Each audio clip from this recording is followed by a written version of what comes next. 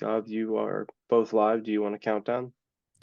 Yeah, please count us in. And also, we need to have you call me as well. I'm going to throw an AirPod in, but yeah, Yep. go for it.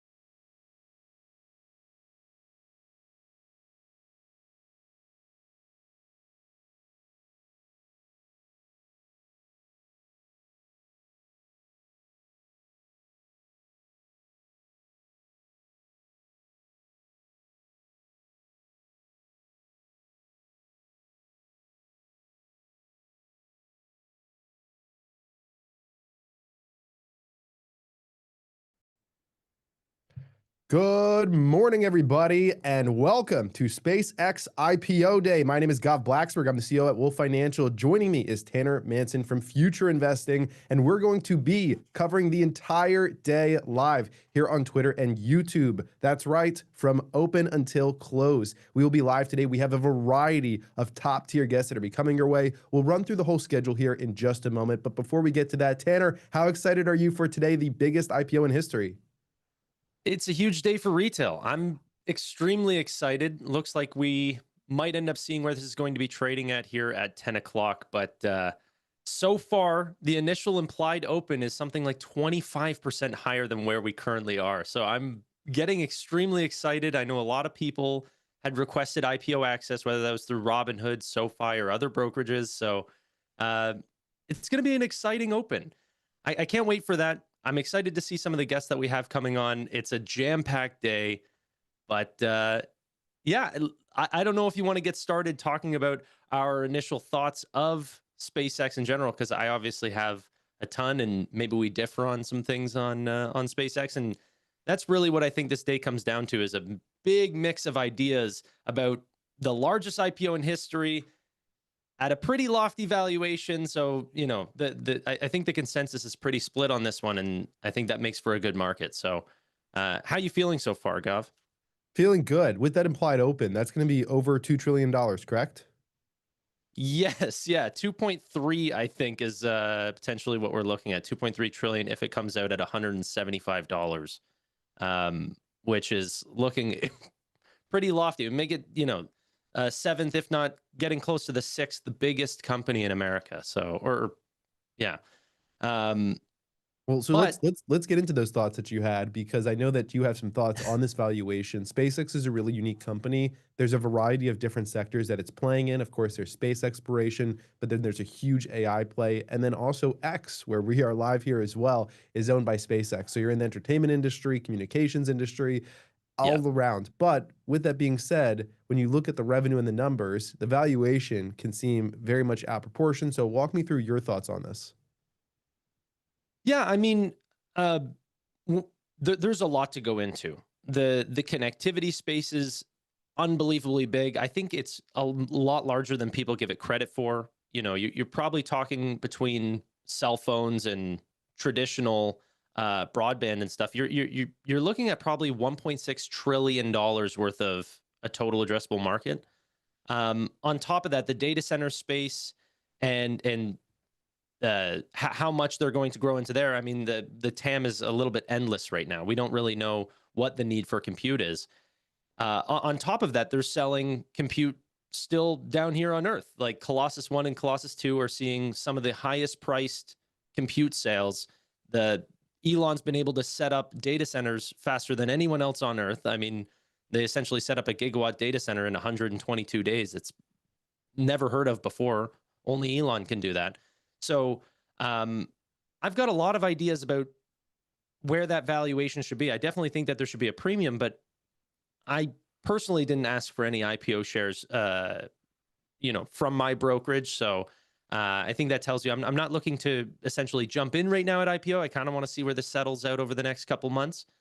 But having access to a company that almost entirely owns the market of space launches is definitely exciting. But what about yourself?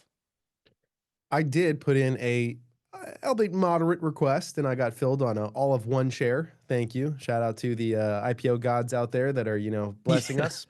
So appreciate that. So yeah, I'll obviously start here as a little bit of a bystander at the moment as well, just because I didn't get filled on that many shares. But I am excited to see what comes from this. I think that, and I want to hear your opinion on this a little bit. A lot of the hype here is coming from the fact that this is Elon Musk that is behind this IPO in comparison to anybody else. If you had, Jeff Bezos or others, I don't think they would necessarily carry this kind of aura or necessarily this kind of tag price on it as well. People have seen what happened with Tesla. Elon has already gotten one company into the trillion-dollar valuation range. So they look at this and say, hey, this is someone who's been here, done this, richest man in the world, a lot of resources, and nothing is unachievable. And I think that's why people are looking at a $2 trillion plus valuation right now, is specifically that there's no cap on what seems to be possible here, in the fact that this could be something that rapidly scales. Now, Goldman Sachs has talked about the revenue scaling. That seems to be one of the biggest pieces here. When you look through the data and the numbers, what do you see in terms of the next 5, 10 years of revenue scaling? Specifically, I'm sure that you've looked mostly at the AI side, but maybe as a whole as well. Yeah, I think that's hard to quantify right now. I think they put the total addressable market of annualized revenue somewhere, I think, in the $6 billion or 6 trillion, and then once you get into enterprise adoption of artificial intelligence, it goes up to like 28 trillion or something along these lines. Like it was almost the equivalent of how much money the United States is bringing in. So in terms of what is the total addressable market versus what they're actually going to obtain, probably two different numbers.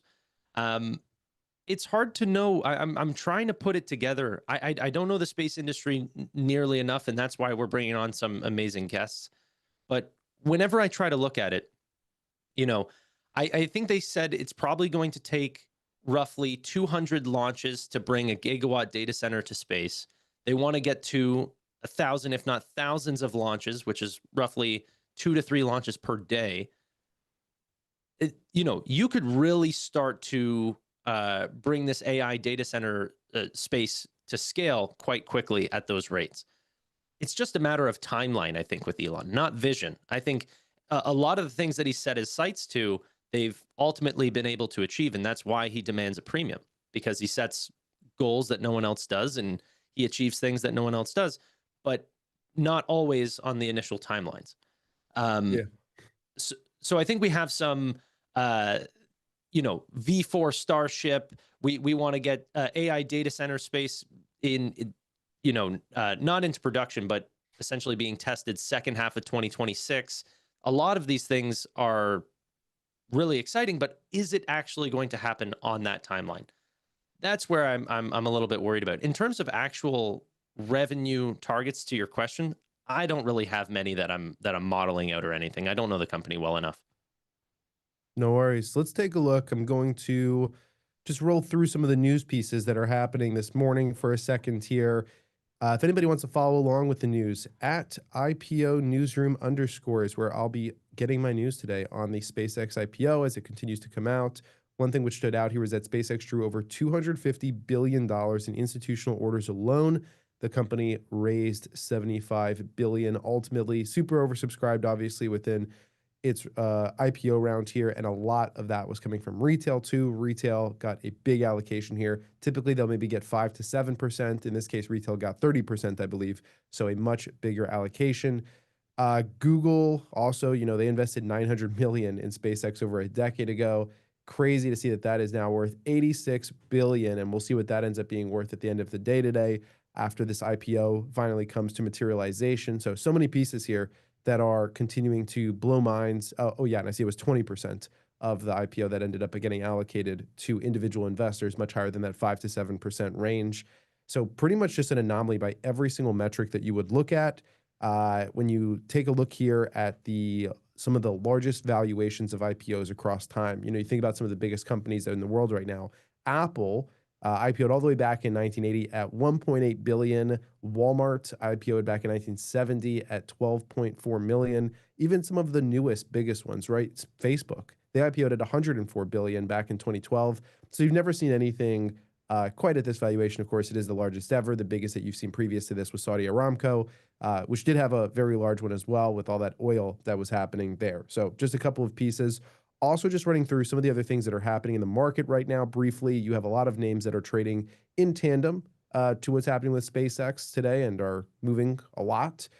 Some of them have had big run-ups as well recently. Rocket Lab is a name that I think people are looking at as a sympathy play here. Rocket Lab is down 5.72% right now, just about 15 minutes into the open. ASTS, Space Mobile, is another one here. That's going to be down 8.6% and actually falling here at the moment as well. So it seems like some of these other names perhaps losing some of their steam for the moment. Do you expect, and this is something people have talked about, a lot of liquidity to be pulled out of some of the other space names as people free up funds for SpaceX?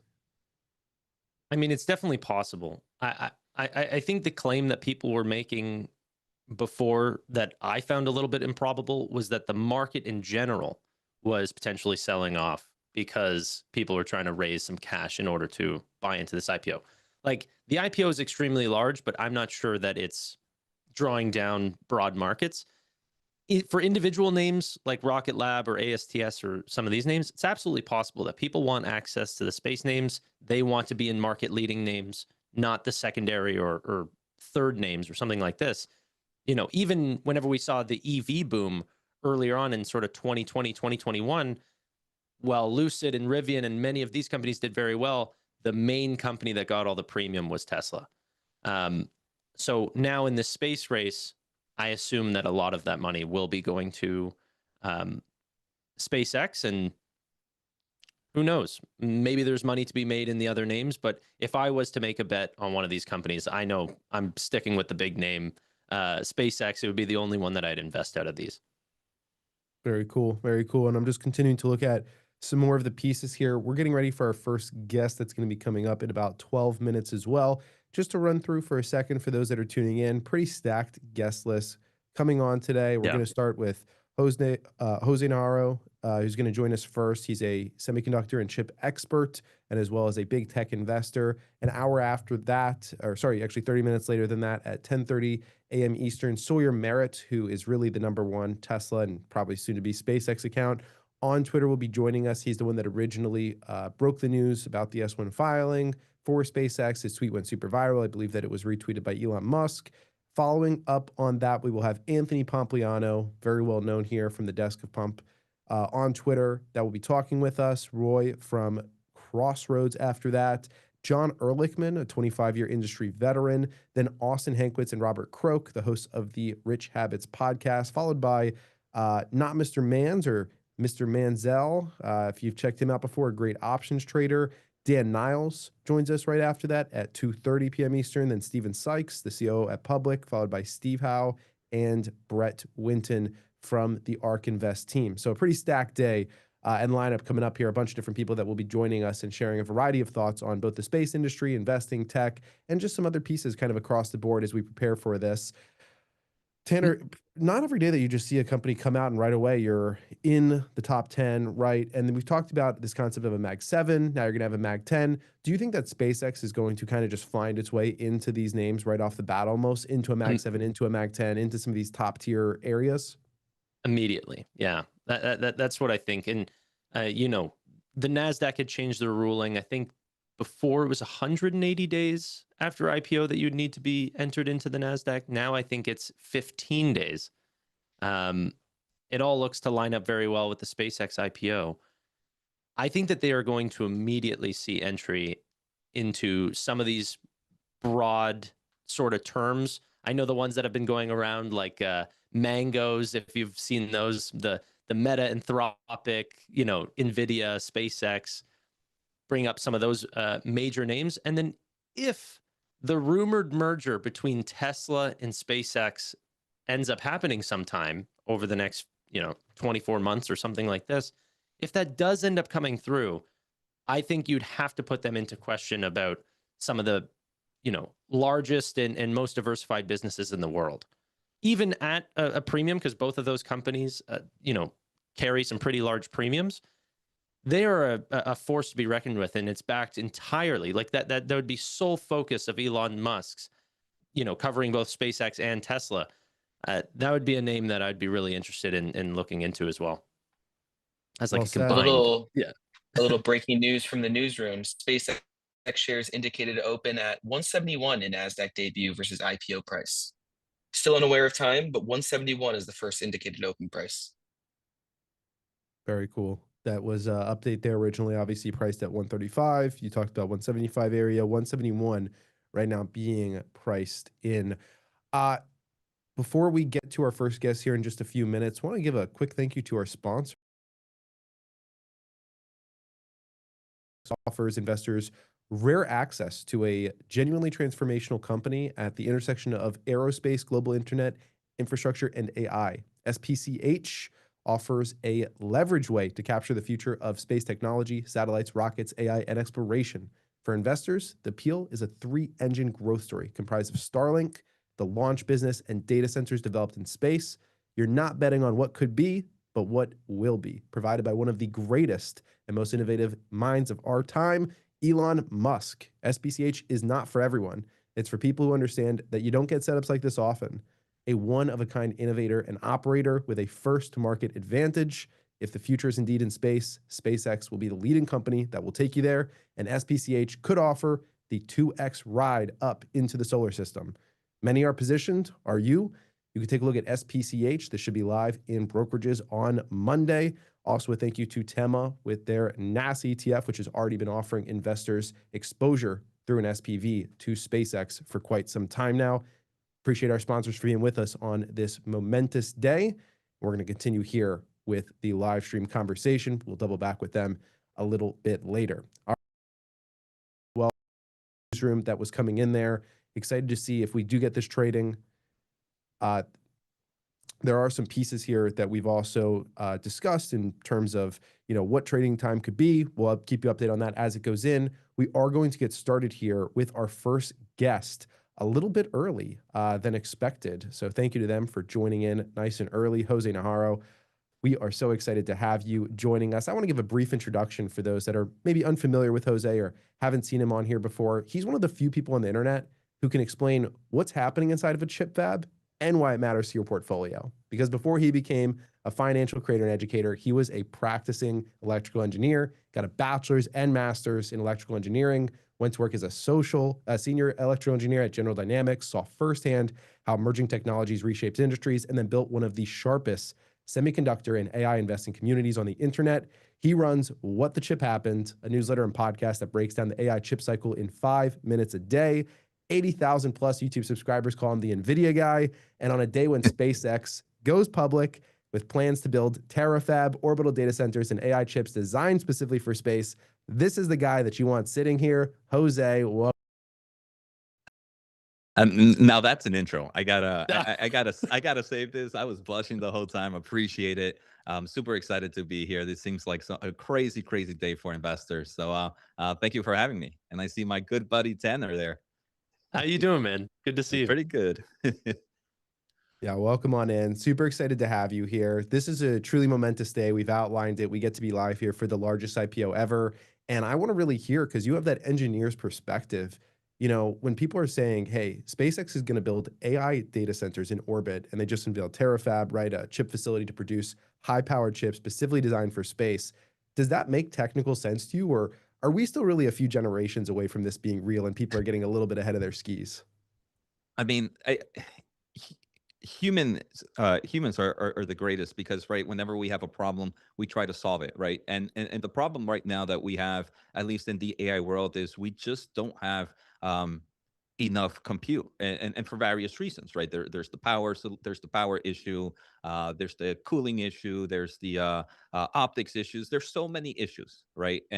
And right now, what we're trying to solve is how can we get more compute? What are some of the possibilities? We're hearing discussions of, obviously, with SpaceX. We have Space Cloud, I believe. I forget what if it's Space Cloud, but the company that NVIDIA, it's an NVIDIA Inception program, where it's kind of that startup, that's already shipping. They already shipped the H100 to space. I think they're planning on shipping a few more. So I wish I knew if it's really going to happen, but the problem is pushing us to try and test it out. And I think that's what gets exciting. And that's how new innovation comes to fruition. And it's what makes, for me, the semiconductor industry so fun, and just tech industry so fun, right? Because it's not just seeing what's happening now, but having that imagination of what needs to happen for us to continue in this kind of trend of innovation. Jose, could me and you speak a lot about the overall neo cloud space and some of the hyperscalers quite often. As we've seen from Anthropic and Google as well, they've paid an extreme premium, 3.3 times, potentially even higher what the market rate is, for access to immediate compute that SpaceX owns, which is, formerly or traditionally called Colossus 1 and Colossus 2. How do you see that? Why is Anthropic and Google paying such a large premium to SpaceX versus some of the other neo clouds or hyperscalers? It's more because they want that compute available right now, right? It's the availability. I mean, we just listened to Oracle's earnings. 97.5% of GPUs are utilized. So if you want massive GPUs, you can't get them from anywhere. You can't have a massive AI infrastructure. So who had it available? SpaceX or with the XAI. And if you have it available and you're the only one who has a massive fleet available at the moment, you are able to kind of charge, at least for that short-term price movement, almost whatever cost. And we see with Anthropic, they just released Fable 5. If you go on X, right? If you go on X, so many people are saying after like 15, 20 minutes, they're burning enough tokens that they have to wait for the next 5-hour reset to be able to use it. And if you see Fable 5 is only going to be part of the subscription until June 22nd. Then after June 22nd ends, you're going to have to end up paying individual usage credit for it. It's telling you that there's the demand for tokens is insane, and you need to be able to fill it however quickly. So it's, if you can turn up the power on and turn on those GPUs on, you do have the ability to kind of charge, at least for the short term, these crazy surges in pricing power. Could I also add, because it's not like they built these data centers, held them on pause, so then the market rate could get a lot higher. The reason why they had access to compute is because maybe XAI was not using this. So Yeah. how do you balance that? Yeah, so I think that's the fun part, the interesting part about this, right? It's like, what is this telling us about XAI? Is it that maybe they just don't need the compute? And first, we know that the compute that we're needed right now is mainly focused on the inference space, and it's driven mainly by that agentic AI push. I personally am not a Grok user heavy because I feel like I haven't gotten too much access to kind of state of the art on the coding side or in the agentic side like I have for Anthropic and for OpenAI. But XAI has recently, or SpaceX has recently made the discussion of acquiring, I don't know if it's, I haven't followed it too much, acquiring the coding AI company. So a lot of these contracts that they're making, at least with Google, they tend to be very short term. In my opinion, I wonder if SpaceX is trying to hedge themselves of saying, hey, look, we don't need the compute right now because maybe, unfortunately, we don't have that agentic AI needs, or we don't have that coding needs that we can provide. But in a few months, that's going to change because we're kind of improving. I know they just released a Grok Code beta, and we're seeing pushes on that on X. But I think eventually, if they do become, they can say, look, we've had 90 days. I think in the contract with Google, you have 90 days that after December you can cancel. It, it I think Grok or XAI, SpaceX could easily say, look, now I need the demand. Google, thank you for paying me that 3 times premium or whatever they're paying. But now I can, I see that inference demand going, and I can use back all the GPUs that I need. Yeah, Really interesting. dude. Sorry, go ahead, Gob. No, I could talk go with for it, Jose Ken. all day. No, we got him for a little while. Go for it. Okay, perfect. So I was going to say, I also heard a little conspiracy regarding Google's contract, why they're paying so much. Because obviously, you know, their Google Cloud space is growing at 63%. Margins have been increasing. This is going to change the margin profile. It might accelerate the growth, but it'll change the margin profile for the next little bit. Is that fair to say?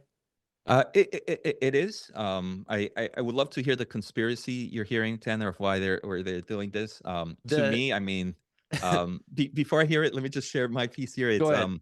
they're growing like crazy, and they continue to say compute constraint.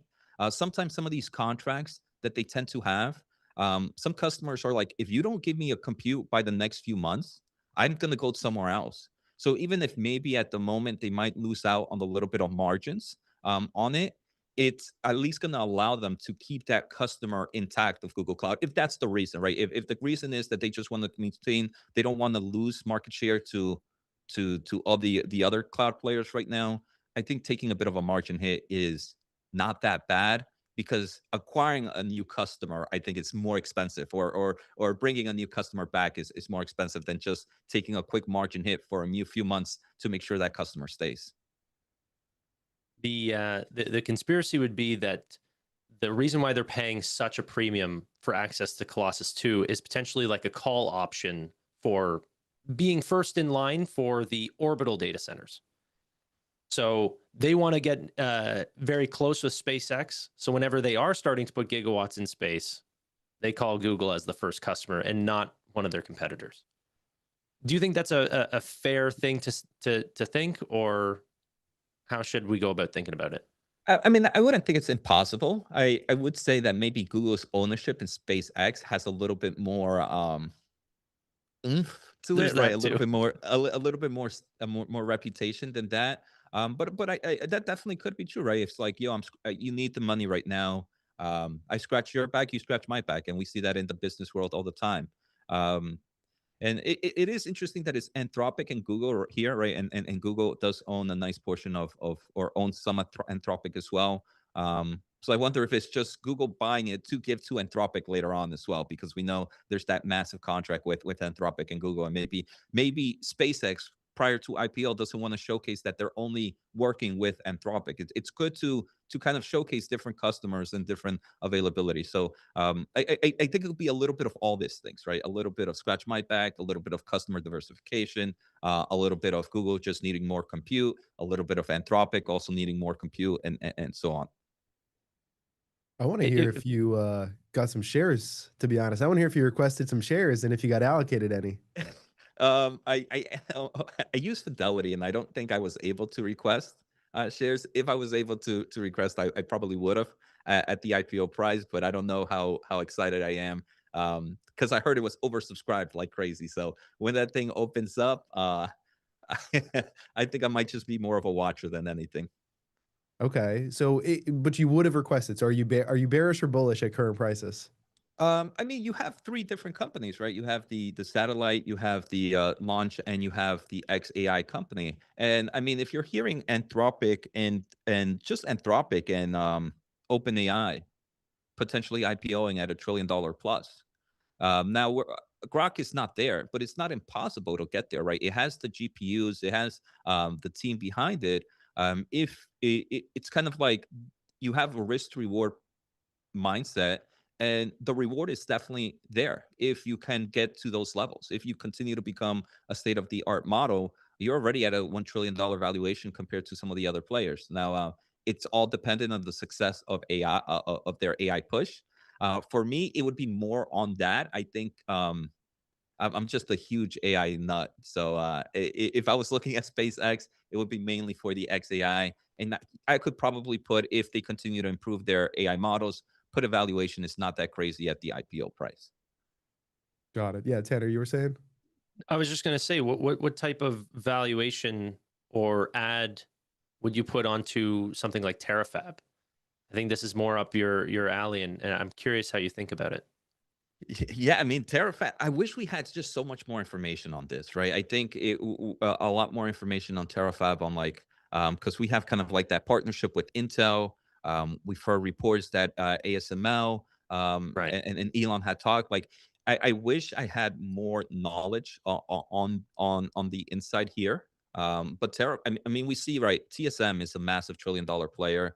We see Intel just seeing a massive rally because right now we are in a true compute constraint space, right? We don't have enough manufacturing lines. Many people would think it's just power, it's just advanced packaging. There's so much more, right? There's so many issues that are halting chip production and this AI space. And personally, I like bottlenecks because it makes sure that we don't open our wallet to a blank paycheck, right? It controls the amount of money that goes out, and to me, it creates this cycle to last a lot longer, opposed to if we had unlimited chips. But the reason for it is completely true. And if the demand of AI is only going to continue to grow, and we see everybody say so, right? Dario say so, we see Sam say so. The amount of gigawatts we need to be built throughout the next few years just because of the demand of agentic AI. And this is that we still don't have robotics. We still don't have autonomous vehicles fully there. We don't have and robotics are going to enter so many markets: the healthcare market, the industrial market, the consumer market.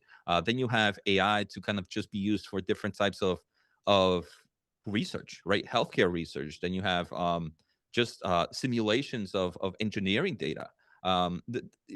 We are so early, it's crazy. And probably so many people watching me are like, yo, this guy is a crazy AI nut. I am. I do believe I'm owning it. Owning it. I just think we're so early in this technology. Some technology might take longer But it's a great time to be a semiconductor investor. And with those shortages, I think Terafab is a smart move, especially if they're partnering with Tesla. Tesla's going to need chips for their vehicles. They're going to need chips for their robotics. For if you're building these massive amount of data centers, if all this plays out, Terafab is a very important piece. It's kind of like the Apple movement of reducing a lot of the middleman and try to keep all that margin yourself and try to be control of your own supply chain. So if all those play out, if autonomous vehicles is driven by Tesla, if Optimus is the big consumer product, if and it's a lot of ifs, but if all those are true and they're all moving in that direction, Terafab is the right move to chase. And then even the scale, really quick, I think, in which they've set up Colossus 1 and Colossus 2. I'm sure you know some data on this. I think the average gigawatt data center takes 3 years of planning, another year of setting up after you actually acquire the chips. It's a multi-year process. And what Elon Musk did Colossus 1 in 122 days or something from start to finish. Like, he's doing things that other people have never dreamed of. So I'm curious what that means whenever we start thinking about Terafab, of what direction they're going to go. So far, EUV has been done by one company, ASML. Will this be done at Terafab, or will they just be going after, the chip space? I think you're correct. We don't have enough information, but just those two things of, it's Elon Musk. We don't know what's going to happen. We can't count him out. And the total addressable market that we're headed towards, it's a pretty good combination to give quite the premium to this stock. Yeah, and like I mentioned, this is why I enjoyed investing in tech stocks, right? Especially the innovative ones, where it's like you have to play some form of, I guess, imagination is the wrong word, but it's like you have to imagine, hey, if AI is still really in early innings, where do we go from here? And I think Elon, at least one thing he has mentioned about the Terafab is that the reason TSMC and all these other manufacturing players are hard to replicate is because they have to work with a lot of different customers. So the supply line and all this stuff needs to be very flexible. If Elon is very intact with the chip design team at Tesla, the chip design team at XAI or SpaceX, they can make it where it's a lot less variable and they can just build a supply chain line that works for them. And that probably eases out a lot of the issues that maybe like a TSMC and Intel have to do. I think in forms of equipment where they have to start with the big players, right? They have to purchase. If they want to start this quickly, then we'll see over time if they start to say, oh, is this something that maybe we can do with the engineers of these companies? But I think starting off, it has to be with equipment players. But I do believe the less variable of chip design is going to be something that allows them to be able to move this a lot faster than maybe some people might expect. I'm curious if you see a future where Tesla and SpaceX conjoin and turn into one company, or if you truly believe that Elon Musk will do 2 earnings calls per quarter. I, I mean, if you think of his plan and uh, uh, it makes sense to have everything together, right? And I think right now, historically, having right all the companies that he have together, just it kind of made sense, but it was like there was always reasons why it wouldn't. I think with AI and the way everything is moving, they all really kind of join and become like it makes sense as one company, right? Especially if Tesla's future is really the robotics play, then it makes sense with with the data centers and space travel and all that. So I think with the way things are going, it makes sense. But if Elon wants to do multiple earnings call, that's he might just have enough time. After running all these companies, he still has enough time to do multiple earnings calls. Yeah, I'm curious to see how it ends. Is really like the heartbeat of your entire research framework, I would say. And just kind of looking at the cycle right now, like where do you see us in that cycle? And does SpaceX going public as a massive chip consumer change anything about how you're thinking about the next 12 months for semis? Yeah. So the bad thing about this cycle is it's truly dependent on AI innovation, right? I do believe this cycle ends when AI innovation stops. Um, where I To me, AI innovation is still continuing, so I'm not worried. Maybe the SpaceX IPO maybe might just create more of like a volatility in stock prices in the short term, just because you need cash. You're right. $80 billion has to come from somewhere, or 75. I forget what the actual number is, but short-term variability on stock price. I think long-term it's more dependent on AI innovation. And right now, just like we saw with Fable 5, right? Fable 5, you need so much demand for it. Everything else we're seeing from customers with Oracle 97.5% utilization rates. We have similar context from all the neo cloud players. We continue to hear from all these big semiconductor companies that the demand continues to grow.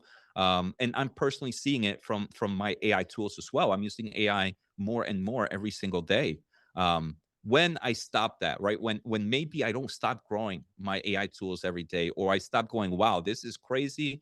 I think that's when I get worried about AI innovation. But for now, I think that demand is still there, and as long as this as innovation continues, the cycle will continue.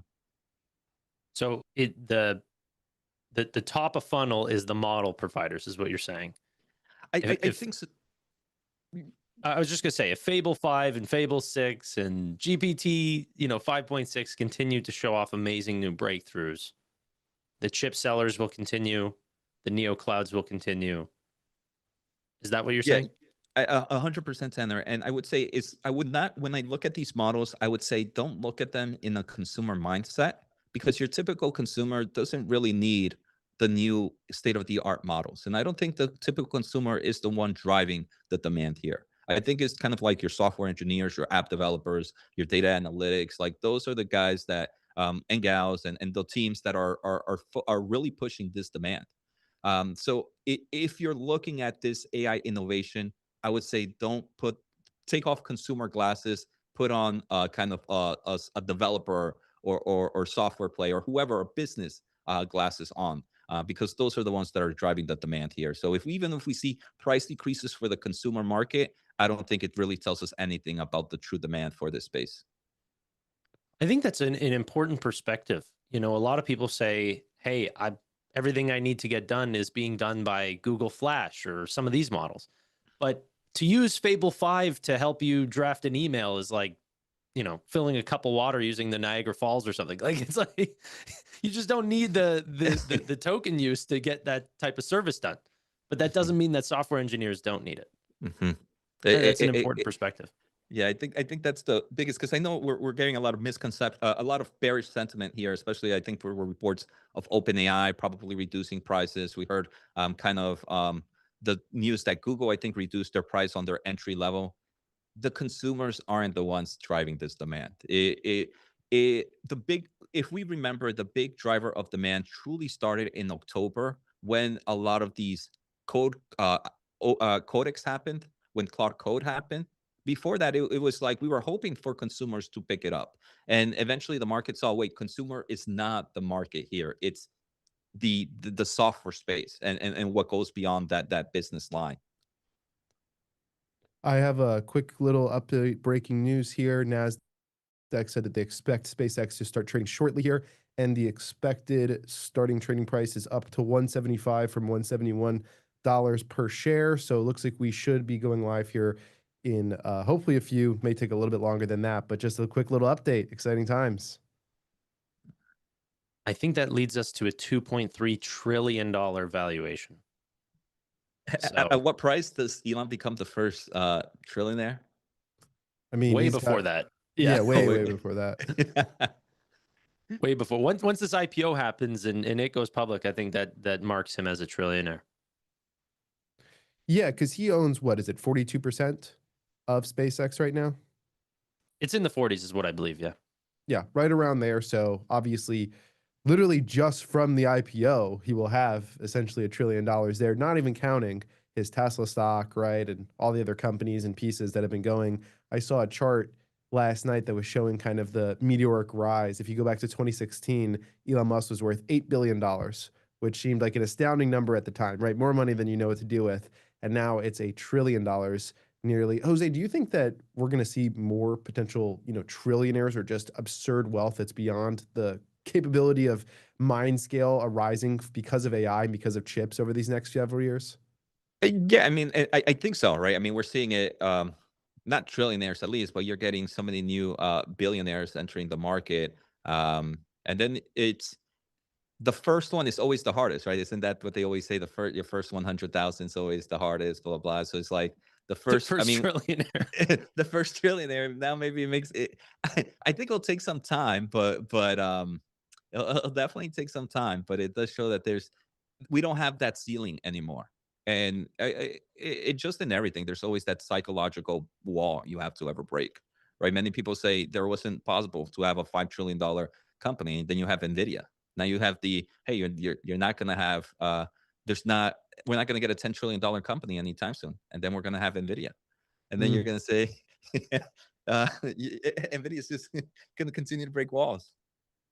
Yeah, well, speaking about NVIDIA real quick, I think a lot of people would say that you are the NVIDIA guy, maybe self-proclaimed, but the audience has said it too. And SpaceX has been in talks with NVIDIA for AI compute for their satellite constellation. If SpaceX becomes a major NVIDIA customer through orbital AI infrastructure, what do you think that means for the rest of the chip supply chain? I mean, it's just a whole new market, right? And that's what's exciting about semiconductors, right? In 2000s, you pretty much were mainly in PCs and just desktops. Then you had the laptop section. Then you had the mobile section. Then you kind of go into the 2015s. You had traditional data centers. Now you have AI servers. Then eventually you're gonna have robotics that's gonna grow. And then it's just like an added all these different markets that semiconductor are coming into. So you can see why I'm just excited about this space. It's innovation drives demand for semiconductors, and the more we keep innovating, the more market opportunities and total addressable market for these players. This is getting a little bit out there, but do you see the human modification market, which I think will be a big market, kind of where Neuralink is playing, but with a much bigger picture? Do you see that as robotics or as a separate market? Hmm. I, I, I, I think robotics is going to have its own segments, right? It's going to have a subsegment, and I would play there. I would put it. I would put it in the robotics subsegment. That does seem like fun. Neuralink is one I don't follow as much, but so I would be more. I would be more excited about kind of like humanoid and industrial robotics first. But hopefully, we get some body enhancements so I can live forever and see all these types of innovations continue to grow. Do, Going more to the space side, Jose, how do you feel about the the sort of innovations that we're seeing in space? Do you believe that we will have not just data centers in space, but potentially some form of moon base with humanoids mining on the moon? Will you be able to travel to space in your lifetime? I hope so. I really do. Right. I mean, it's just. Uh, it's weird that humans just look up into space and try to imagine what's out there, right? I think humans are that's what we're good for exploring, right? I think that it's somehow in our DNA. I'm not a biological guy, but it's like you look to the wonder and see what's out there. You try to find out. And that's what gets this push for innovation even faster. It's we want to see what's next, and we have to develop that solution. Um, so I hope so. I mean, if I hope I can travel to space in the future. I'm gonna say I'm already what 34. Let's say I live to I don't know how I don't want to guess myself, but 30. I don't know. Humans are good at being bullish in the short term, and sometimes it takes a lot longer to kind of see some of that innovation. So I'm gonna be bullish, but I'm also gonna calm my excitement for space travel for me. It That's depends. I fair. think the real answer here is it depends how much semiconductor stocks go up. Yeah. That is that is the answer. I know Jose pretty well, and this guy has been going on vacation. What seems like every week he's traveling around the world. So his portfolio is doing well. He's taking advantage of it. But soon he's going to be traveling to other worlds, maybe if these stocks keep going up. They keep going up, yeah. Yeah. How do you think this affects kind of the rest of the ecosystem too? You've got AMD's basically at all-time highs. You've got memory stocks, SanDisk hit new all-time highs. last night. Is there kind of like a trickle down effect, do you think, through the ecosystem from SpaceX, or do you think it pulls liquidity out of the market? I mean, I think in the short term it does pull liquidity. I mean, you're having all these now almost close to $1 trillion companies. I think AMD was almost at 800. You have all these memory players at $1 trillion companies. You have Google racing that $80 billion. There's going to be some liquidity push out. I think short term creates headwinds. But I'm a long term investor, and a lot of these companies do have opportunity, and that's the fun thing about semiconductor industry. It's like you have to put a nice amount of weight on opportunities. You can't just look at what's happening right now, because what's happening right now is going to be almost obsolete. What's going to be needed in the next few years. So you need to make sure you're on track of like how they're moving in the direction. What technology are they innovating? I mean, we see Nvidia. They announced in their GTC that I think part of the Blackwell, they do have kind of like a space variation. It's not like a big market for them, but it showcased that they're moving in that direction, right? You have all these players doing something that gives them the growth opportunity, and if you believe that opportunity is there, I think the demand for revenue growth rate is going to continue. Could I go back to SpaceX really quick? SpaceX's NeoCloud business, whatever we want to call it, but they're selling compute externally. Essentially marks them, if you were to look at it on an annualized basis, larger than Oracle. Wow. That means that they're something like 4th place in being a NeoCloud in 2 deals. And this is on the back of them being able to set up data centers gigawatt scale in, 122 days or something like just insanity. I know that this has not been Elon's initial goal, but do you foresee him potentially jumping into this, becoming a hyperscaler, becoming a 4th name in the Google, AWS, Azure sort of conversation? And what is the valuation of that? I mean, if the money's right, yes, right? I mean, if Elon just wants to create a state-of-the-art model right now, he can give out all his inference compute and then just build his model, just use certain models for training and then just train. And then eventually he'll say, you know what, maybe then I want to go into the inference market. But if the money is right, maybe it makes more sense to sell compute than to sell tokens, at least for him. How would you value that? I mean, I'm very bullish in NeoClouds because I believe we're going to continue to. I did not know that Tanner, that now it's bigger than Oracle. If you kind of look at those numbers, which is crazy. And what Oracle already has a $600 billion market cap or close to it. So bigger than Oracle's cloud business. I think it's not bigger. Oh than... yes, that's true. Okay, bigger than cloud's business, but I would say most of their valuation is probably coming from the cloud business right now. I don't. To be honest, I don't know. I don't know much of how I would value it. I mean, you always have these discussions. If Azure was this individual company, if AWS was this individual company, they would be worth so much more. So there has to be a nice multiple you would have to put in this, and for them being able to stand up data centers pretty quickly is definitely a moat for them. It's a repeatable moat. That's a whole different story. But they did really well with Colossus 1 and Colossus 2. So at least there's some data points, at least 2 data points. But you definitely do have to add some form of valuation to that. Yeah. But you wouldn't buy it specifically if you were looking for a NeoCloud. A little expensive. I think yes, definitely. And more because they have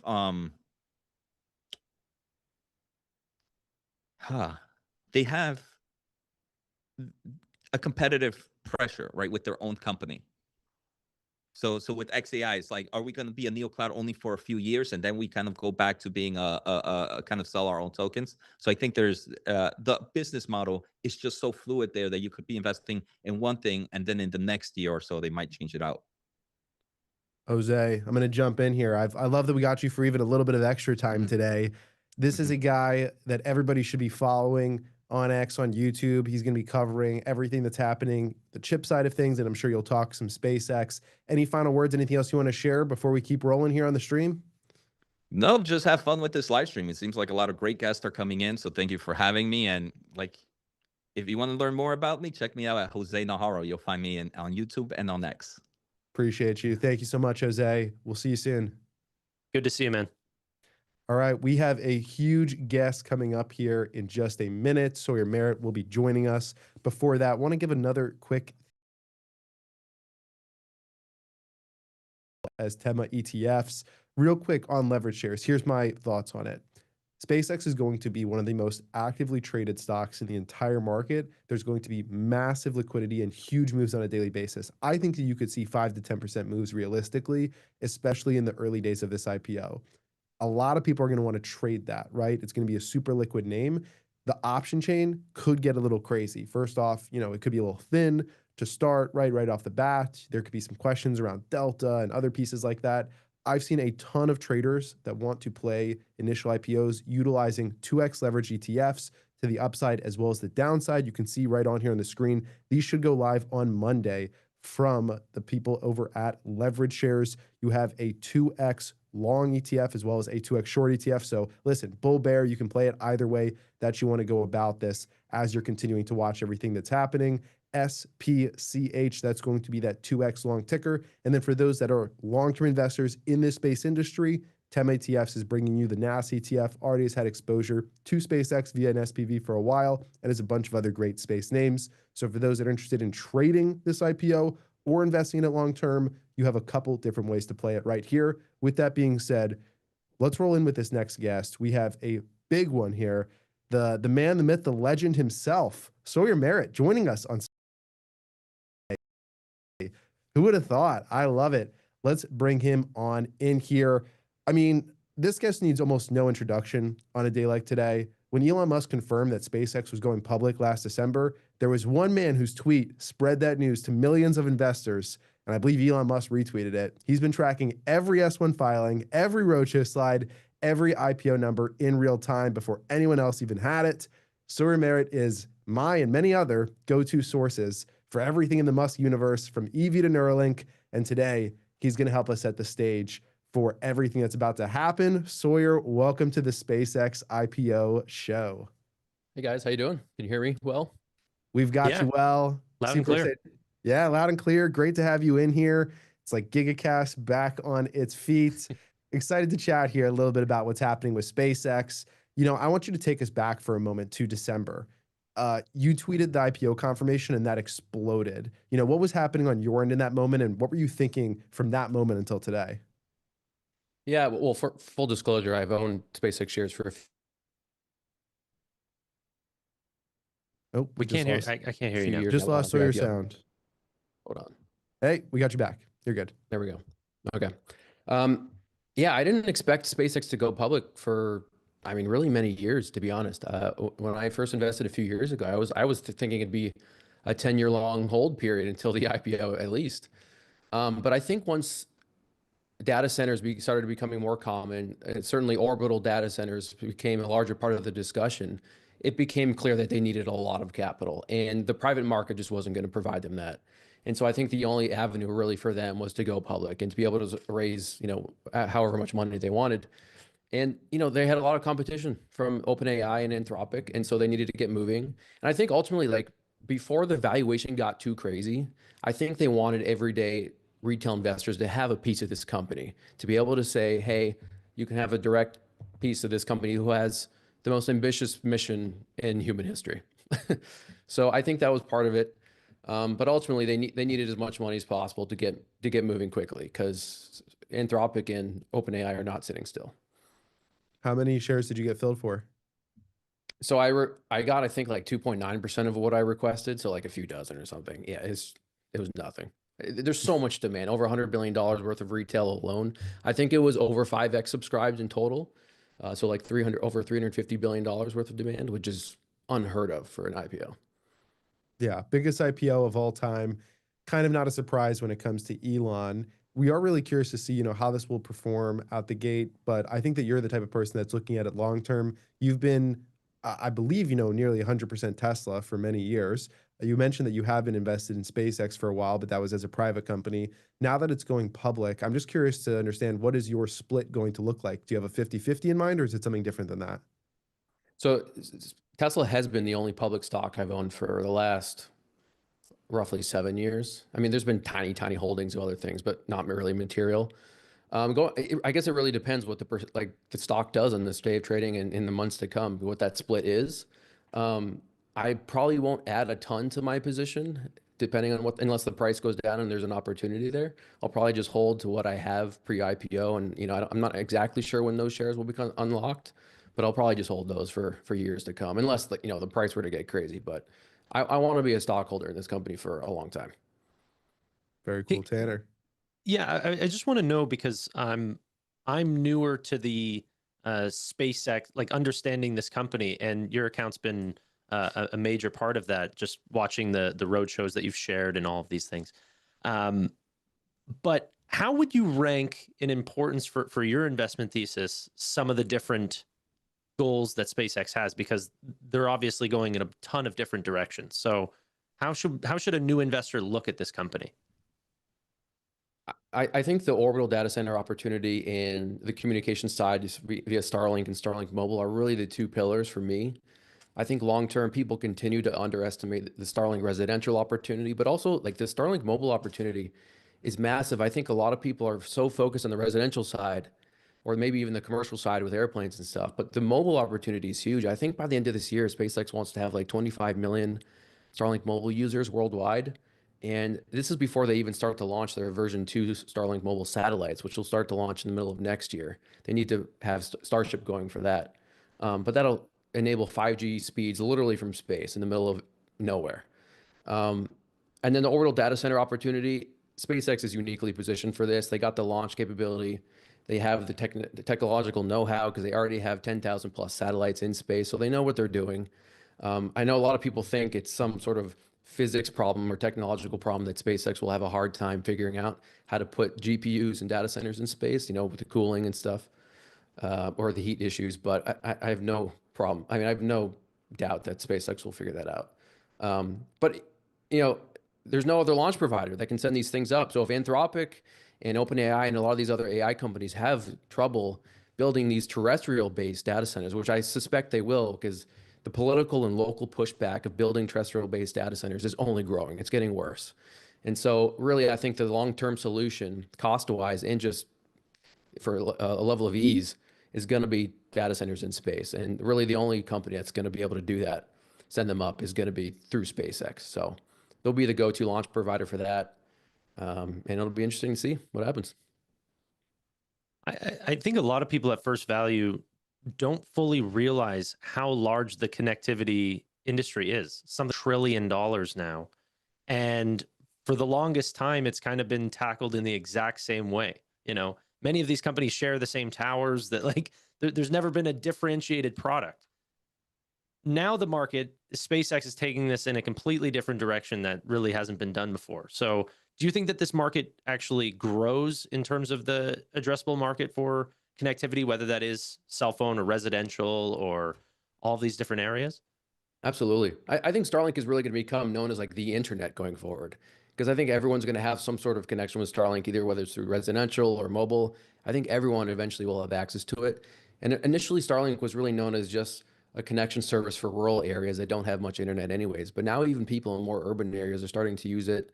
Once the Starlink version 3 satellites start launching at the end of this year on Starship, that's going to enable a 20x improvement in bandwidth per satellite, which will vastly open up the capabilities of the system and will allow people to start using it in more densely populated areas, in more areas where people consider wire-based systems as better.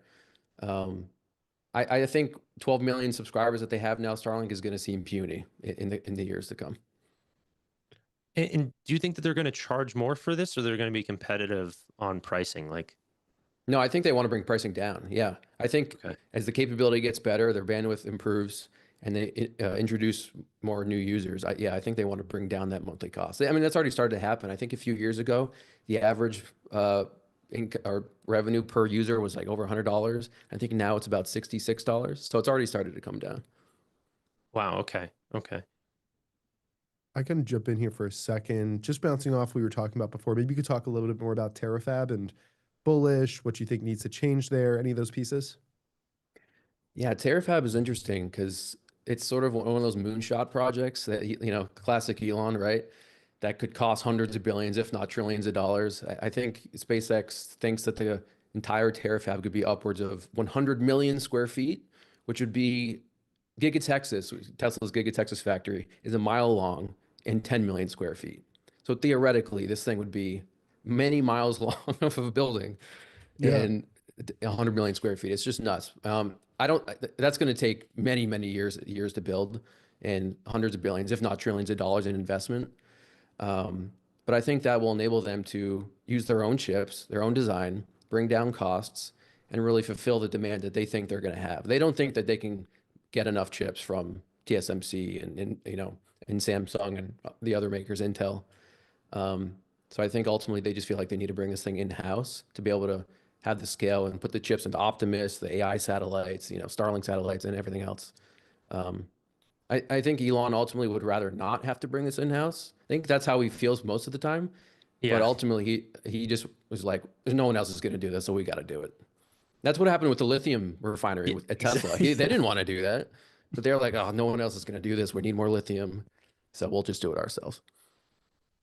Yeah, that's a really good point. There's been a lot of times I feel like with Elon where he's like, no one seemingly is doing this the way that I want them to. So Yeah. I That's want one to thing I know. really appreciate about Elon is he's so good at hardware. Like he's really good at manufacturing. He knows more about manufacturing, I think, than anybody on earth. And that's one thing I think Anthropic and OpenAI are going to struggle with as they scale is like they don't really know how to deploy data centers very quickly, whereas the SpaceX team, XAI team, does. And so that's going to be a key advantage, I think, for this SpaceX team.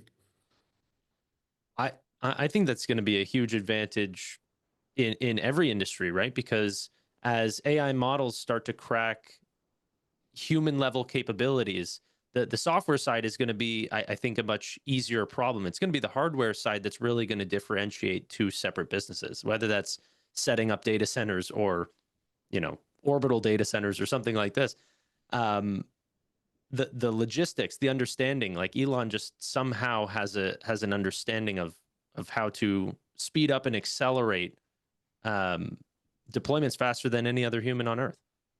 Yeah. That being said, though, with SpaceX, I want to know what are the KPIs that I should be looking at as a new investor in this business. Well, I currently am not an investor, but if I were to invest in this business, should I be looking at the amount of launches that are going up in space, the size of the payloads? Like, how do you measure this company if it's not just based on fundamentals, revenue, and, you know, net income?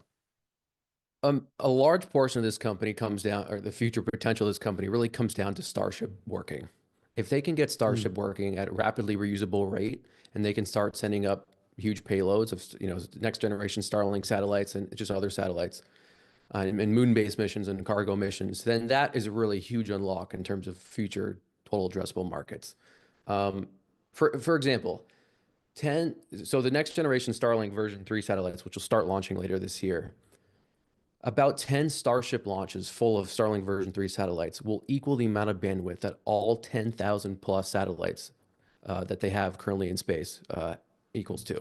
So I think that's 600 V3 satellites will equal 10,500 V2 and V1 Starlink satellites in terms of bandwidth capacity, which is pretty nuts. It'll carry over 100 tons in terms of cargo capacity, well above anything else on the market. And so really to be able to get the massive amounts of cargo to Mars and the moon, AI data centers in space, they've already submitted their filing to be able to get approval from the FCC for 1 million AI satellites in orbit around the Earth.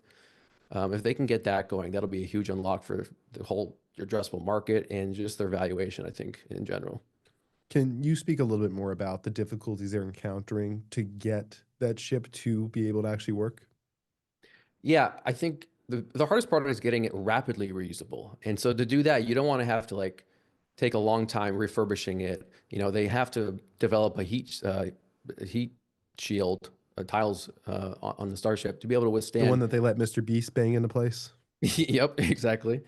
They got to be able to withstand multiple reentries over a long period of time. And so it seems like in their last flight 12, I think it was, that they made good progress on that front. And they've been able to figure out how to re-land rockets, just the booster part. But the full Falcon 9 is not reusable. Starship fixes that. The entire thing is reusable.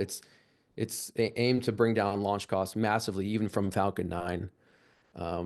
I think actually an entire Starship launch will cost less than just an engine on the SLS or the NASA launch, which is pretty crazy. If they can figure out rapid reusability on Starship, which I think they will, they're making good progress on that, it'll open up a whole new industry. And I think with this IPO, the whole space industry is just going to become top of mind for a lot of people, and a huge unlock, I think, in terms of total addressable markets for not just SpaceX, but like other companies and smaller companies as well. So it's not just going to be SpaceX that might be a winner here. It's just the space industry in general. Yeah. There's an inflection point happening.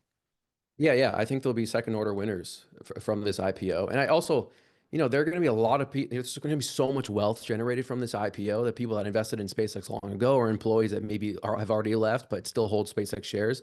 A lot of that wealth is going to be invested into new companies. If you go back to, like, they call it the PayPal mafia, a lot of the people in sort of Elon's orbit all got rich because of PayPal. And then they started to invest and create their own companies. I think YouTube was an offshoot. I think LinkedIn was an offshoot. There are a few other companies as well that became multi-billion dollar. Yeah. There's a few. I think so. This Peter SpaceX Thiel. IPO will be that times 10. I think it'll just create a huge amount of companies and spread the wealth sort of everywhere to create whole new industries. It's going to be really cool to watch. The millionaire cafeteria workers band together. Yeah, the janitor. It's crazy how many people are becoming so wealthy, right? Those have just stuck around and worked there for quite a while now. Their shares coming to fruition. I did have a question. I asked this to Jose beforehand, and I wanted to ask you as well because you just tweeted about it 2 hours ago. This interview with SpaceX president Gwynne Shotwell about a potential merger with Tesla. I definitely wanted to get your thoughts on that. She talked about how it would just make Elon's life easier. It would make Elon's life easier. Well, for one, he wouldn't have to do 8 earnings calls a year. I think he hates doing 8 earnings calls. But just having everything under one roof instead of having to figure out, okay, who gets what? Like, there's so many synergies between the two companies already that I think it just makes sense to merge the two, especially with this collaboration on Terrafab. It's supposed to be a SpaceX and Tesla project. And of course, with Optimus, they're going to be sending those on Starship, into Mars and the moon and whatnot. So I think for Elon, it would make a lot of sense to bring it under house. He would also not have to deal with like lawsuits and like shareholder voting control issues anymore. That's an issue with SpaceX, which they corrected with the SpaceX IP. I'm sorry, with Tesla, that they corrected with the SpaceX IPO. Elon has almost full control of SpaceX. I think it's like 85% voting control, Right. even though he only owns like 40-something% of the shares. And so he doesn't have that with Tesla. He only has, I think he owns like 12 or 13% of the Tesla shares, but has roughly like 18% of the voting control. It's vastly different. And so they wouldn't be subject to lawsuits or anything if they bring it under the SpaceX umbrella. And I think my guess is that'll happen. I don't know when. It probably wouldn't go through until next year, and maybe a vote by the end of this year. But really, it just comes down to what's the terms of the deal, and do Tesla investors view it as a fair deal? I think there's going to have to be probably a healthy premium for Tesla investors to feel like, okay, I'm going to vote for this. It's worth it. And it's also it's a huge hurdle because unlike the Elon Musk pay package votes, which only required 50% plus 1 vote of the people that showed up to vote, a merger vote would require 50% of all outstanding Tesla shares to vote in favor of it. And if anyone just doesn't even participate in the vote, it would be considered an abstention vote, which under Tesla's rules are counted as a no vote. Wow. Which is a huge bar to cross. So the terms of the deal are going to have to be good for Tesla investors, I think, to jump on board. When they did the Elon pay package, what percentage? I know that they got 50 plus of the ones that voted, but do you know what percentage it was of all shares? I don't remember what percentage was of all shares, but I know 73% of the shares that showed up, and I think most shares showed up. But a lot of people abstained because they just either didn't vote or because they had issues with their international broker that doesn't allow them to vote. A lot of those issues have been started to be worked out in the last year or two from pushing on the retail front. But Elon can vote himself in the merger vote. So that would equal roughly 20%. And then I think retail shareholders hold roughly a third, around 30% of all Tesla shares out there. So if you get Elon and all the retail voters on board, theoretically it would pass. But again, it's going to have to be good deal terms for people to say yes. That makes sense. One other question, then I'll bring it back to you, Tanner. And this is, I just wanted to truly understand the numbers here. So Tesla, you became an investor in Tesla when it was what, $100 billion company? Maybe lower than No, that? I first invested, I think it was a fall of 2015. So Okay. it was probably like 20 or 30 billion market cap. 20, And 30 then I billion went market all cap. in 2018. Okay. And what was it at 2018? 100 billion, maybe No, more? probably like 75. I don't know, around there, maybe. Sure. So you invested in a much, much lower than where it is today. You saw the vision, right? And wrote it up, and $1 trillion company.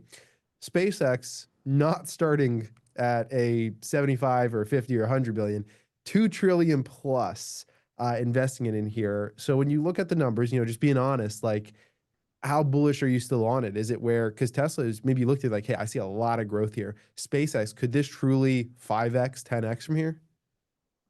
I think, SpaceX is going to be the most valuable company in the world eventually. I think it has massive total addressable markets. I think the opportunity of just of a space economy is massive.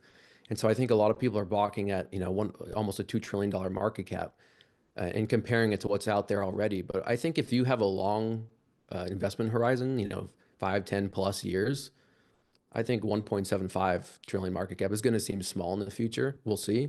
They really, eventually they're just going to have to deliver on their goals. But it's funny to see a lot of people saying, based on the $1.75 trillion market cap, that it has like 100x multiple revenues multiple, but they're going off of last year's revenue, which was 18.7 billion, I think, when already since they announced their IPO, I think they've already tripled their annual revenue run rate with these Anthropic and Google compute lease deals. So I think by the end of this year, SpaceX could exit this year potentially at a 50 to $60 billion annual revenue run rate, up from 18.7 last year, which is sizable. Granted, these compute lease deals have to stay in place, and Elon did warn that they're short-term deals. So we'll see. But I think SpaceX is just getting started. Starlink is adding over 20,000 new users a day still. And I think once those next generation Starlink and Starlink mobile satellites start to get going, that growth will explode even higher. And I think Starship is going to start launching payloads by the end of this year, is my guess. So once that happens, all kinds of new total addressable markets open up. My only criticism with the growth on the revenue side, like you said, it's short term. So to look at it as like annual recurring revenue for specifically the Anthropic deal, because I think it's even shorter than the Google deal, it's hard for me to do. But also, the reason why they got such a premium is because they have compute available. If they were to continue to build out new data centers, would they be able to get a 3x, market rate versus other companies that are providing bare metal? I don't see why they would, aside from just the rate in which they're building out data centers. On top of that, the reason why they have available compute is because XAI is not using that compute. So what is more valuable, selling compute or having a model that is a frontier model? How do you value that? So I think right now Grok is definitely behind in terms of being in the competition rankings. I think that the Cursor deal is going to go through in the next month or two. I think they're going to execute on that. That'll be $60 billion. And I think they're at a 4 billion ARR right now, Cursor, up from 2 billion a couple months ago. I think they're going to use Cursor's data to try to become a leader in the coding space and the enterprise side. I think ultimately one of the biggest total addressable markets in the perspective was enterprise software. And so theoretically that would be part of the Cursor stuff. But I think Elon long-term does not want to be a lease compute or compute lease provider. I think he would much prefer to have a leading AI model that people go to.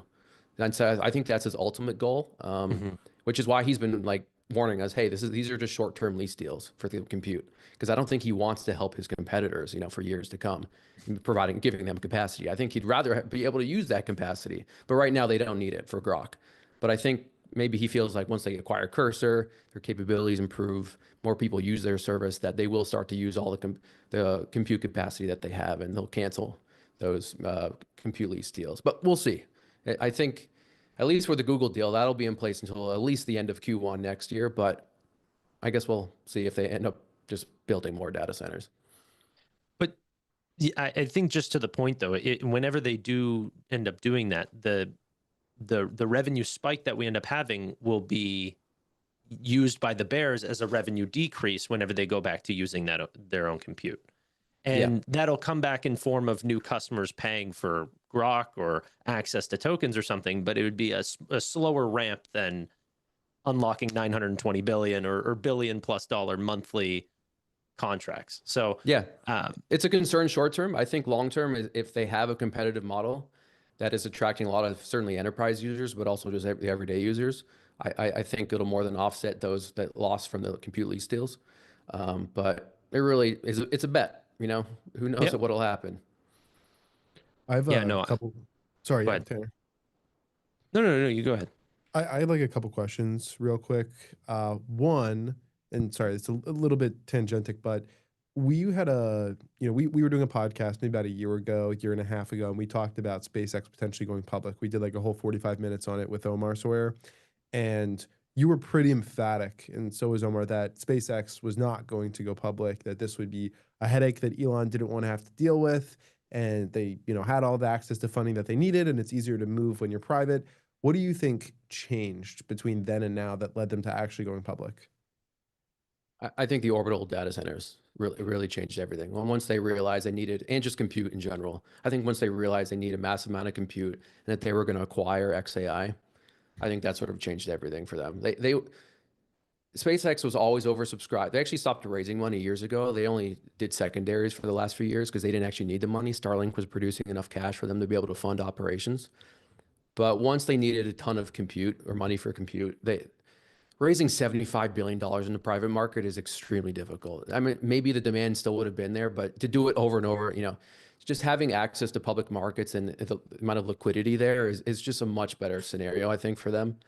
And so I think that's really when things change. And Elon was like, I think we should go public. And don't underestimate his willingness to like open it up to retail investors. I think he hates just only having big institutional guys into his stock. Some retail have gotten in through, multi-layer SPVs or whatever, but not direct ownership. So I think he really just wanted to open up so the little guy could have a piece of this thing before the valuation started to get super crazy in the years to come. Appreciate that. And then for investors, I know a lot of our audience had questions. I think you probably posted about this, but there were some people discussing S&P Dow Jones, fast track inclusion versus NASDAQ 100. You were posting a little bit about this. Maybe you can clarify for retail that was curious to understand it. Yeah, so the S&P Dow Jones indices was considering changing their rules to be able to fast track a lot of these mega cap IPOs or mega cap companies, which I think is any company over 100 billion or so. And the rules would have gotten rid of a 10% float requirement. Typically, you have to be profitable for 4 quarters straight to be able to be eligible, and then you gotta wait at least 12 months. So they were considering getting rid of the profitability metric, getting rid of the float thing, and then reducing the wait time from 12 months to 6 months. And based on their feedback that they got and just the decision that the S&P has made, because they have no financial interest in it, at least including SpaceX initially, like the NASDAQ did, they decided, no, we're not going to change our rules. We're going to stick to them how they are. And so at the earliest, SpaceX would be included in the S&P in late in late June of next year. But again, they have to be profitable for 4 quarters. And if they're spending a lot on compute, they might not be net profitable. So I'm not sure how the S&P will look at it. Ultimately, it's just up to the S&P, and it's at their discretion, really, if a company is eligible. So things could change, I guess. But my guess is it's going to be a little while before we see that S&P inclusion. But they'll be entered into the NASDAQ, correct? After 15 days? Yeah, 15 days from today. Yep. Yeah. I had one question, and I don't know, you let me know if you're the right person to ask. I'm not sure. But how do you do maintenance or keep GPUs online in orbit? There's faulty GPUs all the time, prongs bent out of shape. How do you do this? Yeah, maintenance miles away. Yeah. So at least what Elon and today SpaceX President Gwen Shotwell said, the AI satellites are actually simpler than Starlink satellites are. The Starlink satellites have all these complex antennas and stuff. The AI satellites don't have that. And they have a lot of experience with satellites, having 10,500 of them in space. And they have been very reliable satellites.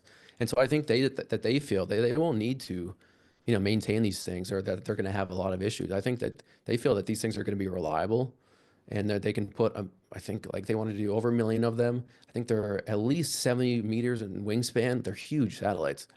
So I don't Luckily, think we they're have a lot of concerned. space up there, right? Yeah, a lot of space in space. Yeah. I don't think they feel there's going to be reliability problems, but they're the best engineers in the world. So if there are any issues that pop up, I have no doubt that they'll figure that out. For those that are thinking, oh my gosh, we're putting more stuff out into space, like how do you combat the talks about space junk? And then also, is there a point where there's too many satellites up there? Do they start getting a little close to each other? Like how do we think about that? Well, SpaceX actually developed a tracking system that's publicly available, so everyone can see where space stuff is in space, so that collisions don't happen. But the satellites also have anti-collision software, and they have little thrusters that can actually move the satellite slightly. A lot of people see these visualizations online of like so much space junk and all this trash around space, but it's blown up not to scale, right? Like if you actually zoom out from Earth and look, you wouldn't even see a single piece of space junk. Like there's as Elon says, there's a lot of space in space.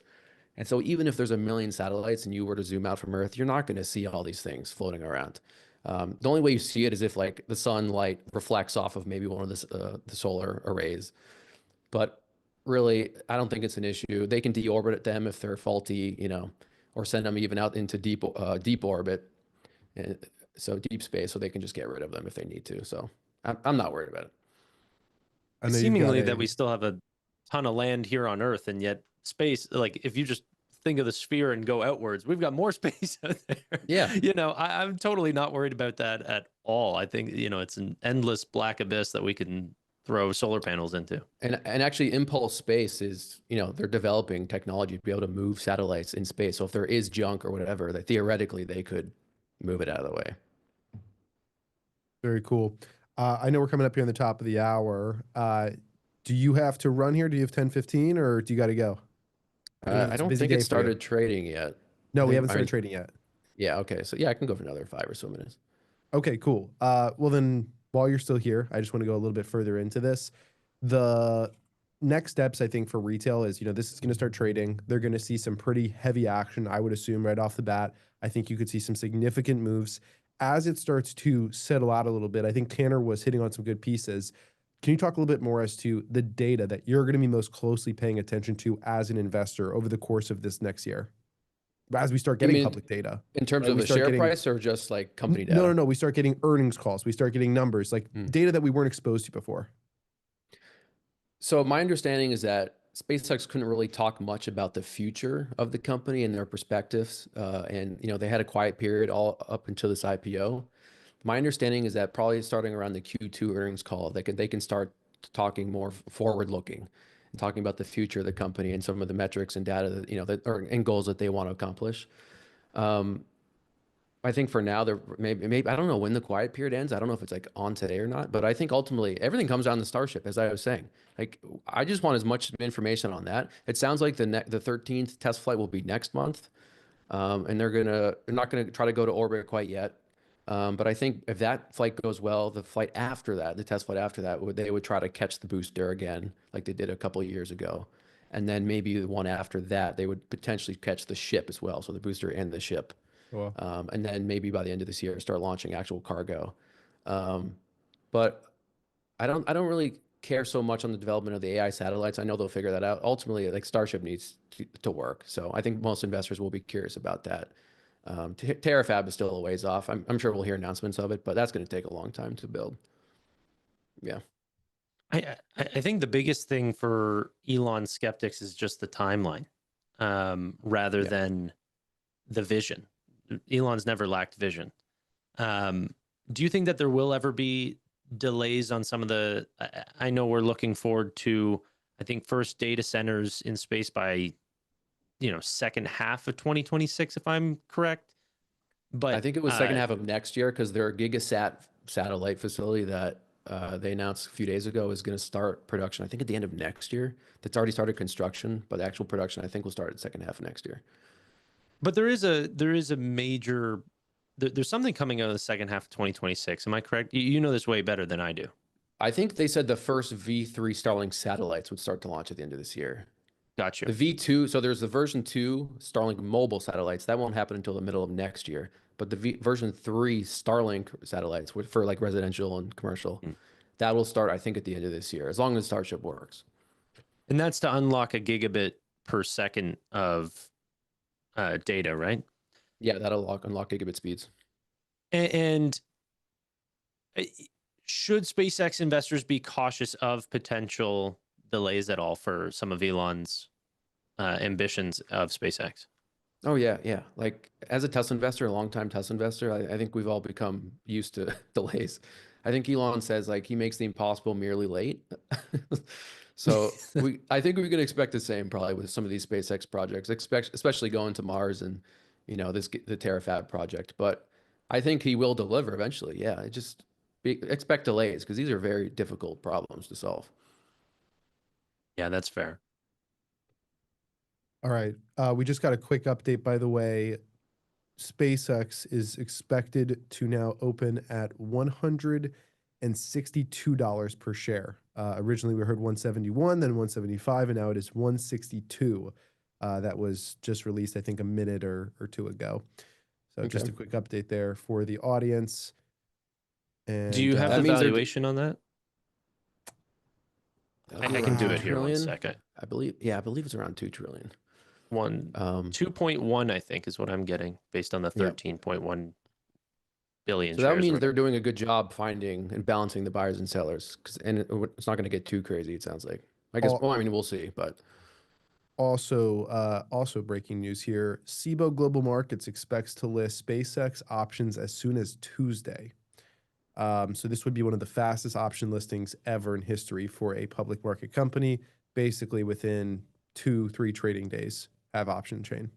And I think those double leveraged ETFs that were supposed to go live today for SpaceX, as SEC said, no, we don't want you going live today. Wait till Monday. So I think those go live. I think that those will be live Monday. So you'll have, SPCH and some of the others that are going to be live. By the way, I don't recommend people do that. The leverage things to me like that are crazy, but that's the market these days. Yeah, I mean, I think it's for people that were going to trade options or things along those lines anyways, They can trade with something with a little bit more control, because I can only imagine what the option chain is going to look like for SpaceX and how that's going to move on Tuesday, Wednesday. I think you're going to have IV of hundreds of % on these options right off the bat. I'm curious to see how much retail buys today and into next week, because based on what I only got 3% of what I asked for. I see a lot of other people got even less than that. So I'm curious how much retail demand there will be at these higher prices. I didn't request that many shares. I requested 20 and I got filled on 1. So on Robinhood? Robinhood, yeah. Yeah, see, I should have asked for more on a different platform, because I was 830,000th to be allocated. I mean, there's probably over 1 million people that requested shares. So of course we were all going to get tiny amounts. Evan requested 10 and got all 10. Oh, nice. That's good. He was like 45th or 45,000th though. No, they looked on the back and they said, "Oh, it's stock market news." Okay. Yeah. It is interesting that there was $350 billion in demand, and SpaceX is just deliberately not raising more, and that they didn't have a price range for the IPO. They just said, no, it's 135. We're not going to change that. That's super unusual, but it's interesting they chose that. Yeah, they did just set their price right off the bat before even like roadshow or anything like that, right? Yep, it sounds like it. Pretty crazy. All right, I know that we've kept you to your time. Yep. I appreciate every time that we get with you, Sawyer. I think people should be following you very closely at Sawyer Merritt on Twitter. You're going to be providing updates, I would guess, throughout the day for anybody that is curious to continue to check them out. Any final comments? Anything you want to put on retail's radar before you jump off here? Not really. Just don't be stupid and don't create tons of margin, I guess. Just be smart and, I always say, like, don't chase a hot IPO all the time. There often are opportunities later to get in. That's not to say there will be, but this is such an unusual IPO that it's hard to say what will happen. But I think ultimately, long term, SpaceX will deliver on their vision, and just be prepared for crazy volatility in the coming weeks and months. That would be my guess as well. Sawyer Merritt, always a pleasure having you on. We are looking forward to the next time we get to chat with you. Great to meet you, Sawyer. You too. Take care. Bye. All right. Big stream today. Let's go back to a quick market update here for a second, Tanner. Tanner, there's a lot happening in the market today with SpaceX, but there's a bunch of other stuff that's moving here as well. What else is on your radar right now that you're watching? We've been so busy, I haven't been able to keep up too much, but I ended up seeing yesterday that both CoreWeave and Nebius were entered into the NASDAQ 100. I've been a big proponent of both of these neo clouds And Rocket Lab. and Rocket Lab for sure. I'm talking my own book here, so I think Sure. Astera Labs was also in there. But for me, I was focused on the Nebius and CoreWeave.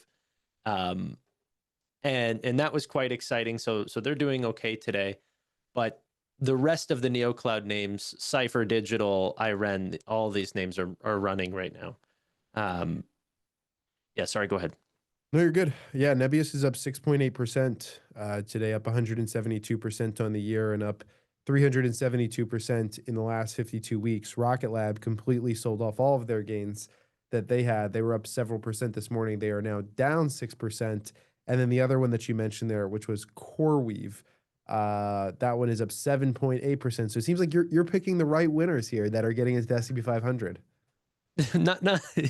Not S&P 500 just yet, but yeah, hopefully one day. Yeah, Sorry, hopefully one day soon. Yeah, because they're not profitable yet. And that's what differs the NASDAQ 100 and why some companies like SpaceX are going to get in quite early, but not potentially into S&P 500 because they're not public. So Nebius and CoreWeave, interestingly enough, got into, I think, a much more important index. However, may not be as much assets under custody, but it is top 100. It's been outperforming the S&P over the last. I know that it's been over the last 10 years. I don't know if it's been the last 20. I think it has been, but I'd have to double check that. But yeah, I'm really following the AI space, and that's why SpaceX definitely interests me. Well, I don't know a lot about the actual space side of the business. That's where I'm really trying to learn and catch up on, but I am following the chip space and the AI space. And that's why I know Jose and, you know, he was a good fit for this because of Grok and TerraFab and all of these things that obviously Elon is pretty diversified in his, you know, vision. Yeah, I think that there's a ton of overlap, even if you're not a direct SpaceX investor. If you're an investor in any of these industries, you're going to have to pay attention to it because it's a giant player in the space. These 100%. Other companies, yeah, what SpaceX does is just going to affect them. It's like, even if you're not an NVIDIA investor, you have to pay attention to what NVIDIA is doing. It affects everything else in the ecosystem. They form the partnerships, they drive things forward, and SpaceX is going to do the same. Yeah, exactly. So you might not be the biggest fan of this name or paying the valuation, and hopefully we get a diversified view today of some people that, you know, are maybe a little bit more skeptical of the valuation. But that being said, you're still going to have to listen to the earnings calls. We're still going to have to hear the news because there could be those breakthroughs that set, you know, the secondary players or their peers a little bit back. So, you know, you need to be mindful of competitors for sure. Yeah. Hey, to the producers on the back end, do you mind pulling up the picture real quick? You could grab it from Wolf Trading. It's just of Elon Musk today at NASDAQ market site as SpaceX was getting listed. There was a good post that we just put up from Wolf Trading. I like this one. It's the $1 billion net worth versus $1 trillion net worth. I think that there's something happening here, Tanner. I have to ask, what is it with the billionaires, or I suppose trillionaires now, and leather jackets, black leather jackets? I'm seeing the same photo. It's pretty interesting. I mean, whenever I see the leather jacket, I think Jensen. That's just the one that I always see. Elon's been taking it though. Every interview, he's been all over the leather jacket recently. Yeah, you can see there on the right side, he upgraded at $1 billion, you wear regular suit jackets. At $1 trillion, you wear the black leather jacket. So that's step one. You know what they say, look the part, act the part. That's going to be the move now. If you want to become CEO of a $1 trillion company, you got to get one of these black jackets. I bet you, you know, Tesla throws that up on the merch store, boom, sold out. Dress like Elon. You don't even know who to look to whenever you're a trillionaire, right? And whenever you're breaking the records, you kind of set the pace. $1 trillion+ companies, or not a lot, but you know, there's a few now. but there's only one founder that's essentially founded $2 trillion businesses, or quasi-founded with Tesla. But I don't think it's unfair to call him the founder of Tesla, or at least some form of it. Yeah. I am curious. I don't know how much you've looked into this, but share lockups are a really interesting thing that I like to look at. And Elon Musk has a full year share lockup on his. Typically, it's 6 months for a lot of people. I think there's a lot of also there's so many people that had pre-IPO access. I'm so curious as to where their shares unlock. Like Sawyer was talking about it too. Is it a 6-month unlock? Is it longer? Is that something that you pay attention to at all with big IPOs? Of course, yeah, and there's a little bit of a rolling lockup with SpaceX. There's different time durations. There's performance based. They have the traditional 180 days. There's many different forms of this lockup period, and I would be very cautious with this because there's been a lot of very long-term holders of this company that might have had tender offerings early on, but for the most part, they have never seen liquidity like they will whenever, their shares are fully unlocked. So I'm curious to know where the stock price goes. Yeah, I actually have the data pulled up here, and you were correct. Unlike a typical, 180-day lockup, SpaceX uses a tiered/staggered structure designed to gradually release the shares and reduce that selling pressure on the stock. And that's mainly going to be applicable to employees, early backers, and regular shareholders. So to go over that, there's no unlock at IPO. Existing holders do not sell in the IPO itself. It's primarily going to be new shares from the company. After Q2 2026 earnings, which is going to be their first public earnings, likely going to be late July, early September, that's when you're going to have 20% of eligible shares unlock. That's a second full trading day after release. And then there's a performance boost. An extra 10% of the shares an extra 10% of the shares unlock if the stock trades 30% above the IPO price for at least 5 of the 10 trading days before earnings. So unique. But they really are trying to convince people not to sell. Do not sell leading up to earnings. We want good earnings. And then time-based staggered unlocks, regardless of stock price. 7% at 70 days post-IPO. 7% at 90 days, 7% at 105 days, 7% at 120 days, and 7% at 135 days. And then after Q3 2026 earnings, October, December, likely this year, an additional 28%, and then a full unlock at 180 days post-IPO, I believe, besides for Elon Musk, who is subject to a 366 day lockup and some certain significant investors as well. So super unique unlock. I've never quite seen anything this detailed before, but really I think the idea here is, provide earlier liquidity opportunities, but still try to support your stock stability, right? Yeah, exactly. There is going to be a lot of support there, especially from Elon, because he has the bulk of the shares. But we are still going to have a company that goes from like a 5% float to, close to 50% over the next 6 months. And it's always something to be mindful of how this company is going to trade over time. Like I said, I'm not buying into it. It's likely to trade higher on the day of IPO, but be cautious over the next few months because there's still going to be a lot of that float unlocked and, different things can happen.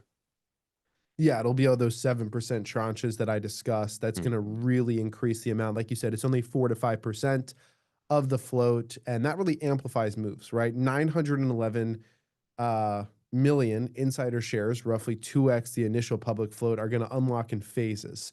So think about it. There's people that have been sitting on their shares for potentially a decade, for a long time, that have been waiting for some type of liquidity.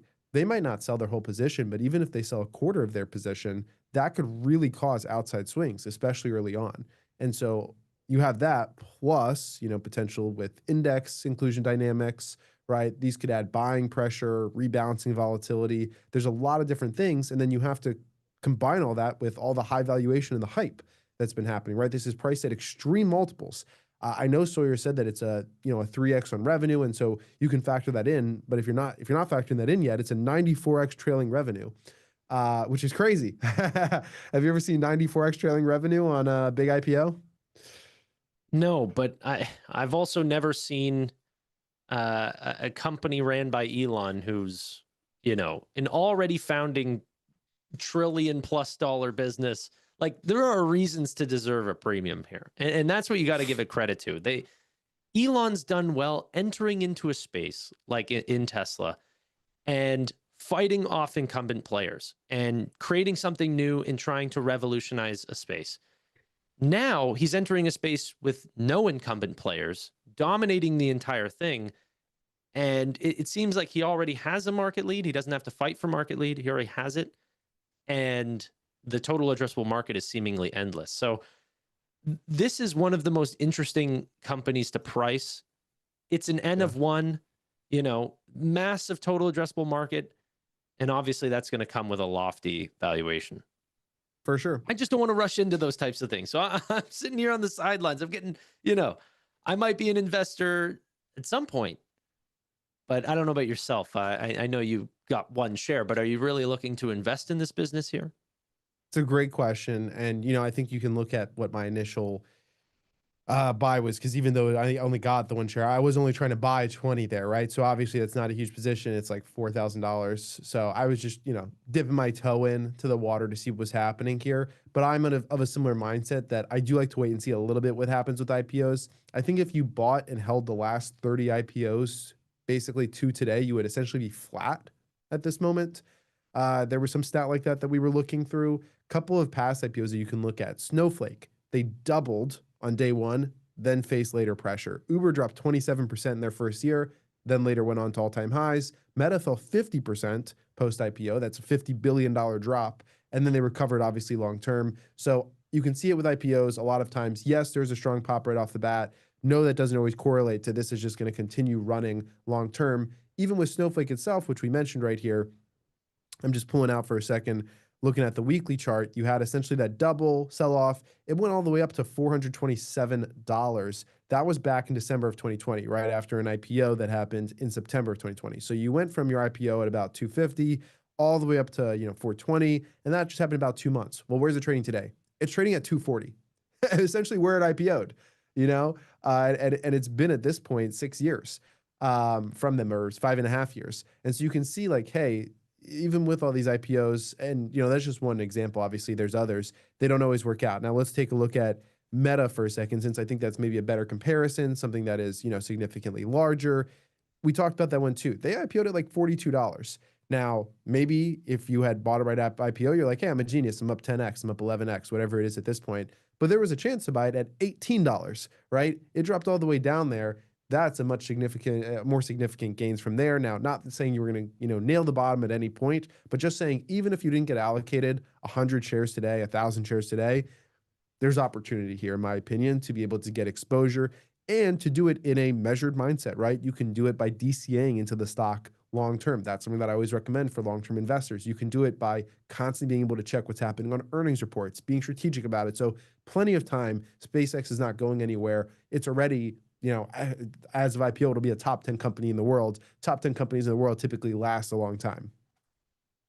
Yeah, no, absolutely. I think going back to the question on Snowflake, because you can kind of take a look at their original IPO price and say, hey, well, it's flat this whole time, but they've been growing. Well, what's the market cap since they've IPO'd? Like, have they been diluting this entire time? So you can't necessarily say that the company is cheaper over time, even though it's been stagnant or flat during that period. Well, there's been a lot of volatility, but I mean, from start to finish, same price. If SpaceX was to do that, I'd be interested in how are they going to dilute? How are they going to issue more funds? I don't think this $75 billion will be the last time they ever raise money, especially with TerraFab and data centers in space. The opportunity is so large. I'm sure they're going to be looking to raise additional capital. You're seeing it across the entire industry, right? Like Google's raising additional money. Meta's looking to. Amazon. Maybe SpaceX will also be there. I don't know. I'm not looking to run in. I'm really interested to hear from the people who are. I'm sure we'll be talking to some people who are buying additional shares here at IPO. But, we do see a company at $2.1 trillion right now. The largest we've ever seen a business, I think, was like 5.8 trillion from Nvidia. Is this where people are looking to find, you know, similar multiples? Are people hoping that this company gets to a $10+ trillion valuation, even larger? I think Sawyer said, you know, this is by far going to be the biggest company in the world. So I'm interested to see where this is over the next 5 years. Another quick price update. So we mentioned it was 171, then 175, then 162, and now shares are indicated to open trading at 160. So this number will continue moving around. And again, like, we don't know exactly what time they're going to open for trading. NASDAQ earlier said that they were indicating it would open soon. It could have opened at 10 a.m. There were early reports that it could open around noon, at 12. I think Sawyer put out a good tweet about this, just kind of letting people know that if you're experiencing an IPO for the first time, very common for these companies to begin trading several hours after the opening market bell. NASDAQ is currently indicating a first trade around, you know, maybe 12 p.m., but we'll see how it goes with SpaceX. It's hard to tell at these points. Also, I guess this is, I don't know if this is news, but from Sawyer, SpaceX has released new merch on their online store to celebrate the IPO. You get the SpaceX Raptor V3 bell. It is literally a bell that I think you can shake. You've got the Future Public t-shirt, the Liftoff t-shirt, the iHeart SpaceX tote, or the iHeart SPCX tote. Apologies. You can get the stock ticker on there, the SPCX adjustable hat. I know Tanner's big hat guy. And then the Liftoff mission patch. So go check out on the SpaceX store. They've got some stuff coming in hot. Right. I might have to get a SpaceX hat. Who knows? I feel like you'd rock a SpaceX hat. I think Evan will be rocking a SpaceX hat in short order, would be my guess. These are like going back. I'm so happy it's public, because the earnings calls are going to be a lot of fun for SpaceX. On top of that, if we get investor days, if we get similarly to Tesla, where they do a battery day and an AI day, if SpaceX can do similar things, you know, transparency never hurts individual investors. If you're retail, the biggest difference between yourself and an institution is access to credible information, accurate information. Hearing it directly from the company is one of the greatest sources of information. And that's harder whenever companies are public. You know, getting access to those pitch decks is not quite easy for every retail investor. So the fact that this is public, whether you're going to invest in it or not, tells us a lot about the peers, the competition, and SpaceX in general. And it'll help you understand space, chips, AI, whatever the next industry might be for SpaceX, because I'm sure that's not going to be the last of their products. You know, if we know anything from Tesla, they're going to constantly expand their TAM by entering new markets. So I'm really happy about this IPO day, regardless of price, just because you do have access to new information. But if the price goes up, that's good too. Yeah, I agree. Publicly traded is good. And it also is going to give, I think, you know, people an opportunity to participate in this new economy. Walter Isaacson, who wrote the biography on Elon Musk, Steve Jobs, and others, was on CNBC today. And he said, it's not just that you're getting a trillionaire, you're getting a whole new economy, the space economy, right? This is something that is going to be pushing forward. You're seeing additional companies working in this space. You're a long-term investor. How do you think about this idea of the new space economy? Is it something that you want to be a part of? You know, I've got egg on my face talking about this industry. I got pitched Rocket Lab at $4 a share and turned it down because I didn't see the commercial viability. You know, I'd be in a different house if I bought in at 4 now. So he'd have bought one of them US green gold cards. Yeah, exactly. I'd be hanging out with you, right? But that being said, I've missed out and I've been unable to see the space industry correctly. So I'm not the greatest person to ask. I've seen the chip layer. I've seen artificial intelligence because I've had access to those spaces. But you know, maybe SpaceX will give me a better understanding of this area and potentially change my perspective on this space. because for the longest time it's been a lot of very costly experiments and almost felt like Rocket Lab early days or potentially even SpaceX early days is you're just funding their R&D. Now you're really bringing products to market and with a ton of profitability, but that had really come online in the last 24 months or so. You know, it hasn't really been recent. So I got to tell you, Gov, I'm not the greatest person to ask, but I'm sure we'll have people on that understand it better, like Sawyer. Yeah, Rocket Lab's super interesting. It's one that I took a big look into really when Hamid was telling me a lot more about it, because Hamid took a big position inside of it, and so did Shy from Stock Savvy Shy. They both have made absolute bags on this one. I think Shy's up 20x on Rocket Lab at the moment, and Hamid, you know, in a similar type position. And so I've just been kind of following and watching what they do, and I'm very curious to see if they're going to get into SpaceX. I think based on my understanding of them and kind of how they operate as valuation driven investors, I don't think Hamid's going to be jumping into this right off the bat. Let me take a look real quick at his portfolio for a second, just as we're waiting here. He still has, okay, so he's SpaceX shares significantly, SpaceX shares indicated to open at 155. oh, we're coming back Yeah. down. We are coming back down.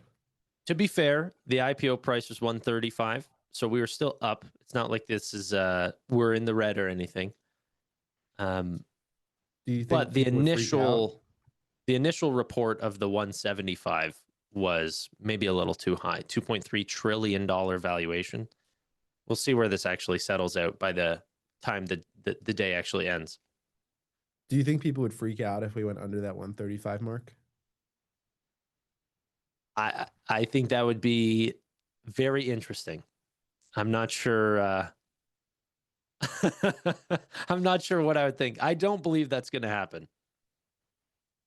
Yeah, I don't think that that would happen. I definitely don't think that.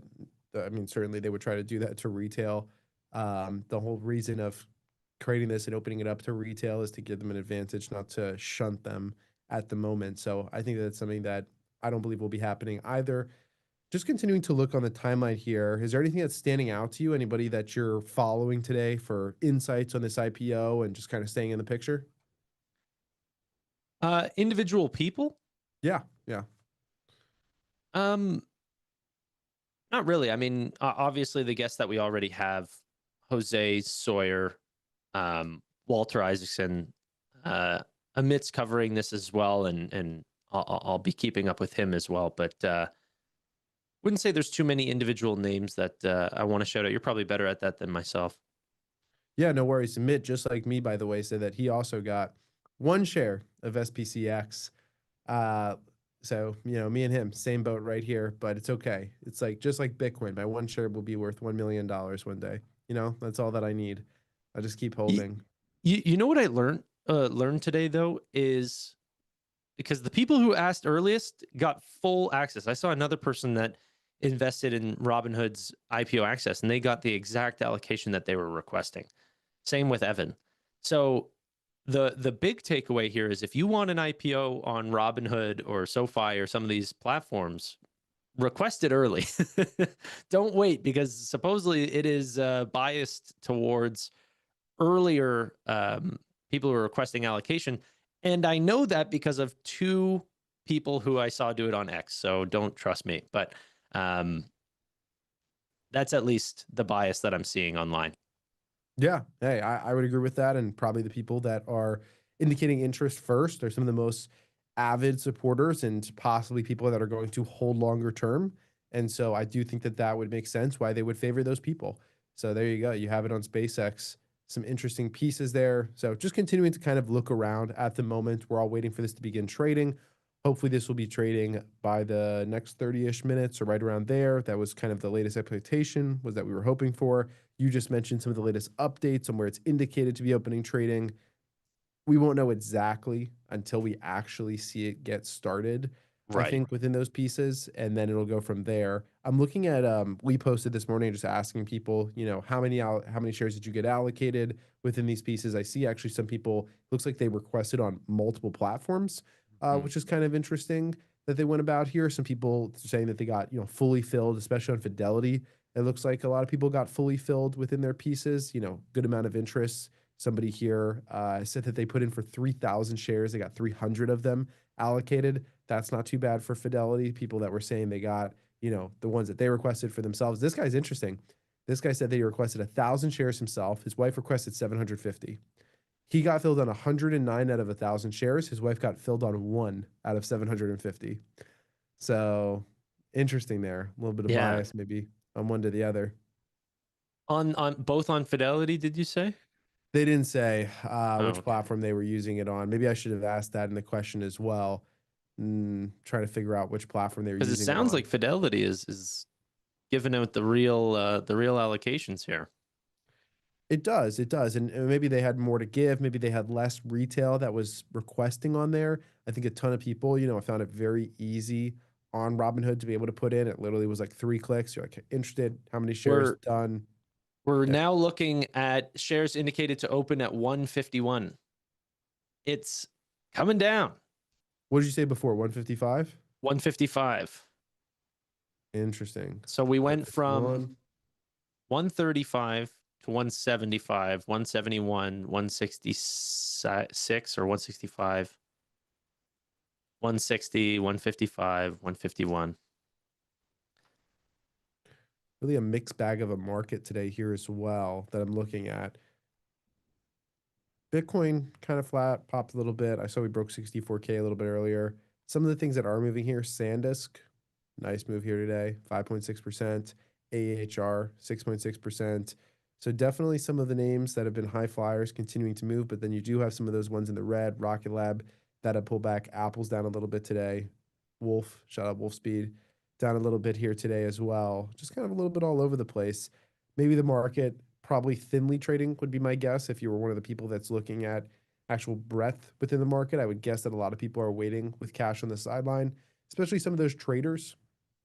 And I think that some of those people, we heard that the option chain is not going to go live until Tuesday, and that those 2x leverage ETFs are not going to go live until Monday. So I guess for people today, just purely love of the game out here trading the shares for common shares, for the one day that's the only option. Yeah. No, there's going to be a lot of additional ways to trade this, and I'm interested to see the new trading strategies, whether people think because of the IPO size, already at 2 trillion, but a lot of volatility, are covered calls the way to do this? Do you believe in leaps in order to play this game? There's going to be a ton of strategies on SpaceX. It's going to be very interesting. I wanted to get your thoughts for a second here on the 2x leverage ETFs. So I was thinking, because a lot of people look at IPOs, and IPOs, you can have a big run up right off the bat, and then typically, maybe a bit of a pullback from there. I was actually trying to put together a little bit of thought process and strategy for utilizing these 2x leverage ETFs, because especially for people that got allocated shares, typically you can't sell those shares. You're going to get flagged. You won't be able to buy and sell another IPO for whatever it is. You need to hold those shares for a minimum of 30 days, I believe, on most platforms, sometimes longer than that. So I think for people that can't do anything with those shares, the 2x leverage ETF is kind of a fun way to accentuate those shares and maybe imply a little bit more of a trading strategy. So if you're the one saying, hey, I think that we're going to shoot up early next week, these ETFs are coming out, that's an early way to kind of play it right off the bat, in my opinion, without having to go into the option chain, which is not even going to come until Tuesday. And then it's going to be first day of an option chain. It's going to be thinly traded. So that's an area that I'm looking at.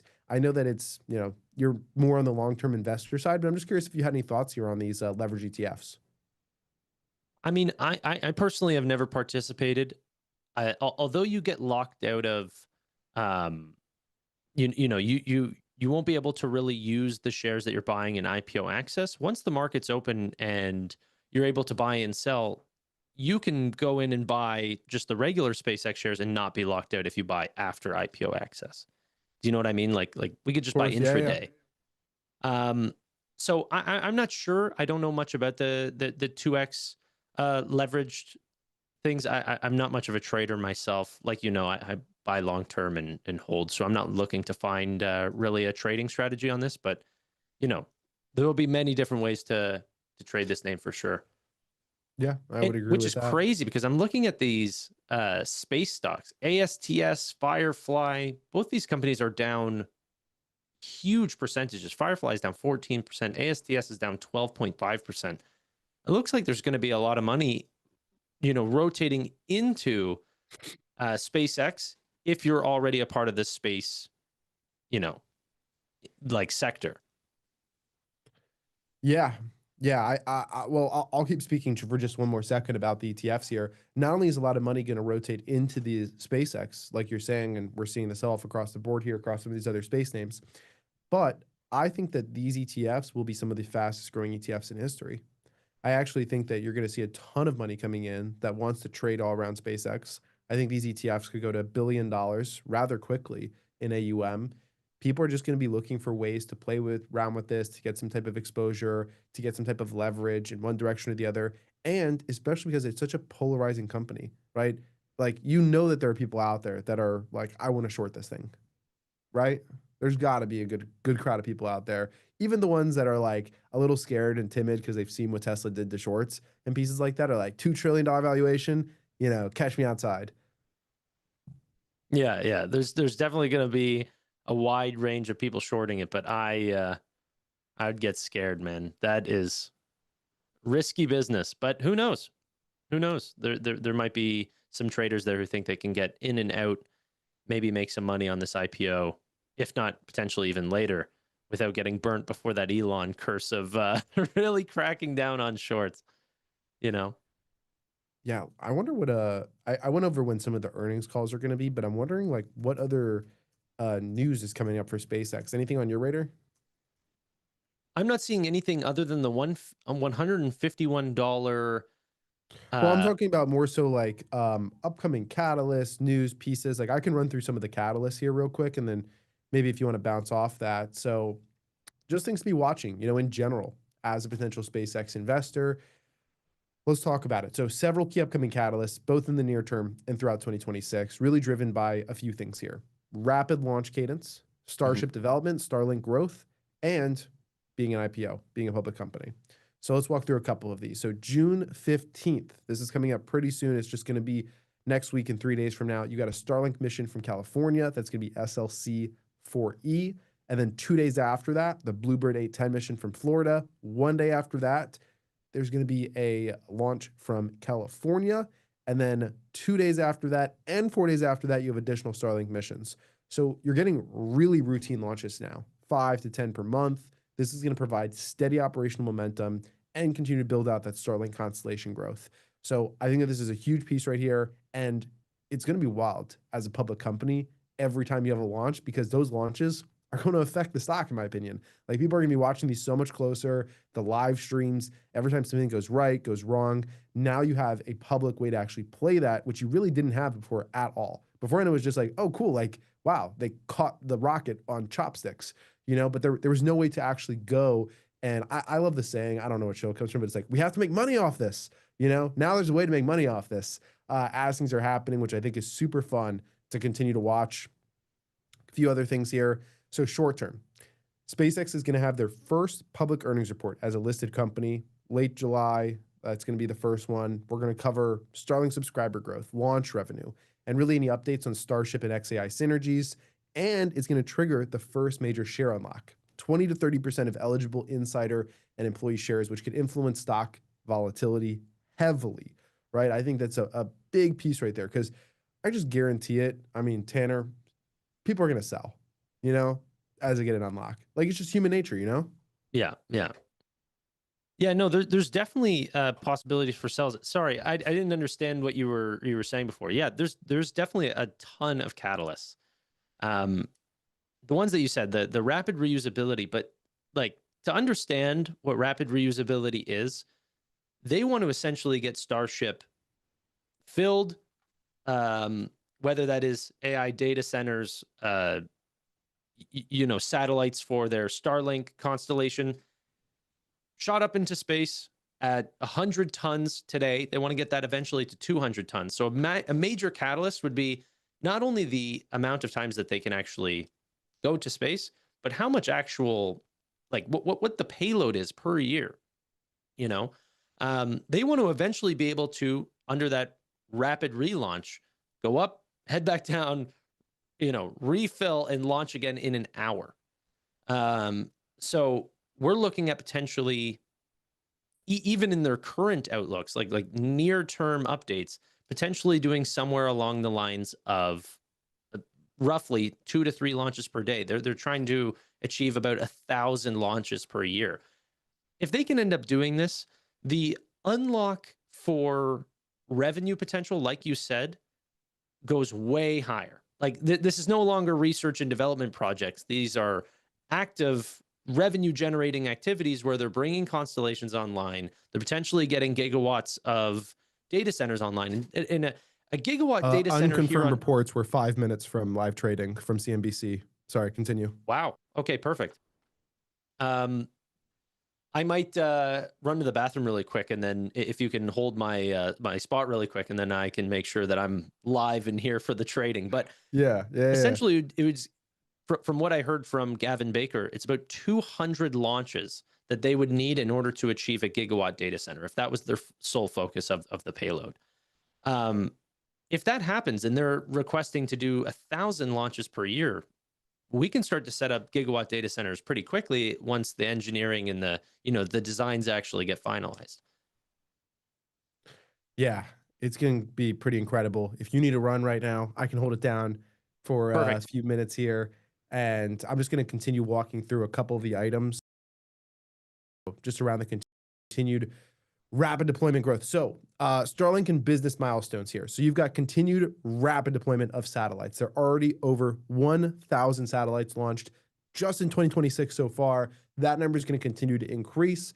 Starlink V3 satellites as well coming into the picture. So larger terabyte class capacity versions to launch on Starship in H2 in the second half of 2026, dramatically boosting bandwidth and lowering costs. And of course, subscriber growth, direct to cell partnerships, and potential new revenue streams like your data centers or your government contracts are going to be big pieces of this. And then keep an eye out for Q3 earnings, likely in October and December. Further unlocks happening upon those as well. And then a few other things to just watch for. Regulatory and FAA progress for higher Starship cadence, right? You just want to continue to get approval for faster and faster. They want to be launching every single day. Potential updates on NASA Artemis lunar missions, crewed flights, or international deals, right? You know, SpaceX is working together with NASA, together with others to be a part of these as well. So we're really in a high growth mode here. Frequent positive news flows from launches. You have an opportunity for a company that's going to have potentially more catalysts than any other company in the world, right? As people are watching actively on these high velocity missions that are happening, going into outer space on a regular basis, also finally getting earnings reports. So for me, I think it just makes it one of the most interesting companies and why it's going to be one of the most watched. Right now, when you look at our top 10 companies in the world by market cap, so let's just pull that up. All right, so top 10 companies in the world by market cap right now, obviously NVIDIA at the top, and then followed by Google and Apple.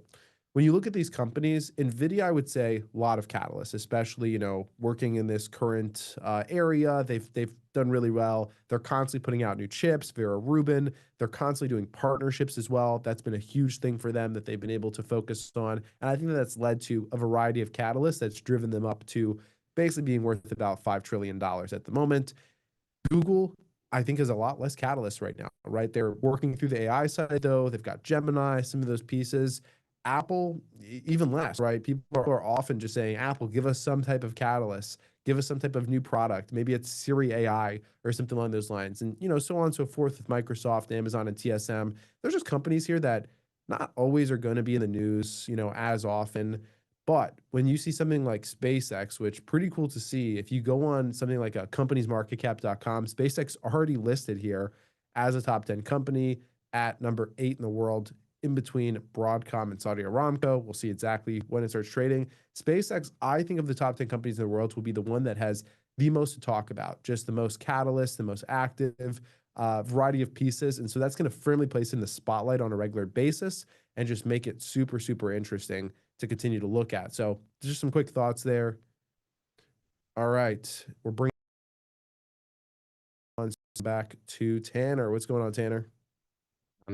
I'm awesome. I can't wait to see how this trades. I just saw another price indication of $150 now.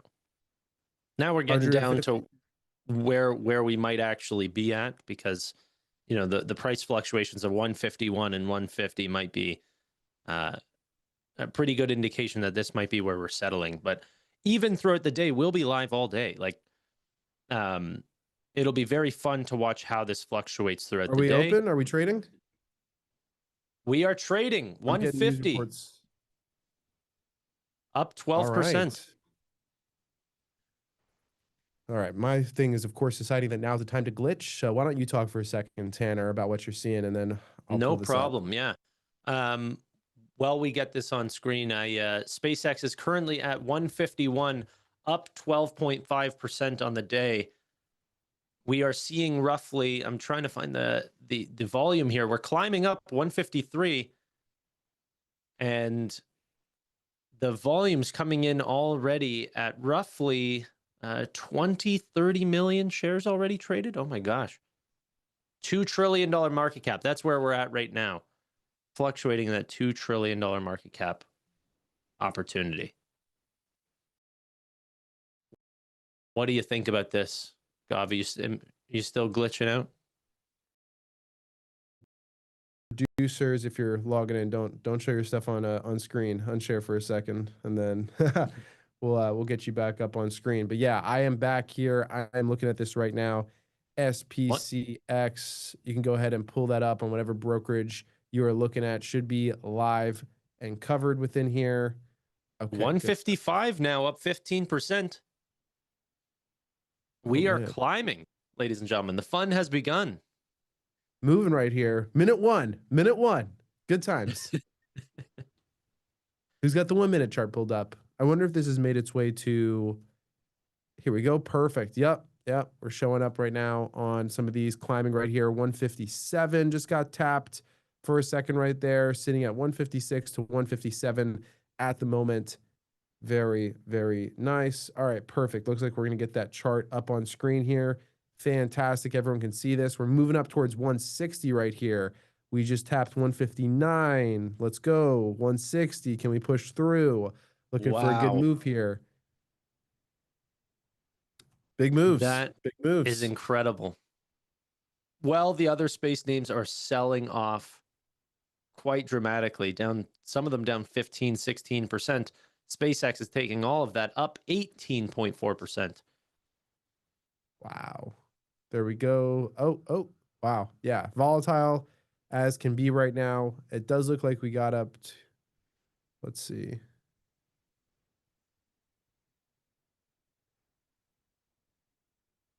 Look at Okay. that. Yeah, 18.5% right now, sitting right at, there we go. Just broke 160. Market cap And is showing rate at as 160. 2.1 trillion. 2.1 trillion, 162. Do you quickly, higher or lower? Do we end higher than 162 or lower than 162 today? Oh gosh, higher or lower than 162. I'm going to take the higher on 162 for end of day, but slightly. I think that because, for me, it's going to end in that range between the 150 and the 175 area. That was the highest area possible for it. I wouldn't be surprised if it finishes maybe at 163, 164, kind of right in the middle of that range is where I'm thinking. And we've got Anthony Pompliano jumping in right now. Perfect timing. All right. Sounds good. Let's go ahead and bring Pompliano into the stream. So next up, for those that are watching, we have one of the most followed voices in business and finance. He's built an empire on being early on Bitcoin, early on a lot of things. And now he has been one of the loudest voices making the case that SpaceX and the reindustrialization of America are the same trade. He recently sat with Morgan Brennan to break down why Spectrum is the hottest commodity in the AI arms race and why the White House is allocating capital like a PE firm. 265,000 plus people read his newsletter every single morning. Anthony Pompliano, aka Pomp, welcome to the show. On screen, Pomp, how's it going? I'm doing great, guys. How are you? Living the dream, exciting times, historic day. Yeah, it's pretty cool. What do you guys think? We're excited, and we just got the open. SpaceX is trading here at 159, pretty much exactly on the dot. Over $2 trillion here coming out. to us, this is pretty momentous to watch. You know, Elon Musk taking another company public, becoming the world's first trillionaire. That's kind of where I wanted to start with you. I feel like you're, you know, certainly a capitalist, somebody that looks at the opportunities that can be created in America. What do you think of Elon Musk becoming the world's first trillionaire and taking another company public? I mean, the way capitalism is supposed to work is the person who solves the biggest, most difficult, hardest problem should get the most economic reward. And I don't think there's anyone who has solved more problems than what Elon's done. So it seems like the capitalist system's working. Absolutely. And you've really made your career through concentrated conviction bets. You know, sometimes they look crazy, I think, to people in the early days, but they've paid off long term. On a 1 to 10 scale, where does SpaceX on IPO day rank versus, you know, Bitcoin when you're buying it under $1,000? Well, obviously, if you are looking at SpaceX, it's a $2 trillion company. And so the question is just how big can it get? But I always remind people how big it can get really depends on your time horizon. If you said to me SpaceX is a $20 trillion company in, you know, I don't know, 20 years, doesn't seem that crazy to me. 10x in 20 years, given the market size they're going after, the speed, the momentum, the monopoly they have on rocket launches, you know, all that kind of stuff. Okay, fine.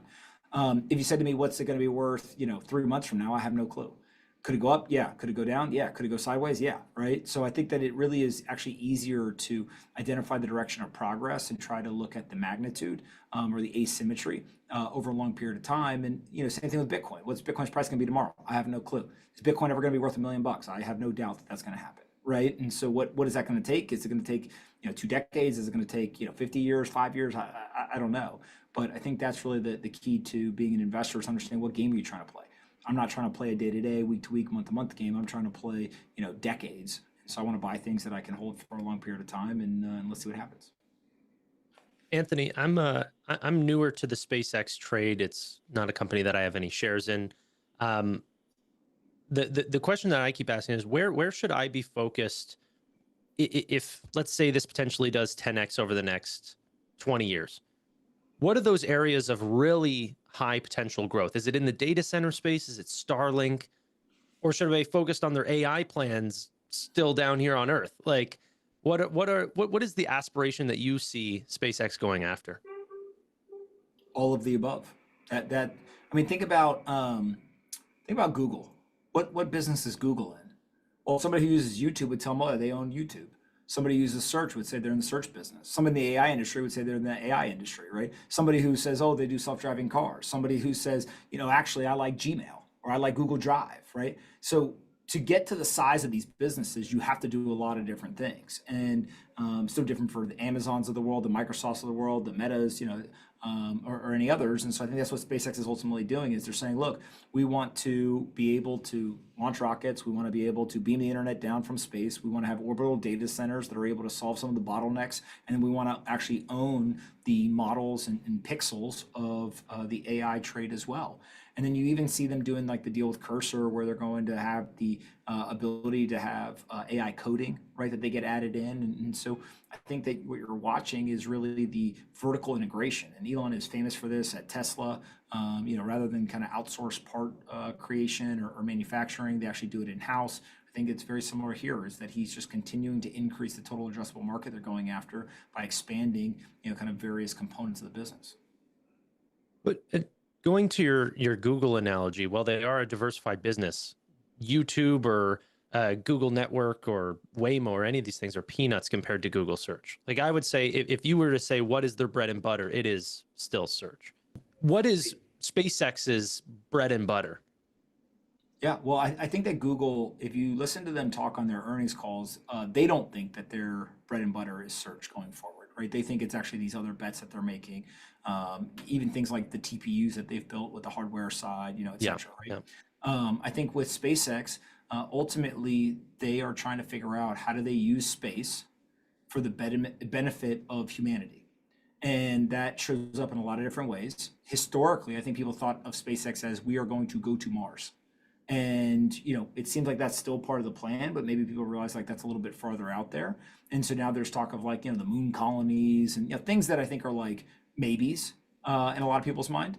But what seems to be very real is Starlink, the ability to launch rockets, the ability to, you know, go and take these data centers and start to put them in space. And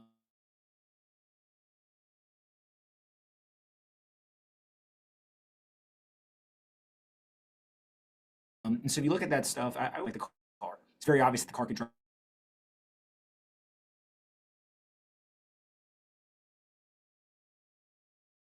Right, but just like those seem to be the things that are, you know, short term, very real.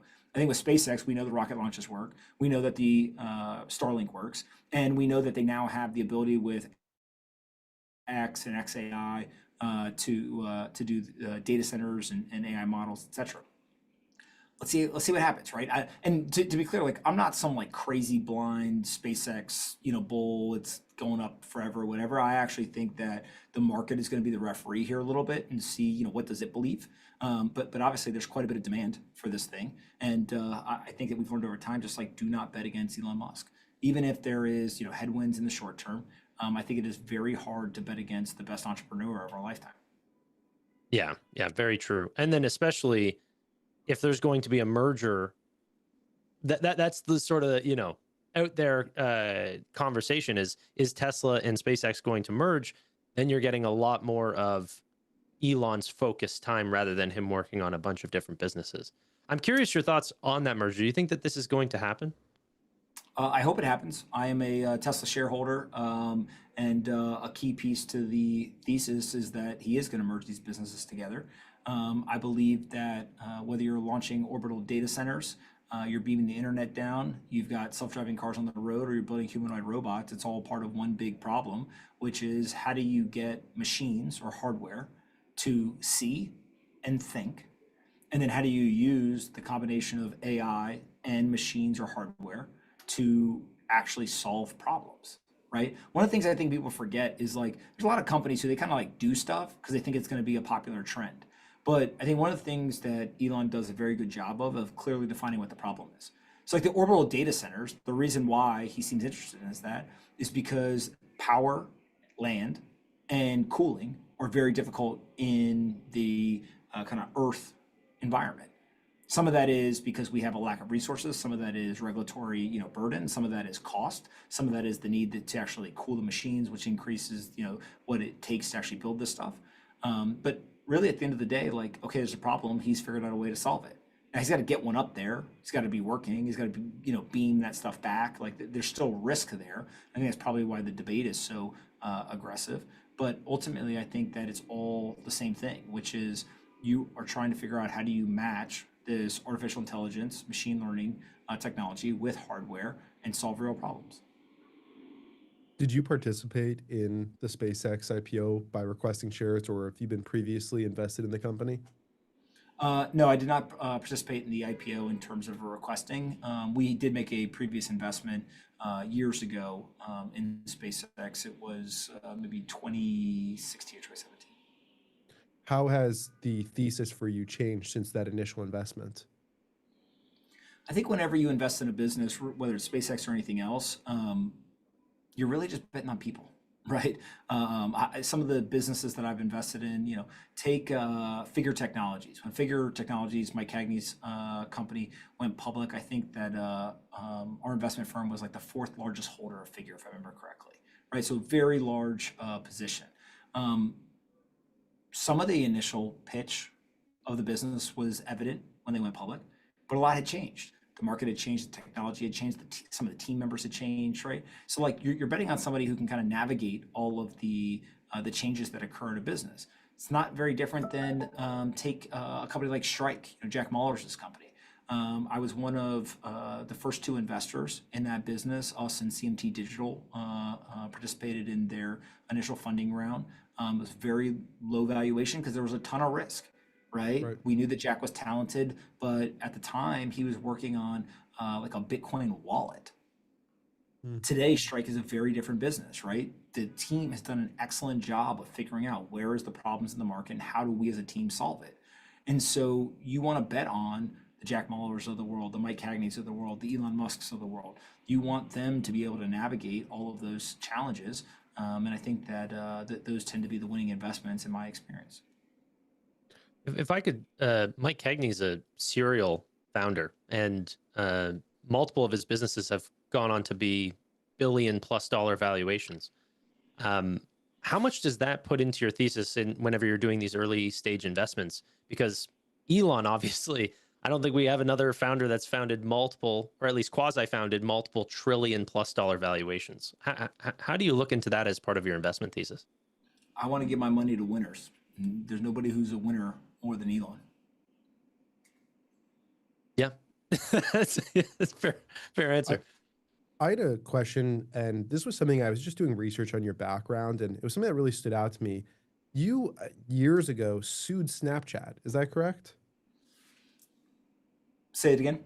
You had I guess a tiff kind of with Snapchat for misleading IPO investors years ago. Is that correct? Yeah, we're here to talk about SpaceX. We don't need to talk about all that. Okay, no worries, no worries. I was basically just gonna ask kind of like if a retail investor is asking you like, what's one thing as they're watching SpaceX IPO today? Like what's one or two things to really pay attention to? What should they be watching in this IPO as they get this really influx of data that they didn't have before? Well, I think that they've got this is probably the most scrutinized IPO of all time. Right? It's the largest IPO in history. There's lots of data out there. What they have to ask themselves is how much are you trying to invest in this company based on the past and looking in the rearview mirror, looking at the spreadsheet versus where the world's going in the future. And I think that, I tweeted earlier today, there's people who are looking at spreadsheets and there's people who are looking at the story in Elon.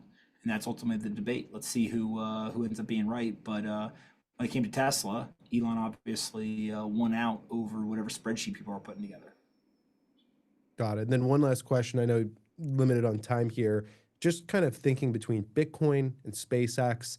Elon has been a proponent of Bitcoin for a long time. He had Bitcoin was the sole word in his bio for a little while there. Tesla owns Bitcoin on their balance sheet. SpaceX, there's some crossover here. It's a unique portfolio, right? It's the Elon and Bitcoin portfolio. What do you think is the common connecting theme between these ideas? Well, innovation leads to asymmetry. So if you can find things that are solving problems and innovating, historically, you are taking something that is non-existent and creating it from scratch. Naturally, that creation process leads to some degree of returns. And the bigger the problem that you solve, and less competition there is in your solution for that problem, the more that you should create value. And SpaceX literally invented the idea of a reusable rocket. Bitcoin is the one that finally broke through and created decentralized digital money. Both of them are super asymmetric, and I think that's why investors flock to these ideas. Would you go to space in your lifetime if you had the opportunity? Sure, why not? He's up for it. All right, we're strapping in, Tanner. Anthony, appreciate you taking the time today. I know it's a busy one with SpaceX IPO, but we really loved having you here. Any final thoughts, anything you want to share with the audience before you head out? No, appreciate everything you guys do. Talk soon. Thank you. Thanks, Anthony. Appreciate you. All right, everybody. That was hearing from Anthony Pompliano. You can follow him at A Pompliano on X. Make sure you follow his brothers as well. Great follows across the spectrum. We've got another special guest we're going to roll into in just a second here. So we're going to keep the good times rolling. One of our good friends, Roy from Crossroads, is about to join up. So this will be the gang on stream together. This is going to be a lot of fun. You ready for this one, That's Tanner? Dr. Roy to you, my friend. Dr. Crossroads making the appearance. I don't know if we've had Dr. Crossroads on a Wolf stream in just a little bit here. So right on time. If there is one segment today that has to stay live and raw and real, it is this one. The market's open, SpaceX is trading, and our next guest, Dr. Roy from Crossroads, has been one of the sharpest and most unfiltered voices in the investing community online. He calls it like he sees it, and today we need some of that. Dr. Roy Crossroads, are you sense of what is happening in real time? Yeah, this is an exciting one. Of course, we just from an entertainment standpoint, but also from an investor standpoint, it's a company where a lot of us have been following. I expect with you guys, you've been watching a lot of the launches in the past, over the past like 5, 6, 7 years, and just seeing this company develop. And never thought, oh yeah, it's going to be a public company one day. Of course, today is that day, and it's exciting to see how that plays out. I admit, even though I know how IPOs play out, and this is probably not going to be too much different, we're probably going to go up 20 or 30% today. Maybe there'll be some continuance next week, and then 6 months from now, I think if those that went in heavy might end up regretting their pricing a little bit. But yeah, this is a fun one. Thanks for the invite. Absolutely. When you say 20 to 30% up today, do you mean from that initial starting price of 135 or from where it actually opened at 150-ish? Yeah, what 135. So I did a piece on this recently, but there's been a lot of research on IPOs, IPO pricing, depending on the segment, the size, the profitability, even partners that lead to the IPO. And something this size, well, it's like hard to say. Like you can look at those things, but SpaceX is in a category of its own for like a couple of reasons. One is, of course, the size, and two is Elon and the Elon factor. So, but it's anyone's guess. But my guess is, we probably close the day up, maybe between 20 and 30% from that 135 initial amount, and that might be the peak for a long time. I wouldn't be surprised to see some follow through. You do see some rotation, not so much from the broad market, but certainly from the space names. They're getting hit hard today. So, inverse correlation for a little while until they all kind of flow together. Roy, it's good to see you, man. We need to catch up more often, me and you. I'm curious your thoughts on the overall neo cloud space that we've just recently seen from SpaceX. They did a partnership with Anthropic. They did a partnership with Google. Do you think that these are long-term partnerships? I know that there's been some people that have been concerned that these are potentially, quote unquote, juicing the IPO. What are your thoughts? Yeah, I think that it's a temporary tailwind, certainly something that does juice the IPO. I don't think that that's why Elon did it. I think he was just seeing the opportunity there and the need and the demand internally for having their own inference and data centers, and they were ahead of the build out. So they got the NVIDIA chips, the GPUs. They ended up building this out. And of course, they overbuilt. Typically, Elon is, I don't think he actively lies or tries to mislead. He's just optimistic. And I think here he was optimistic on how much they would need their own data centers right away in inference. And clearly there's an air pocket. And so what you do with that, you could either say, okay, nope, we're gonna just not make any money and we're gonna keep these things out in operation and use just a tiny portion of it, or they can look at what's happening in the market. Elon's not an idiot. And so this is a great opportunity. If you have excess capacity, like Nebula CEO said, like all the capacity out there that just comes online is just instantly gone, actually, usually in advance. So, but Elon did comment because there were some people talking about the valuation and looking at the sustainability of the model, the revenue that's generated from this. And they're like, oh man, this is actually more realistic and exciting. He's like, no, it's short term. Don't get too excited about this. So it might take longer, and I think it probably will for them to really use their full capacity and even maybe need to build out some more. Of course, Google, it's a good thing for them because it's going to take a while for them to build out their own with that equity raise that they had. And so, but yeah, it's a short-term tailwind, not to juice the IPO. It did have that effect. What do you think? Well, you know what I will say as you were saying it. I was thinking about how much pressure this puts off the names like Meta, for example, on the idea of overbuilding. Because, if you do overbuild, sell it to Anthropic, at multiples of the current market rate. So maybe this actually allows companies like Anthropic or OpenAI to kind of put the risk on a little bit higher, knowing that the compute can be bought up and you could sell bare metal to any other customer that potentially is seeing a lot of the demand right now, whether that's Google, whether that's Anthropic or OpenAI, or even back to Grok if they become, the next big name with Cursor. So I think that that's interesting. I'm really trying to understand the space side of this business, both Starlink and potentially AI1, the data centers in space. I'm curious, like we were just talking to Anthony Pompliano, what is the major part of what is the Google search of SpaceX? Like what's going to bring in the 60% of total revenue? I'm curious your thoughts. Yeah, it won't be for a while, but over time, eventually, that's going to be what's in the name there, SpaceX. They have dominated that. Of course, on the Starlink side, that's already a very good edge, very good moat. There are other companies that want to get in that space, but when you're as vertically integrated as SpaceX is, like it's going to be tough to compete them. Now, there's enough of a TAM and enough disruption from a quality product like Starlink that there will be other entries that'll do just fine. But yeah, that's going to be the bread and butter. Eventually, as this company builds out, like it's it's hard to see when these things happen, and don't trust Elon's timeline on them at all. But like data centers and space is probably the next edge. Right now, I kind of look at those as being something where it's too expensive and it doesn't make sense right now. There's a couple of factors that could lead to an accelerated build out of that. One of that is NIMBYism that's happening towards a lot of data centers in the United States and globally. But I think that there's enough places that are friendly and open and would like to have jobs that they're going to invite those in for a while. But also as the demand, if the demand continues to heat up and it's just insatiable, at some point that's going to begin to make a lot more sense. Just like oil, like there's some oil that's really easy to drill for, and the lift cost is really really low. And then there's huge reserves where it's like, hey, if oil's over $100 a barrel, it makes a lot of sense. But if it's like 50, we don't even bother with that. So that's something that'll come down the line. And again, there is a place where if you're as vertically integrated as possible, which SpaceX is, it's a really, really good thing. They're so far ahead. There will be other companies again in that space. Elon is talking about, flying to Mars and now a little bit more attention to the moon. Under Jared Isaacman, which I know you know Jared quite well, head of NASA, I think that SpaceX is going to continue to play an incredible and important part in NASA and the revitalization there of the space race in the United States.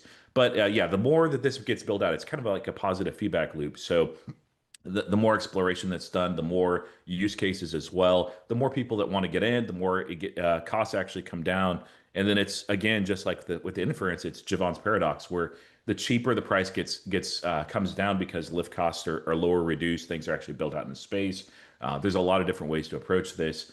Over a long term, like that space side, aside from Starlink, will become viable. But for right now, the cursors, the groks, the other aspects of this business, which do generate some money, that'll continue to help them so that they can fund this because it's a large capex expenditure, and that'll continue to be the reality for a while without them having to just dilute shareholders relentlessly.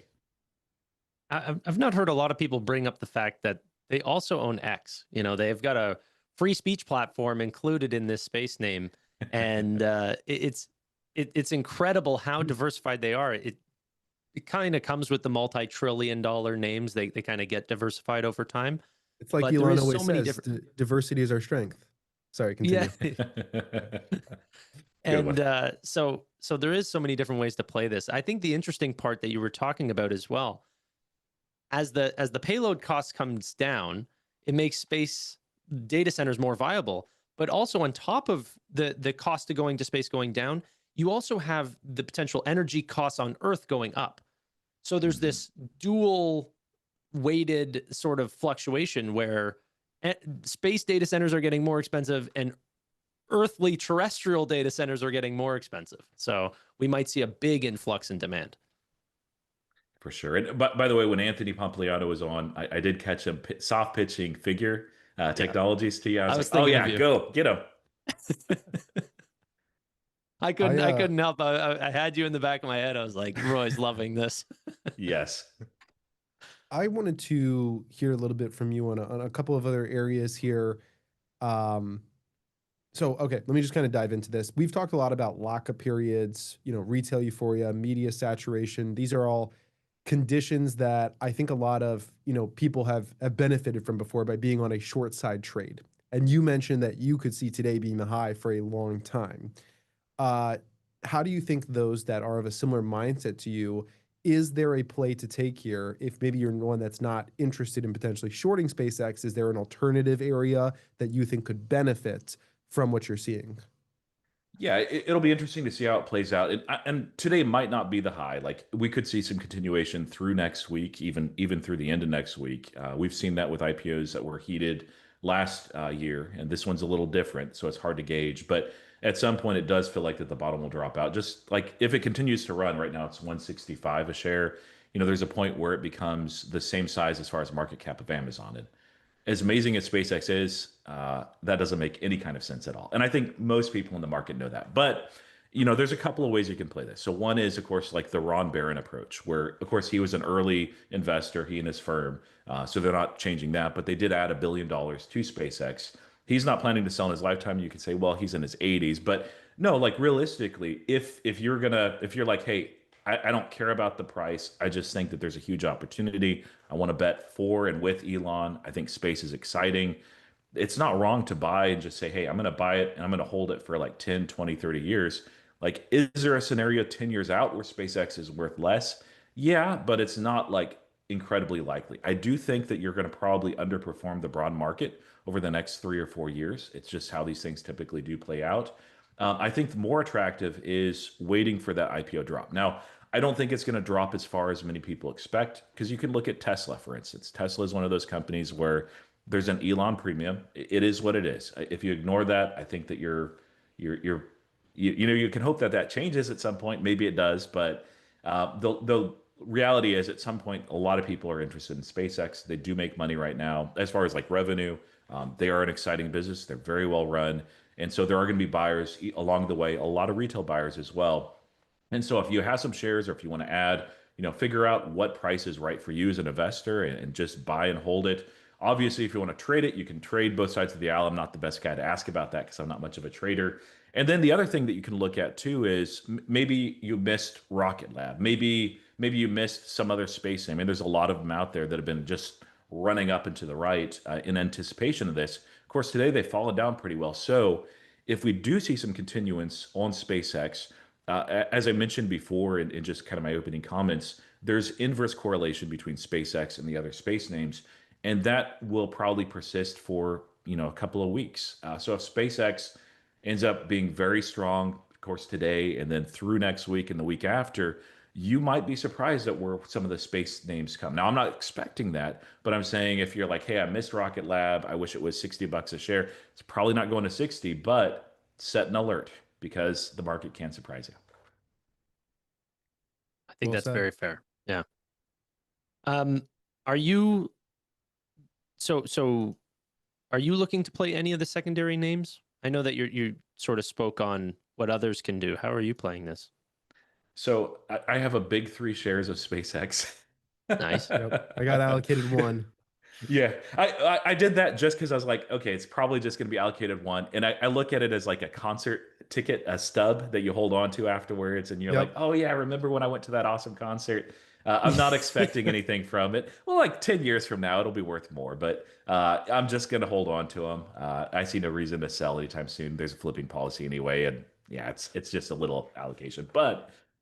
I mean, like one thing I have to figure out is at what point would it be reasonable for me to begin to dibble my toe in SpaceX? Like there is a price, I think for all of this, and I guess you guys can chime in on this if you know a price that you'd actually be really interested.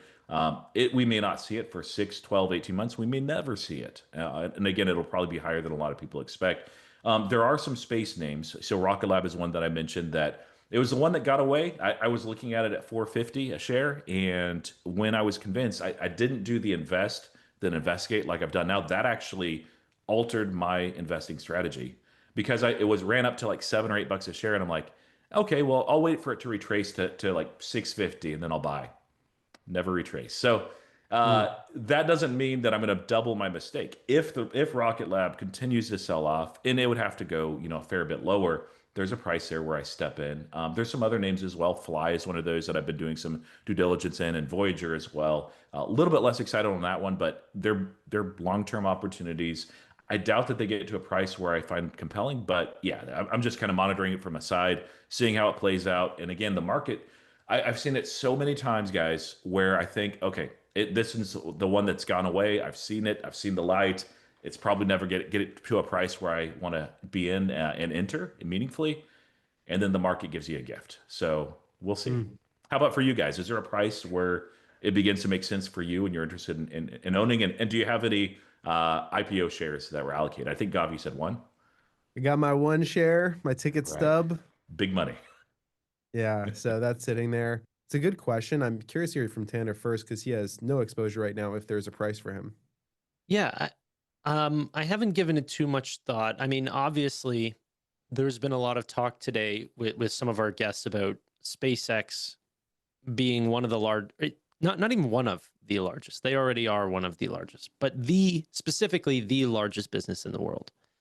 I think with the merger of Tesla and SpaceX, I'd be very interested in having an allocation almost at any price.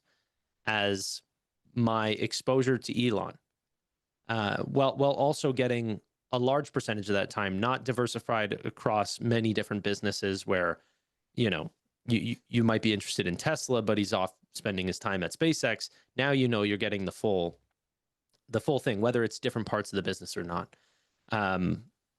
Let's forget about Neuralink. But I don't know if there's a specific price that I'd be interested right now. 2 trillion seems like a big pill to swallow. Yeah. Considering that, you know, a lot of the aspirations that SpaceX has in terms of building out major, you know, neo clouds or becoming a fabrication business through Terafab. There are companies that do this, that specialize in this, that do not carry extreme premiums. And so I just wonder if you should play the pure play names. You know, if you want a neo cloud, you can go and get a Nebius or a CoreWeave or an Oracle and do similar size businesses and be a fraction of the overall market cap and valuation. Yeah. So I don't know. It's interesting. And we should just run through for a second so people can have a comparison here. You know, NVIDIA, you know, obviously one of the largest companies in the world. And you were saying like, oh, well, you know, a $2 trillion valuation, right? Rich for my blood. And people have to understand like the comparison of, you know, when you look at some of the largest companies in the world, to the numbers that they're doing in comparison to SpaceX is just mind boggling. So right now, for NVIDIA, as an example, last quarter they did what, $79 billion in revenue. What is it, like 75-80% gross margins on that?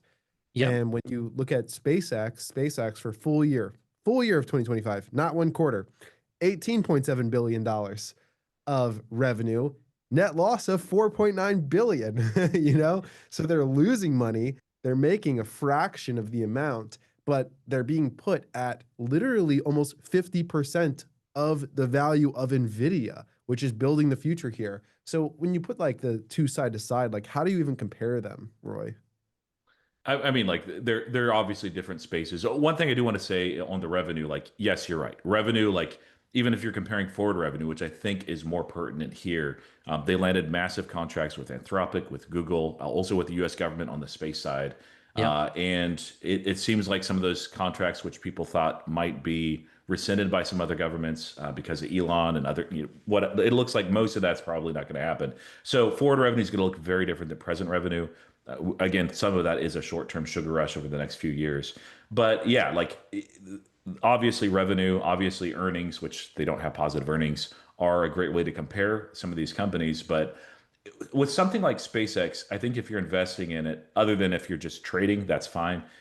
You really need to look at the TAM. You need to look at what can actually be realized from the TAM, how much of the share of the TAM that they'll own.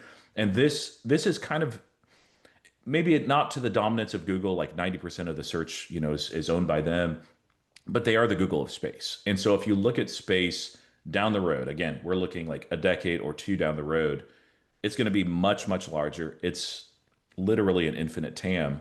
And they're going to own, you know, it wouldn't shock me if they own at least half of that pie. And so, you know, I think that if somebody's coming up from that standpoint, it could look attractive. Again, like the price is really expensive. I wouldn't go in meaningfully here at all. 3 shares for me, I can live with that. It's fine. But is there a price point where I'm interested? Yeah. And so like valuation on this thing, it's hard because the revenue profile is changing dramatically. B, it's a conglomerate business. And so you almost have to price the individual businesses.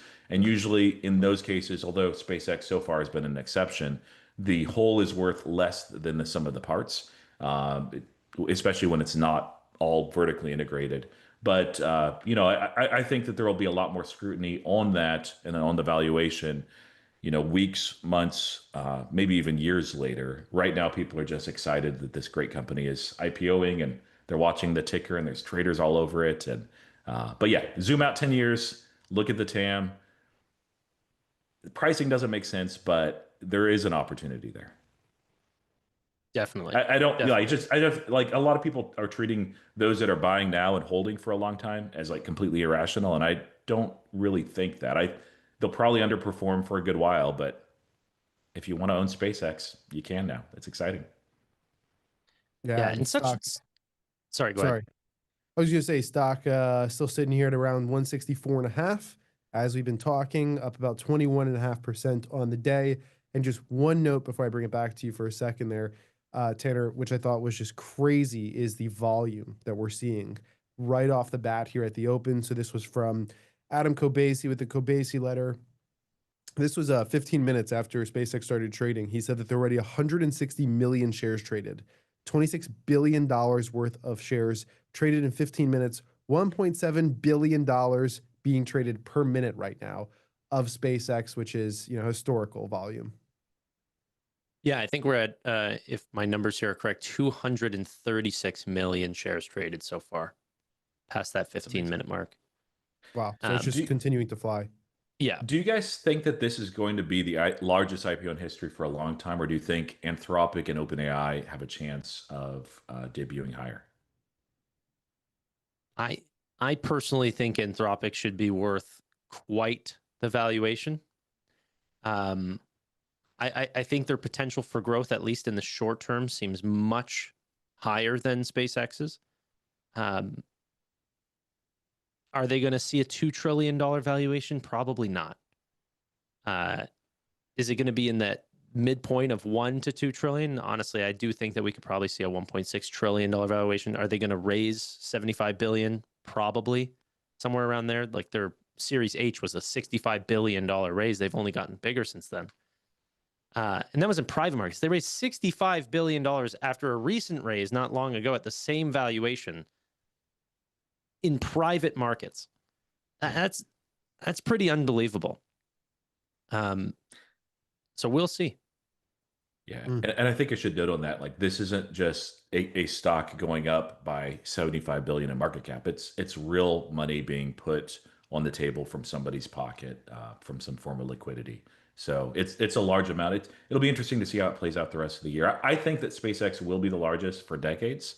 I think Anthropic will come in a little south of that, and OpenAI, as long as they don't hold off for too long, will probably be a little under those two. But it's a crazy year for IPOs that all three of these have a chance of going this year.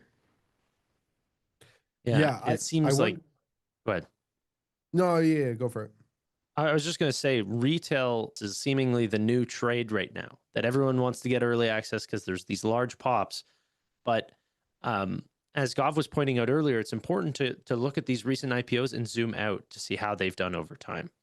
Cerebras, I think, is the most recent one, and that one's held up okay versus its initial IPO price. I think that was 185, if I'm not mistaken. And now the stock is sitting at 212. But obviously, I think the initial reaction was $386, and now it's 212. Yeah. So we'll see what happens to SpaceX over time, especially with that rolling lockup period. The float is going to hit as they end up showing off earnings, as just those periods happen, and then also the performance-based shares unlock as well. We'll have to see how the volume changes the actual price over time as well. I have a question. Kathy Wood sold a ton of stock yesterday, just across the board. They sold everything from Baidu to X Energy and Natera and Archer, across several funds. A lot of selling. Do you think they were freeing up cash to buy SpaceX? Ooh, we'll find out today. That's a great question. Wow. I hadn't thought about that. I think some of it, at least I heard, was outflows, but like the size of selling, I did see a post on that, and it was probably a lot larger than that. So I would guess so. It seems like something that would be right up Kathy's alley. So that's a good insight, Goff. Just something I was thinking about. We will have Brett Winton from the ARK Invest team, their chief futurist, joining us at 4 p.m. Eastern today. So keep an eye out for that. I don't think he'll give me, well, we'll see how direct an answer I'll get within these pieces, but it doesn't hurt to ask. Roy, I know we started you a little late. Do you have some time to stay on here for a little longer, or how's your schedule? I can hang for a bit, yeah. Okay, hey, if you got 10 to 20 more with us, we'll take it. Let me know anytime you do have to jump within this. Tanner, sorry for cutting in there. Do you have more questions there? Yeah, I mean, Roy, you follow a lot of the chip space pretty closely. Terrafab's an interesting idea. Do you think that Elon's going to be able to compete with the, TSMs of the world or the ASMLs, depending on which angle they go? I think we've heard about them building their own chips. We've heard about them, potentially trying to create their own extreme ultraviolet light machines, these sort of things. I'm curious how you rank or like how you value Terafab in the project in general. So that one's a hard one, and I'm curious on your thoughts too. But I wouldn't bet against them pulling it off. Like we've seen pivots already, like in the ASIC space with the hyperscalers building out their own, and there's some different use cases for them, of course, between Trainium, TPUs, and so forth.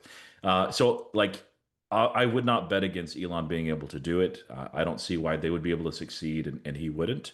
The other thing that Tesla really, or Elon has going for them is with Tesla, they've really mastered how to do modern manufacturing. And a lot of other companies are trying to figure that out. Now, like there's both a design and also a manufacturer standpoint. So like on the manufacturing standpoint, I think that's where most people have the concerns is, can they pull it off? It'll probably be more expensive and take longer than they expect. But just because of the manufacturing excellence that we've seen on the Tesla side, I know it's very different and it's a very different space, but yeah, I think that they'll be able to do that and pull it off. And then at the same time, I liken what's happening here in that space to a thirsty man in the desert. That even if it's like, I don't think it's going to compete with TSMC directly, but there's such demand, there's such a need for this that it doesn't really matter almost the source. It does matter somewhat the quality, you'll pay a little bit less, but you're a thirsty man in the desert, you're going to take water from any source that you can, and Elon is ready to provide that. So like as far as what this looks like, how durable that is, like at the very least they'll be able to eat their own dog food, so to speak, for a lot of applications. But yeah, it's like the one question beyond that though is, we've seen a lot of, like, this is a conglomerate business. We've seen a lot of different aspects, arms of this that are sometimes vertically integrated and make sense with the broader SpaceX play, and other times it's like, well, it seems like an add-on. So I'm kind of wondering what the next pivot is beyond that for these guys. But what are your thoughts on the Terafab? Do you think that it's credible, and how credible, how durable? I like your analogy of the thirsty man in a desert type thing, because that's what I feel like is happening. Like there are some definite chips that are obviously excelling in benchmarks, but they all seemingly are selling out because there's such a large water flow of demand that every bucket is filling. So that is important to differentiate during these bull markets, because demand will sway and shift, and it's important to be focused on who the real winners are, because those are the ones that will stay with the large premiums after the water is slowed down to only fill one or two buckets. So that is important. I look to Elon's ability to set up data centers, which has not been their necessarily like focus. He kind of took this on as a side project, building Colossus 1 and Colossus 2, and they had just broken land speed records setting up these data centers. 122 days. I think Colossus, by the time they had chips, they actually like hooked up and set up the chips in 19 days. It's unbelievable. He just understands hardware better than anyone else, and able to distill that across, his employee base. So whenever I think about Terafab, it's a major hardware problem, for the best person dealing in the hardware space and logistics there. So I really do have faith in him. It's just a matter of, will the demand keep up whenever he builds that out? Obviously, he believes that that is going to be the case, but some of his vision, like he had recently said that, the US economy is going to 10x over the next 10 years based on artificial intelligence and robotics and all of these things. If that does come to fruition, maybe, SpaceX is perfectly placed, but it's an Elon timeline. So I don't know how to, like, how much weight do you put on that? It's a hard space. I would bet heavy against the 10x in 10 years. Now we're talking about like 30 years. Yeah, we could see that, which is still insane, phenomenal growth. But Just yeah, double every year. yeah. Yeah, That would be, I don't know, like that'd be a fun time to be in, especially as an investor, but like it would also be, I think a lot of people have jitters just because even as exciting as it is, they'd be waiting for the next crash and they'd be like, this isn't sustainable. AI is very real. It's very compelling. And we're still trying to figure out like the best way to use it. We of course saw the Fable model released by Anthropic, which is Mythos kind of watered down for public. And it's not a, you're going to use this for everything unless you really hate money and you like burning tokens. But yeah, it is a clear driver in the U.S. economy. I'm glad that we've embraced it so much. Robotics will be that next wave behind it. So he's right. I think he's just kind of like Kathy Wood, like too optimistic and too early. So yeah, it wouldn't surprise me, Tanner, like to your point, that the build out on this project is well ahead of where the demand needs to be. But it seems like that demand is accelerating rapidly. And so even if he's off by a little bit of time, I think it's going to be kind of similar to what they're currently doing as far as being able to sell their own capacity with the data centers. That even if they're ahead of things, like there's going to be buyers that will step in and will use a product. I've got a question for you guys, both of you. I'm curious, Elon's focus in Tesla, there's been certain years where I think his control of the company was in question. I think he had, made it pretty clear that if he didn't get additional voting share in Tesla, that his he doesn't have his heart into it if he doesn't have voting control. He specifically said that he doesn't want to create an army of robots if he's going to be voted off after he creates this army. Now that he has like 45% voting or ownership, I think even higher, 85% voting share in SpaceX, do you think that we're going to see an even higher level of execution from this version of Elon that has a way, way higher ownership share in this company versus Tesla? For me, yeah, go sorry, ahead. go for it. Go for it, yeah. Yeah, I was gonna say for me, I I think it's part of why the natural collision course of a merger here really does make sense. He shouldn't have to be thinking like that, right? Oh, I'm going to pay more attention to this company because I have more control here. Tesla's been his baby for a long time. It's something that he's super excited about the future, and it solves some of those issues, kind of like Sawyer was saying, right? In terms of voting and other pieces, because certainly I could see him looking at it and saying, hey, I've got full control over SpaceX. I can move and groove. I can make acquisitions as I like. I can build things like Terrafab, right? And nobody can stop me.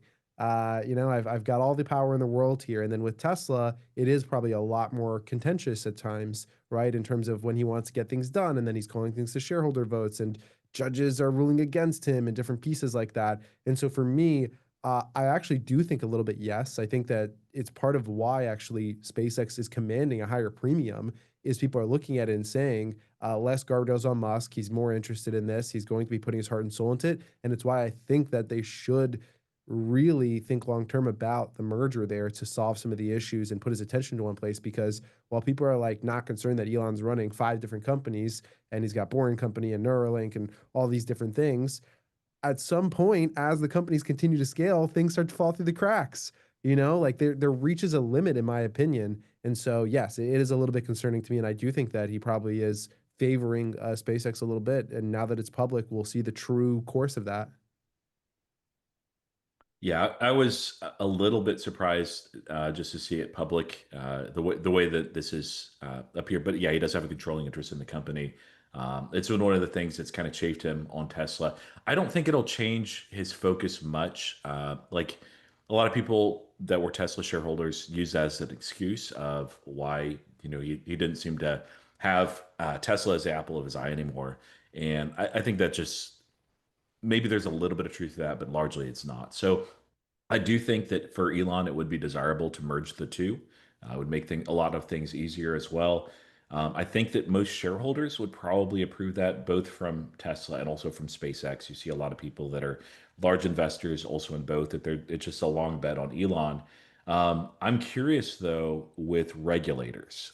Regulators on both sides of the aisle too, but especially with one particular branch, not to get too political, have been very skeptical towards Elon, to say the least. And there's some reasons for that. But I'm curious, like especially if we see some things shift in the midterm elections, it might be very challenging, even though I think in a normal neutral environment and there wasn't any political charge to Elon, you'd look at the two companies merging and be like, well, they're dissimilar enough. It's not like this is going to be a monopoly share in the market that didn't already exist. But I don't know. Do you guys think that the regulators would hold that up or prevent that altogether from merging if they were desiring to? I don't think so personally. I think that, gosh, you would hope that, a little bit of capitalism would kick them in the butt and say, all right, let's do this thing. I think the more complicated part is what we talked about with Sawyer earlier, which is that for a merger, you need 50% of all outstanding shares to vote for approval. Different than when Elon was trying to get his pay package, it was 50% of those that vote plus one needed to. Elon would have 20%, roughly 18 to 20% of the votes, and then retail has about a third. So technically that could get you there. I think that would be the harder part, to be honest, than getting the regulation side would actually be getting the votes. So what odds Yeah, would that's you guys fair. put on it happening? I wonder if Polymarket has like a thing already. That's a great question. Yeah. I'm pretty optimistic. I got to be honest with you. I think it is going to happen. It's just a matter of when. Are we going to see this over the next 24 months, or is this going to be 4 years from now or So 5 there's a years market. There is a market, and it actually has a 38% chance of Tesla and SpaceX merger announced by December 31st. Oh, I'd say way lower for this year. Is there one that's still a little bit further out? They're only offering options for this year right now, and they've got 38% chance by December 31st, 14% chance by September 30th, 3% chance by end of this month. That's like, I mean, you got to pay fees, but that's a free bet right there. It's trading like it too. Yeah, if we like zoom out, like over the next 4 years, I think that it's probably a greater than 50% chance of happening over this year. It takes a lot to get that done, especially with what you said with shareholders on one side. I think Tesla shareholders would also be more interested in seeing that as a merger if SpaceX was trading at $1 trillion valuation or below. Then it would begin to look a lot more attractive than where it's currently at. So, give it some time to play out. I'm sure Elon will have a lot of comments and thoughts. That's probably going to be one of the most interesting questions, both from existing shareholders that are retail for Tesla and also SpaceX now, and also for the analysts that are covering it. So. Mm. You right now also have one other market that I thought was interesting, which was closing market cap today, and it just ranges.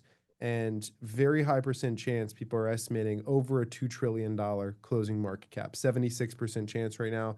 So it doesn't look like people are expecting a big drop from where we're seeing us sitting today at about 167. Yeah, we've got quite a buffer, right? We're already at 2.2. So it's pretty incredible, man. 2.2 trillion. We were talking about that $1.75 trillion valuation, whether or not that was potentially expensive. But even from 1.75 to now, people who are looking to gain entry at 2.2, that is a lack of margin of safety, even just in this one single run-up. I'm curious if there's going to be a pullback by the end of the day, but I'm not looking to FOMO in here. Yeah, historically, I'd probably expect it Monday, sometime after the open, like by lunch. If not, we could have continuance through the week, but like it's anybody's guess. So, I guess I have one last question for you guys, if you don't mind. Yeah. Amazon's sitting at 2.54 trillion in market cap. How likely do you think it is, even if it's just for one moment, that SpaceX's market cap exceeds Amazon here this year? I actually don't think your odds are too bad. Yeah, Yeah. Tanner? Yeah, no, I was going to say, I do actually think there's a ton of momentum here. It's just a matter of if that should happen. I think Amazon is on track to do $1 trillion in revenue by 2028. Obviously, margins are going to be quite different than SpaceX, but that being said, SpaceX's margins are negative. So, at least in the short term here. I Yeah. don't know, man. Amazon has a lot of opportunity going forward, and uh, I would be much happier to buy Amazon here than SpaceX at equal valuations. Yeah, agreed. Yeah. All right. Our next guest is here a little early, so I think we're going to go to a 4 box for a few minutes here. If you still have a few for us, Roy, this is a special one that's joining in with us. 25 years. That's how long our next guest has been covering the stock market as a television journalist and anchor. He's done it from New York, Los Angeles, San Francisco, and now Toronto for Bloomberg Television, ABC News, BNB, Bloomberg. He's built Ticker Take into one of the most watched investing YouTube channels in the world. Millions of people tuning in constantly for his breakdowns. And he's been doing deep dives on SpaceX's business specifically, including a full breakdown of the Starlink revenue engine earlier this year. John Ehrlichman, thank you for being here. This is awesome to be here. First of all, thanks so much. This is a great day to talk about a growing business, and I love what you guys have been talking about already today. Gavin, it's great to be with you guys. Thank you. Good to meet you, Appreciate you John. being here. Yeah, John, you've been kind of really good at being there for moments in history, I would say. It's kind of like, people look around at the film and they're like, oh, there's John. That's Oh, right. there's John. Yeah. Kind of been there for moments in history. And today's really a historic day. I just want you to maybe put it a little bit into perspective because you've interviewed CEOs, athletes, entertainers, Kobe, others. You know how to, I think, read people as well in high stake moments. And Elon Musk is a fascinating person here. And so what does your read of this situation and of Elon Musk tell you about SpaceX that somebody can't get just from reading an S1? Such a great question. I think I've had two main feelings today. I mean, one is about the story of the IPO and the headlines that are generated around it, because there are a couple of milestone moments that stand out. It's just so rare to have a listing day like this. Most companies would kill to get this attention, but they also might suffocate from the attention too. So from that perspective, I think about when Facebook was going public.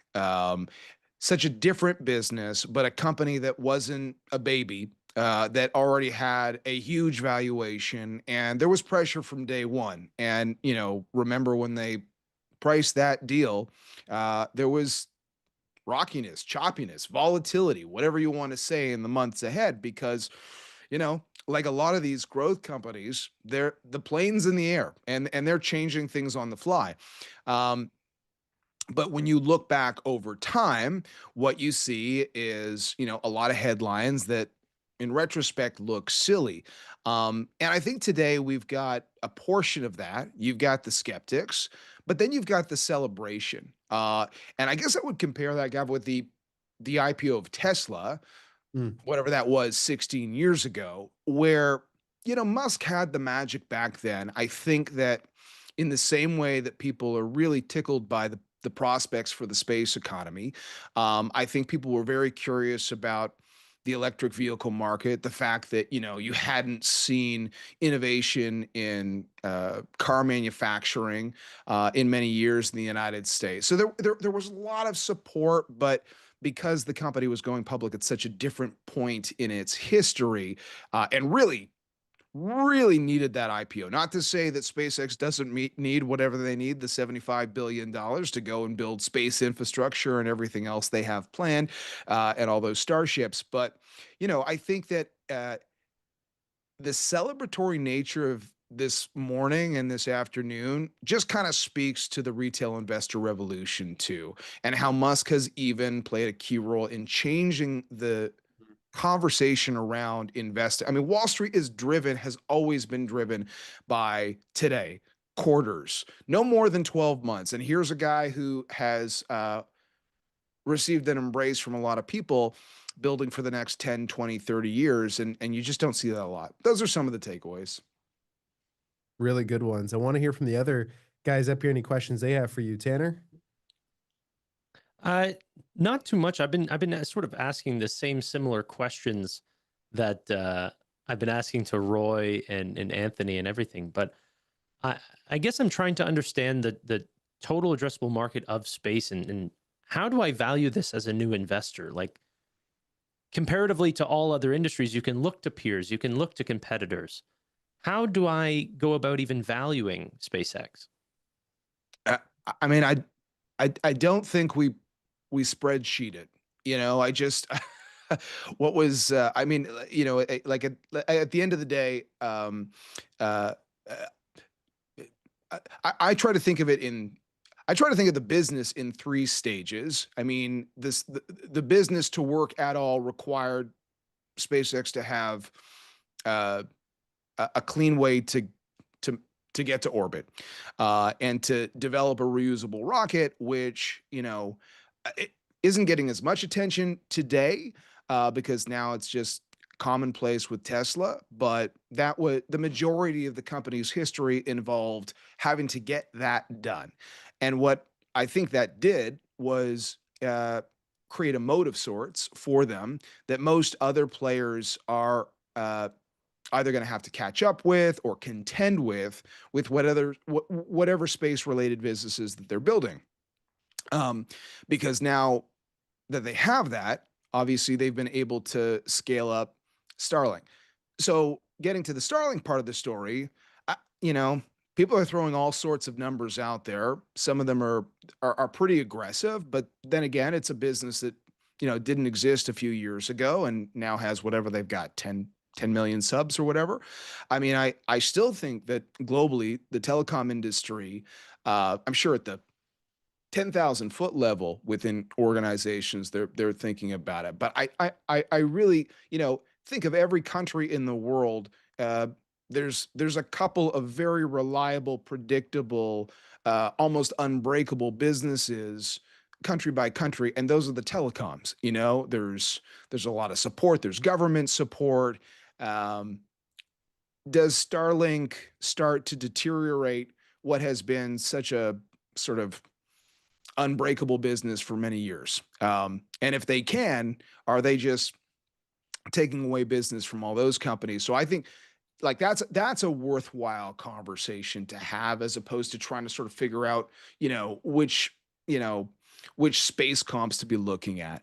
And then I guess on the AI front, that's where things get very creative and interesting, and that's why I just think it's very difficult to do it. I mean, look, at the end of the day, people have bought into the idea of Elon knows what he's doing. You've got a corporate structure that firmly has him in control. People have given the company massive amounts of money to go and be Elon. And if he's saying that, like, the goal is to build data centers in space, amongst other things, to sort of further tie together the not just the rollout of AI, but the compute story. I think we have enough instances over the last 15 years going back, and things were said about where we'd need to be, and then things were built. Now, in this case, it's just sort of it's leveling up again, but I think that's why it's so hard to try to pull out the math equations on this company, today.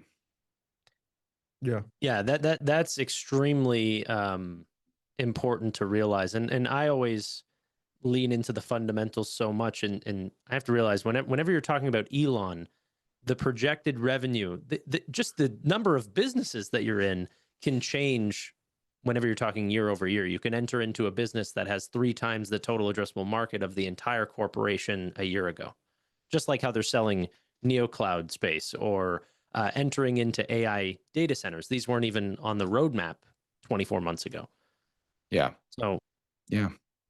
I would agree, and I think that all of these efforts will very cleanly tie into the broader AI story, in part because I think like 2 things are clear, at least on the AI part, which is that everybody wants to use more AI and everybody wants to use that AI cheaply.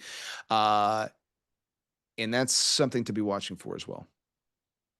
now, how do you I think the reason why they even have availability to sell compute is because they sort of have fallen behind with Grok. Do you think that there's a possibility that, data centers in space or Grok in general shouldn't be given any premium if they end up not being the first to market, or not even having the market leading product.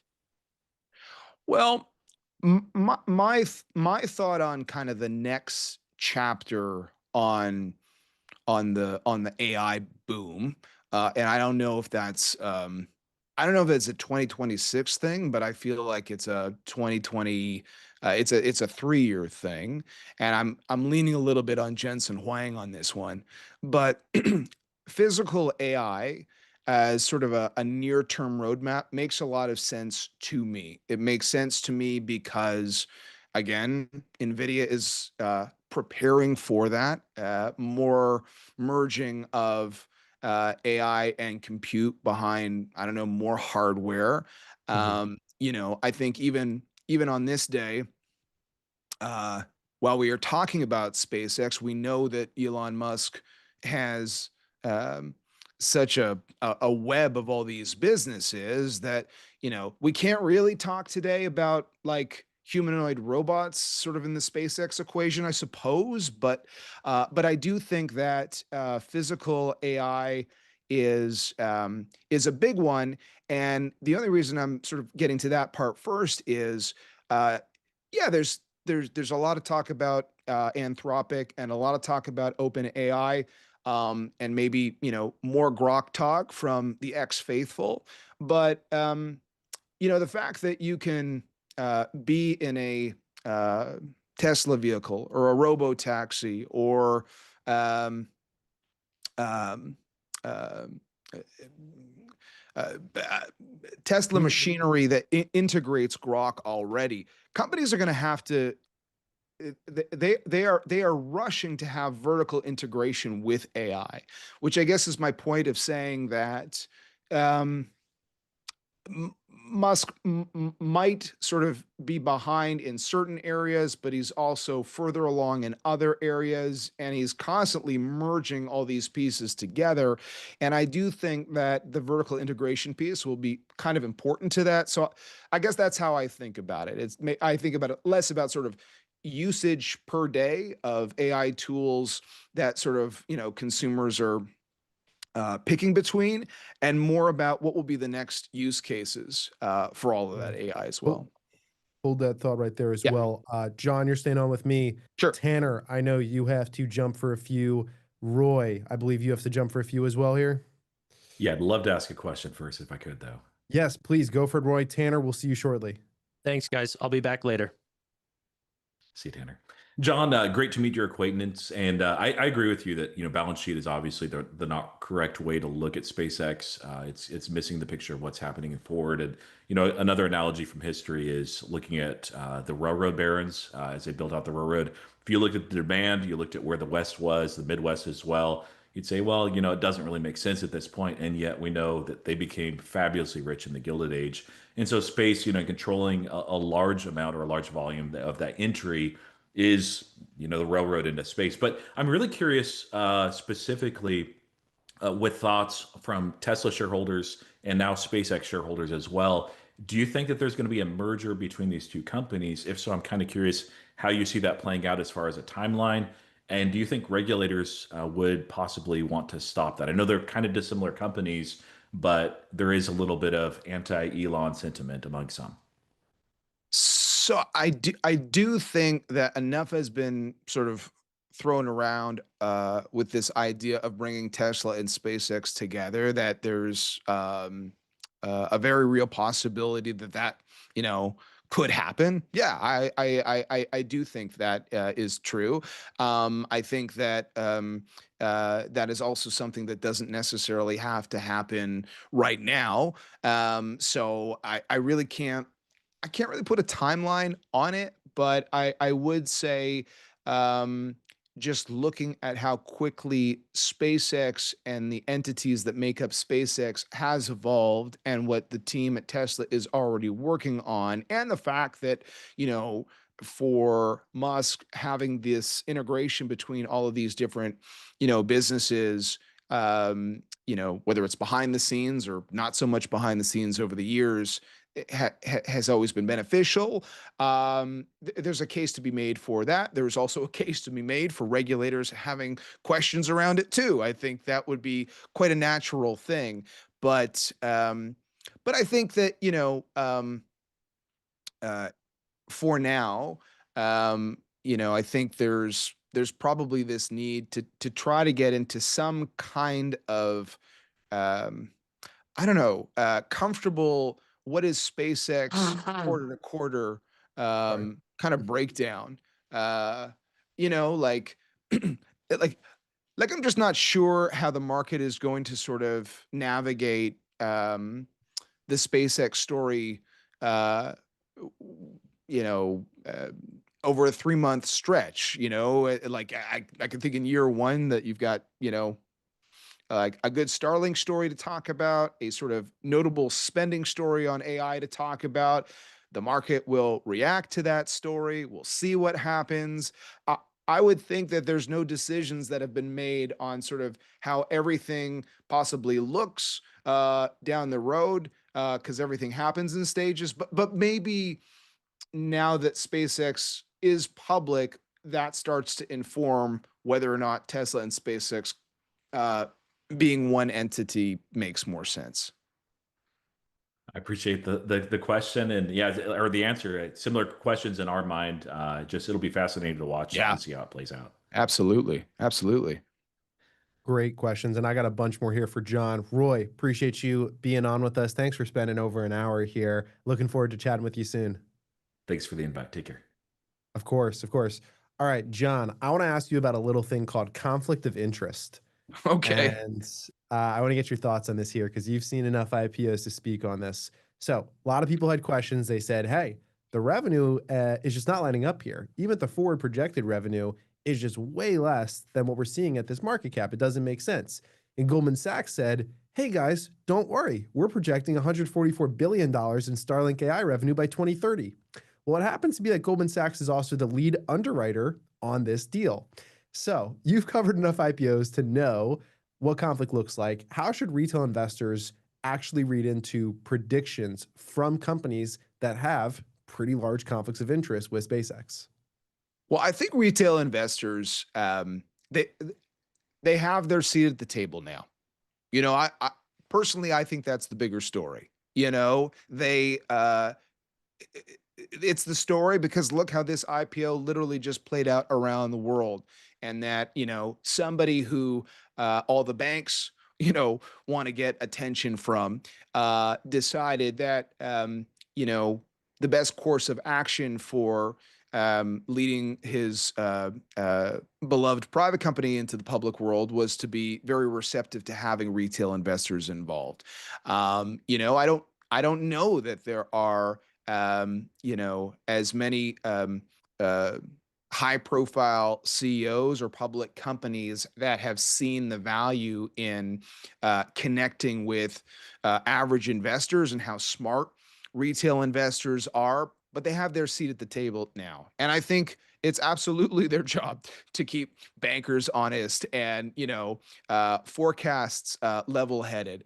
In a lot of ways, those retail investors are, today's media as well, right? We have seen, I mean, I come from the traditional media world. It has changed radically. And so you have evolved coverage of companies, but it comes from generally speaking, a place of deep knowledge. People who, are simultaneously interested in investing in SpaceX and also asking questions around what the bankers are saying. But bankers do what bankers do. Bankers are there to make sure that companies have successful outcomes. Those outcomes could be all sorts of different things. Gav, as you know, like I will do, it's very hard. Forecasting is generally a losing battle, but it is something that sort of helps us to at least sort of start to color out the map.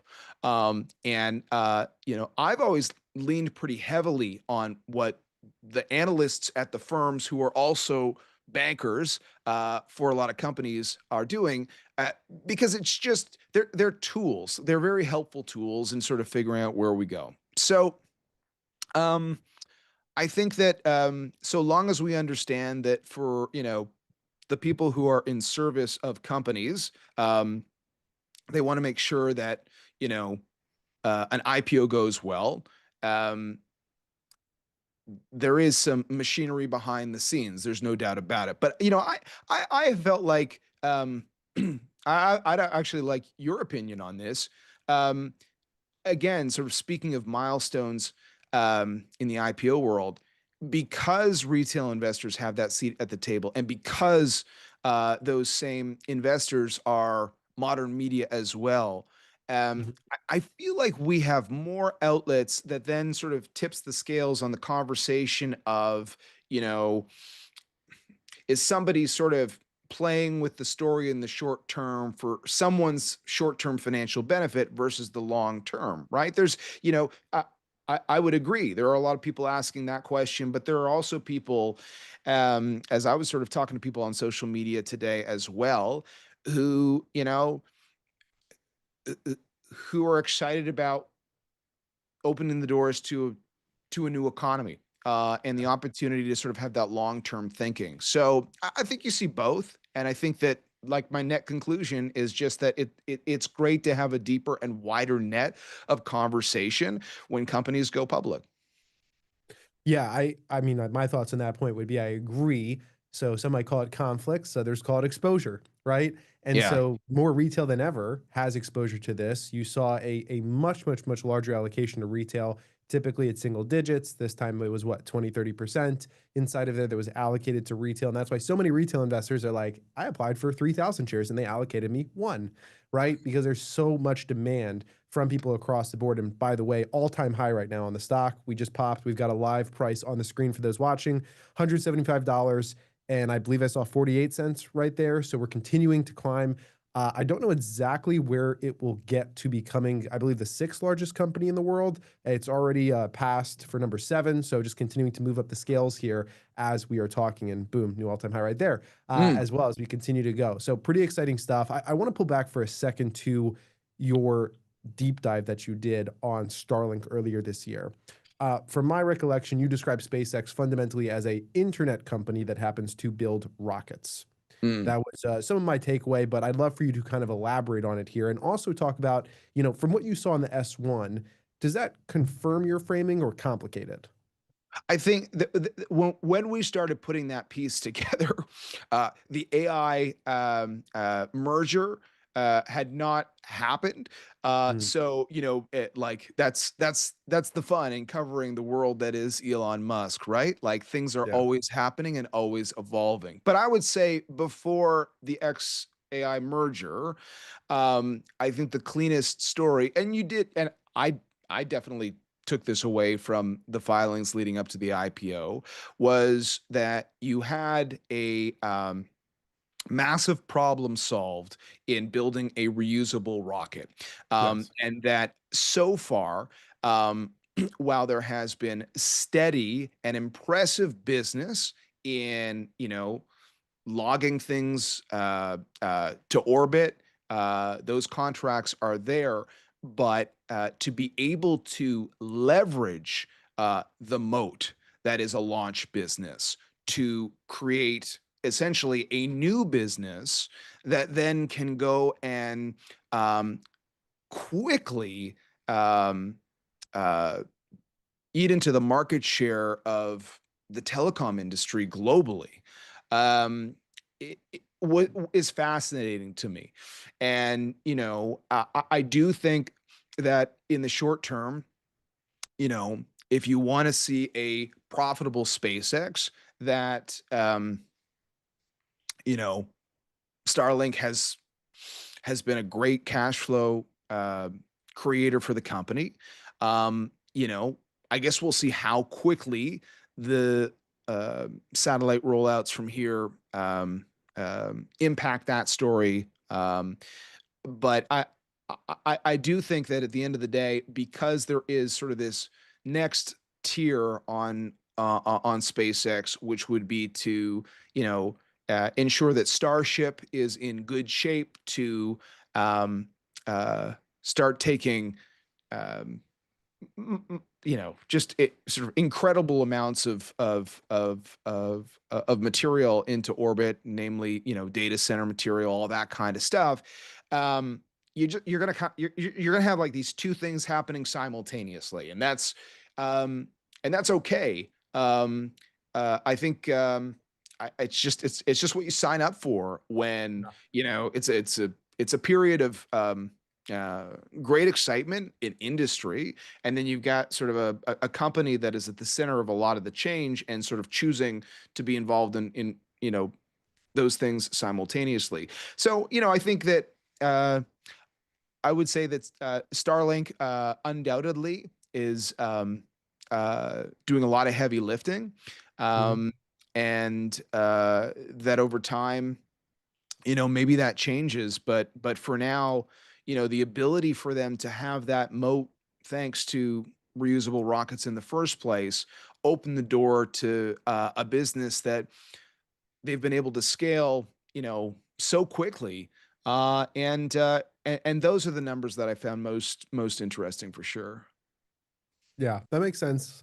Certainly, like you said, a lot has changed, mergers, and people are pointing towards a potential future merger here between SpaceX and Tesla. That's something that's been explored.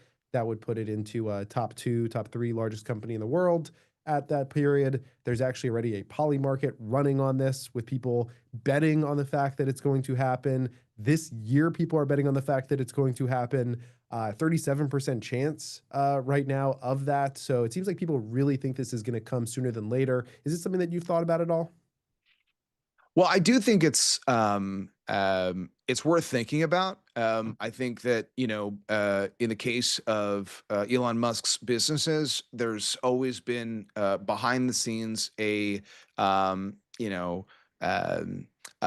benefit. A benefit through efficiency, through supply chain efficiency, of being able to take advantage of what SpaceX and Tesla equally had to offer. And so I guess the question becomes, what are the reasons to bring the businesses together? And I was saying earlier that I do feel like, there's no immediacy required for that. SpaceX just went public, generated a lot of interest, and we're seeing that play out in real time right now. Was able to, fill its coffers and can continue to, push ahead with its Starlink and Starship plans. But I do think that if there's more of this benefit of vertically integrated AI, there's so much of it already happening on the Tesla side that, maybe there will be some kind of benefit to that. There's no reason why they couldn't stay as independent or separate publicly traded entities for the foreseeable future. But I was in a robotaxi yesterday in Austin, and just sort of thinking about how all those different tools that make up sort of the Tesla business, there's already overlap with some of the magic that's happening over at SpaceX there too. So, I think people will definitely talk about it, but I do think that, the performance of SpaceX, how the market responds to SpaceX, all of this, all of this might influence, the pros and cons of that even being a consideration. For sure. That makes sense. Did you request any shares or exposure? Yeah, we put in an order for just for fun, and I don't provide financial advice or anything like that, but I would say that, the one thing I've learned in all my years is that in the short term, the headlines are always, interesting, colorful, dramatic. SpaceX is a company that's being built for the long term. I actually very much appreciate that in a world of short-term thinking on Wall Street, that you have a few companies that are willing to sort of give you a roadmap for the long term. It's really hard to forecast for the long term. It's really hard to build things out when you're constantly navigating all sorts of other things. But Elon Musk has sort of captured the world's attention because of his ability to do that. So, long term, I think SpaceX is really exciting. I think that IPO day is an amazing moment to sort of be a part of. But I think the long term story is the one that is worth celebrating. And I think for the people who have shown interest in the space economy, we wouldn't even be here today if it weren't for the interest in the SpaceX story itself. And so that's why I think the long term story of SpaceX is the one that's like appeals to me as somebody who covers the markets, but also as an investor, the same way that any of the largest technology companies who are on the front lines of everything seem like businesses that you can believe in because, they're thinking beyond the next 3, 6, 9 months. Really well said. No financial advice. You are a financial content creator. How Yeah. have you been talking to your audience about this? What are like the most common questions that you've been getting, and how have you been engaging with them around SpaceX content? Well, today, there were a lot of questions. I thought it was very interesting, because there's such retail involvement in the deal and retail interest in the deal. One of the things that was very technical was a lot of people are interested in what kind of sort of band they'd feel comfortable buying the stock, and I think that's because people are sort of working off of, stuff like what we're talking about right now. So, what's the price at which I should, feel okay buying this stock? And, I think that a lot of this stuff is very, very difficult to answer. Like it just is when we're talking about a company that is growing rapidly but is unprofitable and has a sort of a price to sales ratio that when you look back at IPOs of yesteryear, where you have sort of these elevated valuations, sometimes they can struggle over a 3-year period. I'm not putting this one in that bucket. I'm just saying sort of, there are some truths about IPO day. There's typically pops. But if companies have very high valuations, especially based on where their revenue is today, that can be challenging over the next few years. But there's a lot of people who are just interested in being part of the quick SpaceX, trading economy by putting in those limits. But then I think there's just a lot of people who are interested in other space stocks. Obviously we've seen so much interest in the ASTs of the world, like just any of the hot space trades, and whether or not you need to own SpaceX to be part of the space economy. Like obviously you've talked a lot about the flood of ETFs that we've seen in recent months. And I think that like that's fun to see too, that like an ecosystem sort of is built out of funds that own SpaceX, but also own other space names. It's kind of a mix of short and long-term questions, all good ones. Yeah, it's interesting that you point out all of these funds that were built around this. You had several different ETFs, like you're mentioning, ranging from 2% weighting to 23% weighting, from what I saw, kind of across the board.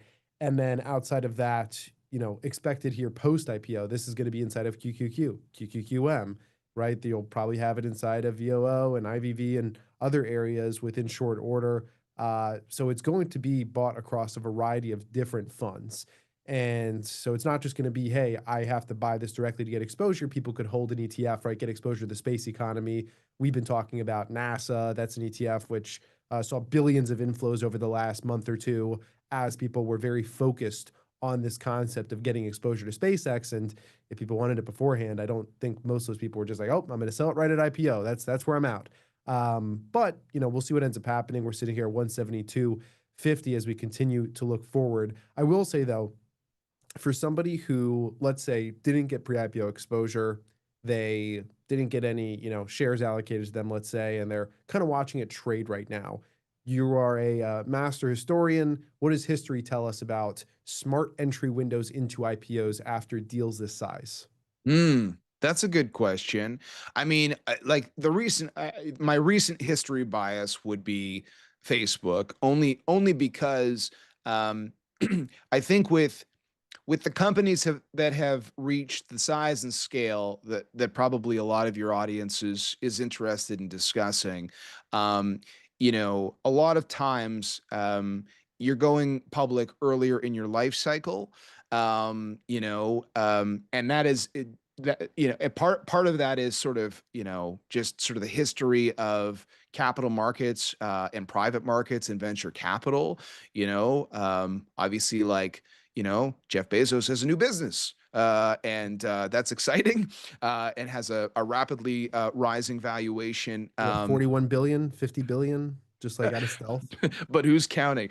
Whereas, like Amazon, yeah, at a similar time of excitement, during the early days of the dot-com boom, but a very young company going public, because sort of that was how it was done, and so I think in that situation, you had a company that was in terms of stock ups and downs, still sort of a very interesting rise, but just like nowhere near where we are today with a SpaceX.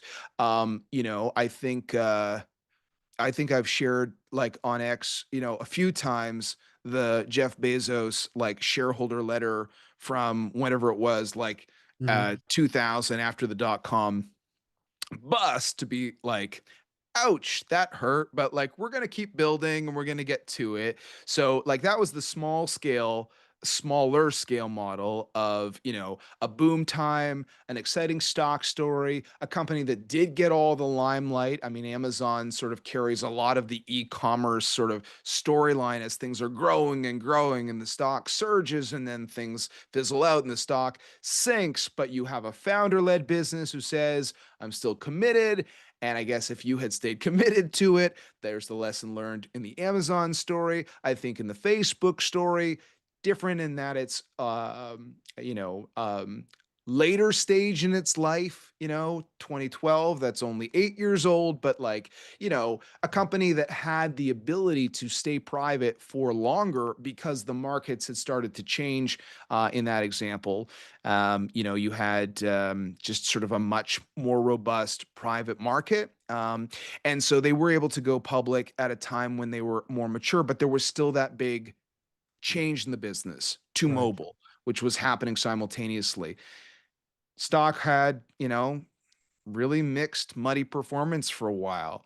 The sentiment was quite negative. It was a time when obviously, media was slightly different than what it is today too. So like if a stock is struggling and there's pressure on a Facebook, that's going to mean sort of a constant barrage of negative headlines. But you look at the longer term story, and here we are. Again, founder led company, calling the shots, moving the levers, doing what they need to do.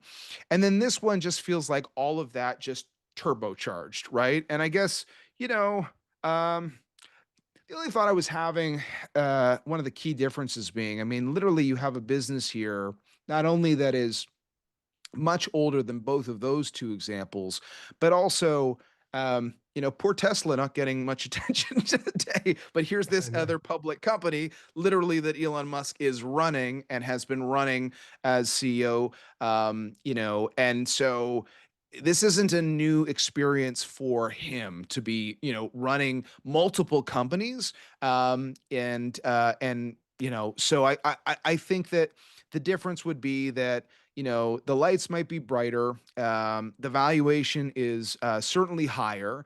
But for founder-led businesses, I think I mean, you've probably done more on this than I have. Like, the performance of the founder-led stocks over time generally nets out pretty well. It's, Yeah. not a given, but yeah.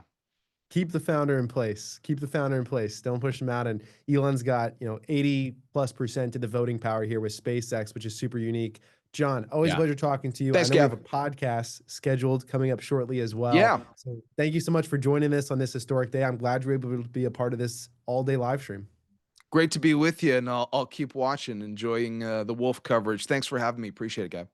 Thank you. We'll talk to you soon. Okay.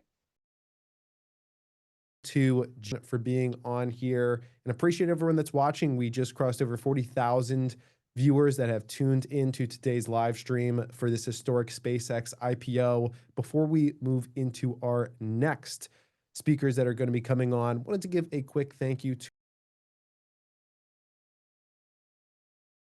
Leverage Shares as well as TEM ATF. So just talking about this for a second for people that are looking at SpaceX, I know we have a big trading audience that is looking forward to trading this stock. Options are not available till Tuesday, but these 2x leveraged ETFs should go live on Monday. You can see here on screen SPCH, that is going to be 2x leverage to the long side, and SSPC, that is going to be your 2x short SpaceX daily ETF. So I look at these as a great way for the people that are looking to play this on a daily basis. I mean, look at today. Obviously, it's IPO day, but you can already see how much interest and volatility there is in this. We are up 27%, 27.5% from where they set that IPO price. And we've already traded 325 million shares, which is an insane amount. So billions of dollars literally per minute coming through here. And you can see that it's going to have massive moves. Utilizing these 2x leverage ETFs, I think is going to be a great way to play this on the trades, both to the upside and the downside on a daily basis, on a weekly basis, whatever it is that you're looking at. They're not meant to be long-term holds in your portfolio, but rather short-term, day-to-day ways to play and trade the stock. So again, Elon Musk, we just talked about it, taking another company public, a very cool opportunity to be a part of. And these are a great way to be able to trade it. Thank you to Leverage Shares for sponsoring today's live stream. We appreciate you. And also a shout out to Tema as well, who's provided people with that long-term exposure to the space economy. With that being said, we're getting ready here to roll in with our next set of guests. We got a twofer coming up for all of those that are watching. Super excited for this one.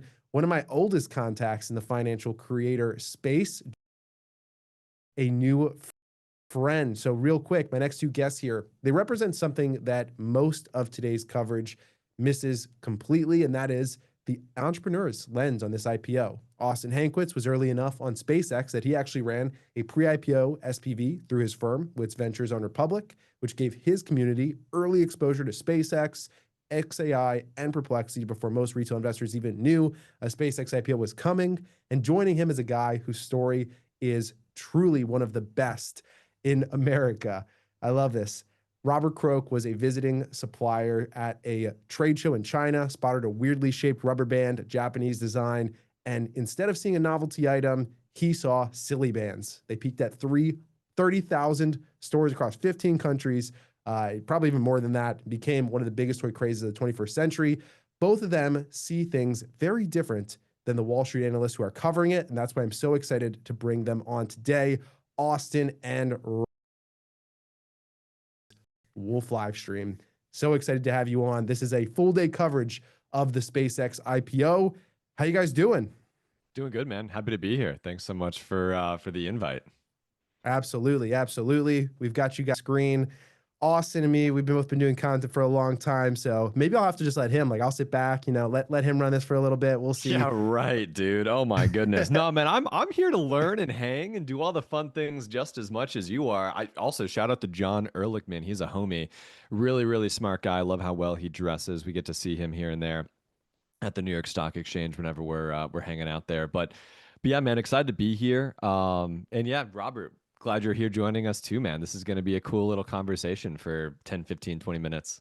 Yeah, we've been talking about SpaceX, the do's and the do nots of these IPO, this new IPO world, because I'm the old guard, and back in the day when I could get in pre-IPO and right at the IPO on the Metas of the world and the Nvidias of the world, those were awesome times because you could really enjoy those big run-ups. But now it's a different world because companies are staying private for longer. The retail investors are not really getting in early. They're more of the, the party favor at the end where it's like, they're not getting to see all the upside of the people and the things that we do as seasoned investors. And that's why it's so important. What we built with the Rich Habits Network is allowing these people that head start on the masses, the retail investors. And so I'm excited to be here, see what goes on, and try to add some value if I can to the audience. Yeah, I think you nailed it right there. Even people that were big SpaceX fans. I had Sawyer Merritt on this morning. He's the Tesla guy. I did a podcast with him about a year ago, and he's like, I don't see SpaceX going public anytime in the near future.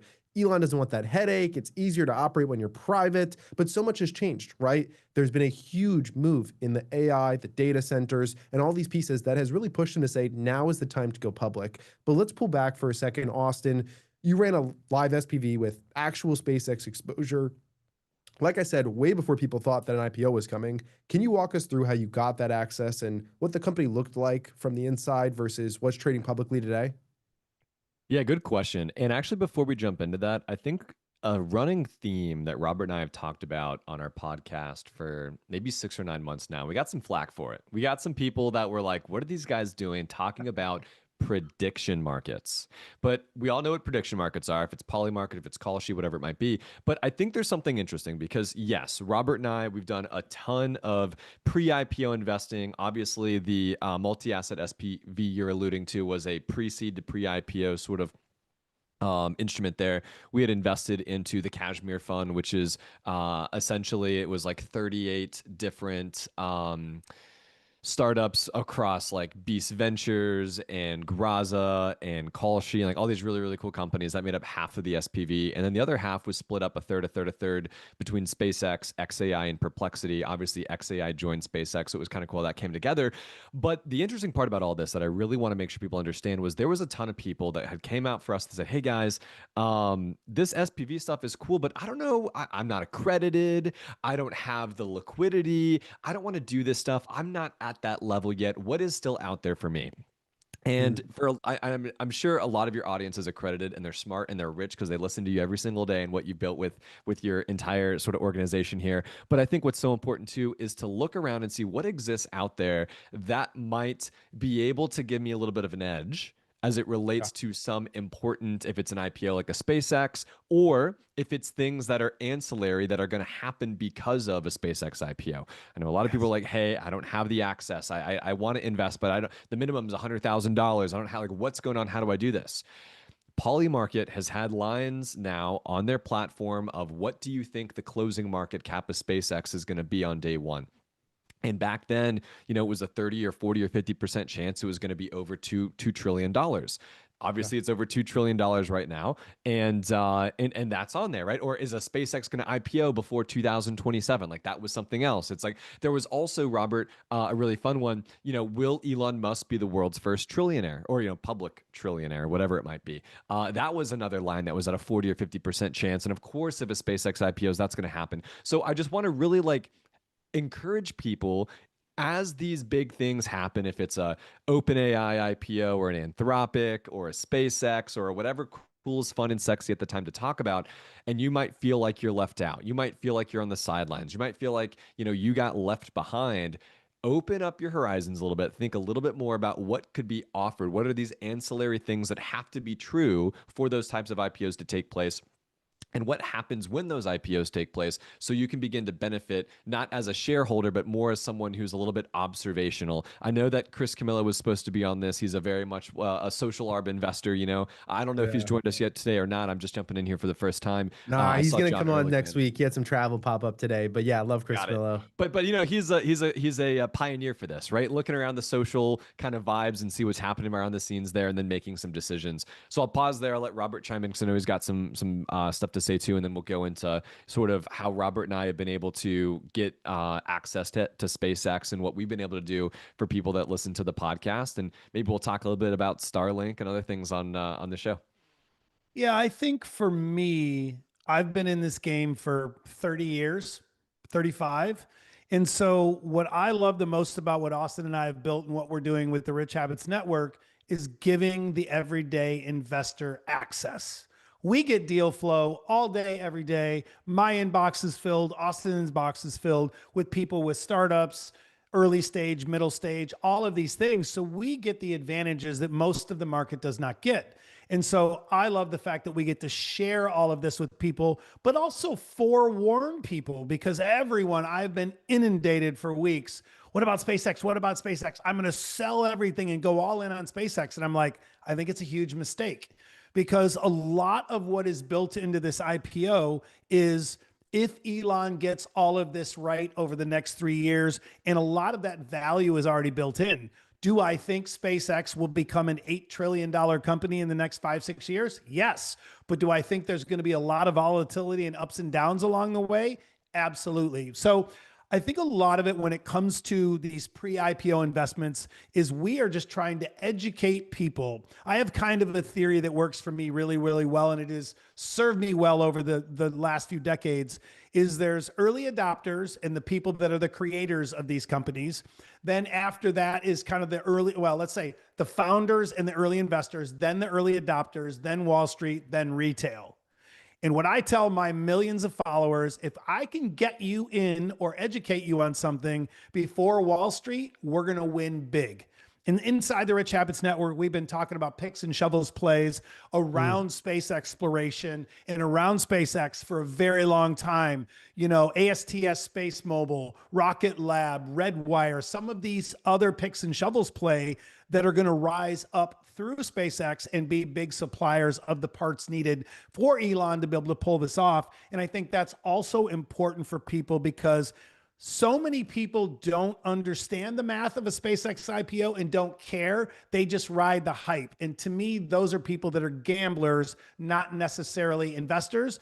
And Austin and I's entire hill we live on is trying to teach people to think long-term and be real long-term investors, and not try to like ride these hype cycles that everyone else does. So that's my take on it. Very well said. Yeah, I think you guys are both coming at it with the right approach and just trying to help retail. I think the one thing that you just said there that stands out to me the most is that people come to you and, you know, say, I want to make a big investment into this. And rather than telling them, hey, the right thing to do is to invest in this or not invest in this, what you're trying to focus them on is how they should be approaching things, right? Yeah. The lens that you should be approaching in general, because what comes out of that lens is on the person, right? They have to go through their process and actually research. And maybe it is something for them. Maybe they should take big allocation. Maybe it's not. But approach is what you guys focus on so heavily that I appreciate so much. Yeah, we appreciate that, man. 100%. Yeah, we say everyday personal finance is personal. And the best thing anyone can do, depending on whatever age they are, is understanding their risk tolerance. And even then, if someone's like, hey, I'm 26 years old, I'm super risk on, I'm good, I still don't want them to punt their whole portfolio on one or two positions or some crazy crypto or IPO or whatever, because my goal, and I know Austin's goal, very important as well, is to get people to understand long-term wealth building can be very boring. And you can have your high risk buckets and your high conviction plays, but you also need to have that core portfolio strategy to make sure you are protected long-term. So very important to both of us. How do you think, Austin, about taking profits, since you have, you know, been in this for a while, was early, it's now gone public? I know that there's several unlocked tranches within here. How do you think about making profit on this, or how long you want to hold it for? This is a really good question. So want to give a couple little kind of tangents here. The first one is we started offering SpaceX at $210 billion to our audience, which was great. So 210, 10X. Yeah. Shout out to them. Shout out to the people that wrote $50,000 to $100,000 checks because they had conviction back then. They're gonna get a nice windfall. But anyway, that was 210. We did another at 440. We did another at 800, and then obviously here, which is really cool to see all this liquidity come in. But so a couple ways I want to approach this. The first way is we get questions all the time on the Rich Habits podcast, which is the podcast that Robert and I co-host, about like, hey, I've got these RSUs at my work, or hey, I've got my company matched with my 401ks and company stock. My net worth is now 30, 40, 50, 60% inside of this one company. Should I diversify? Do I keep it? It's a great company. What should I think about? Well, first off, again, and Robert already said this, personal finance is personal. But what we really like to encourage people to do is kind of follow that core satellite portfolio strategy of 65 to 85% of their portfolio is diversified and invested into those index funds and ETFs we like to talk about. The VOOs, the QQQs, the DIAs, the VGTs, right? All these great index funds that are going to continue to go up over time, maybe some international, whatever you want to do, but those compound over a long period of time. The other 15 to 35%, that's where you can get a little specific. That's where you can get some opportunistic, allocation to a specific company you might be excited about, or some real estate or precious metals, or, whatever's going on.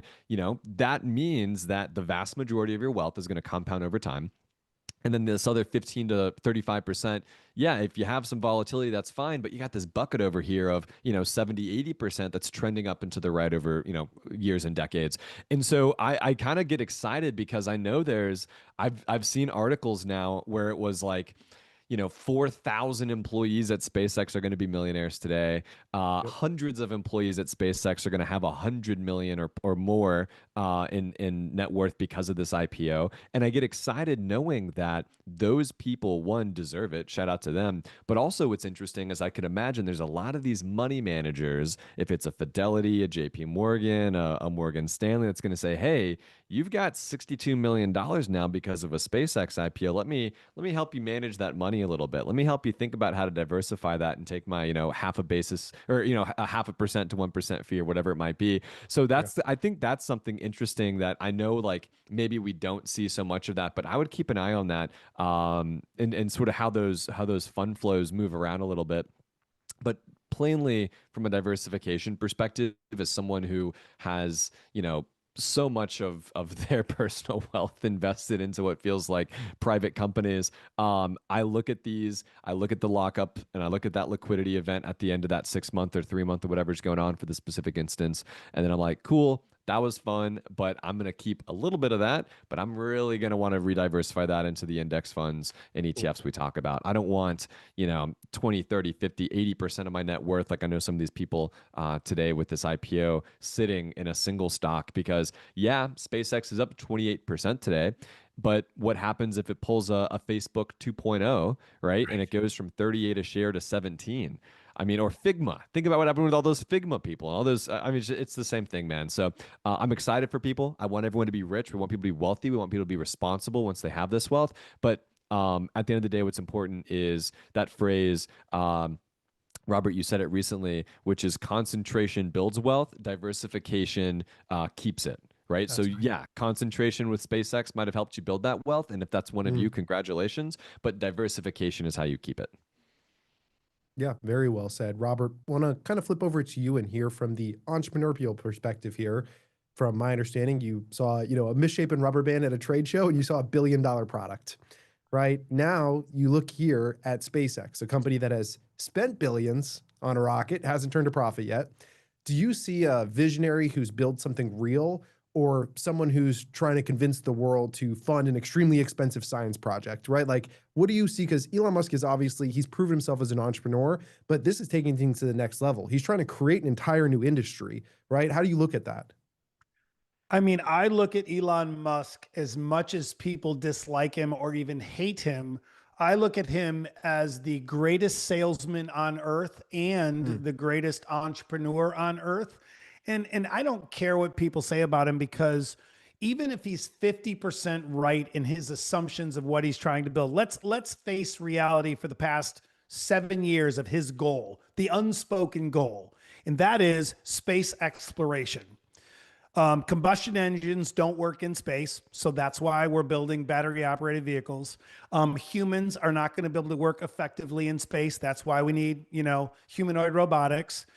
Data centers operate much more efficiently in space from a cooling perspective and an energy perspective with solar and sun. So all of those things lead to one big picture that he's trying to get the world to pay for through investors, and that is help him build out this entire space journey.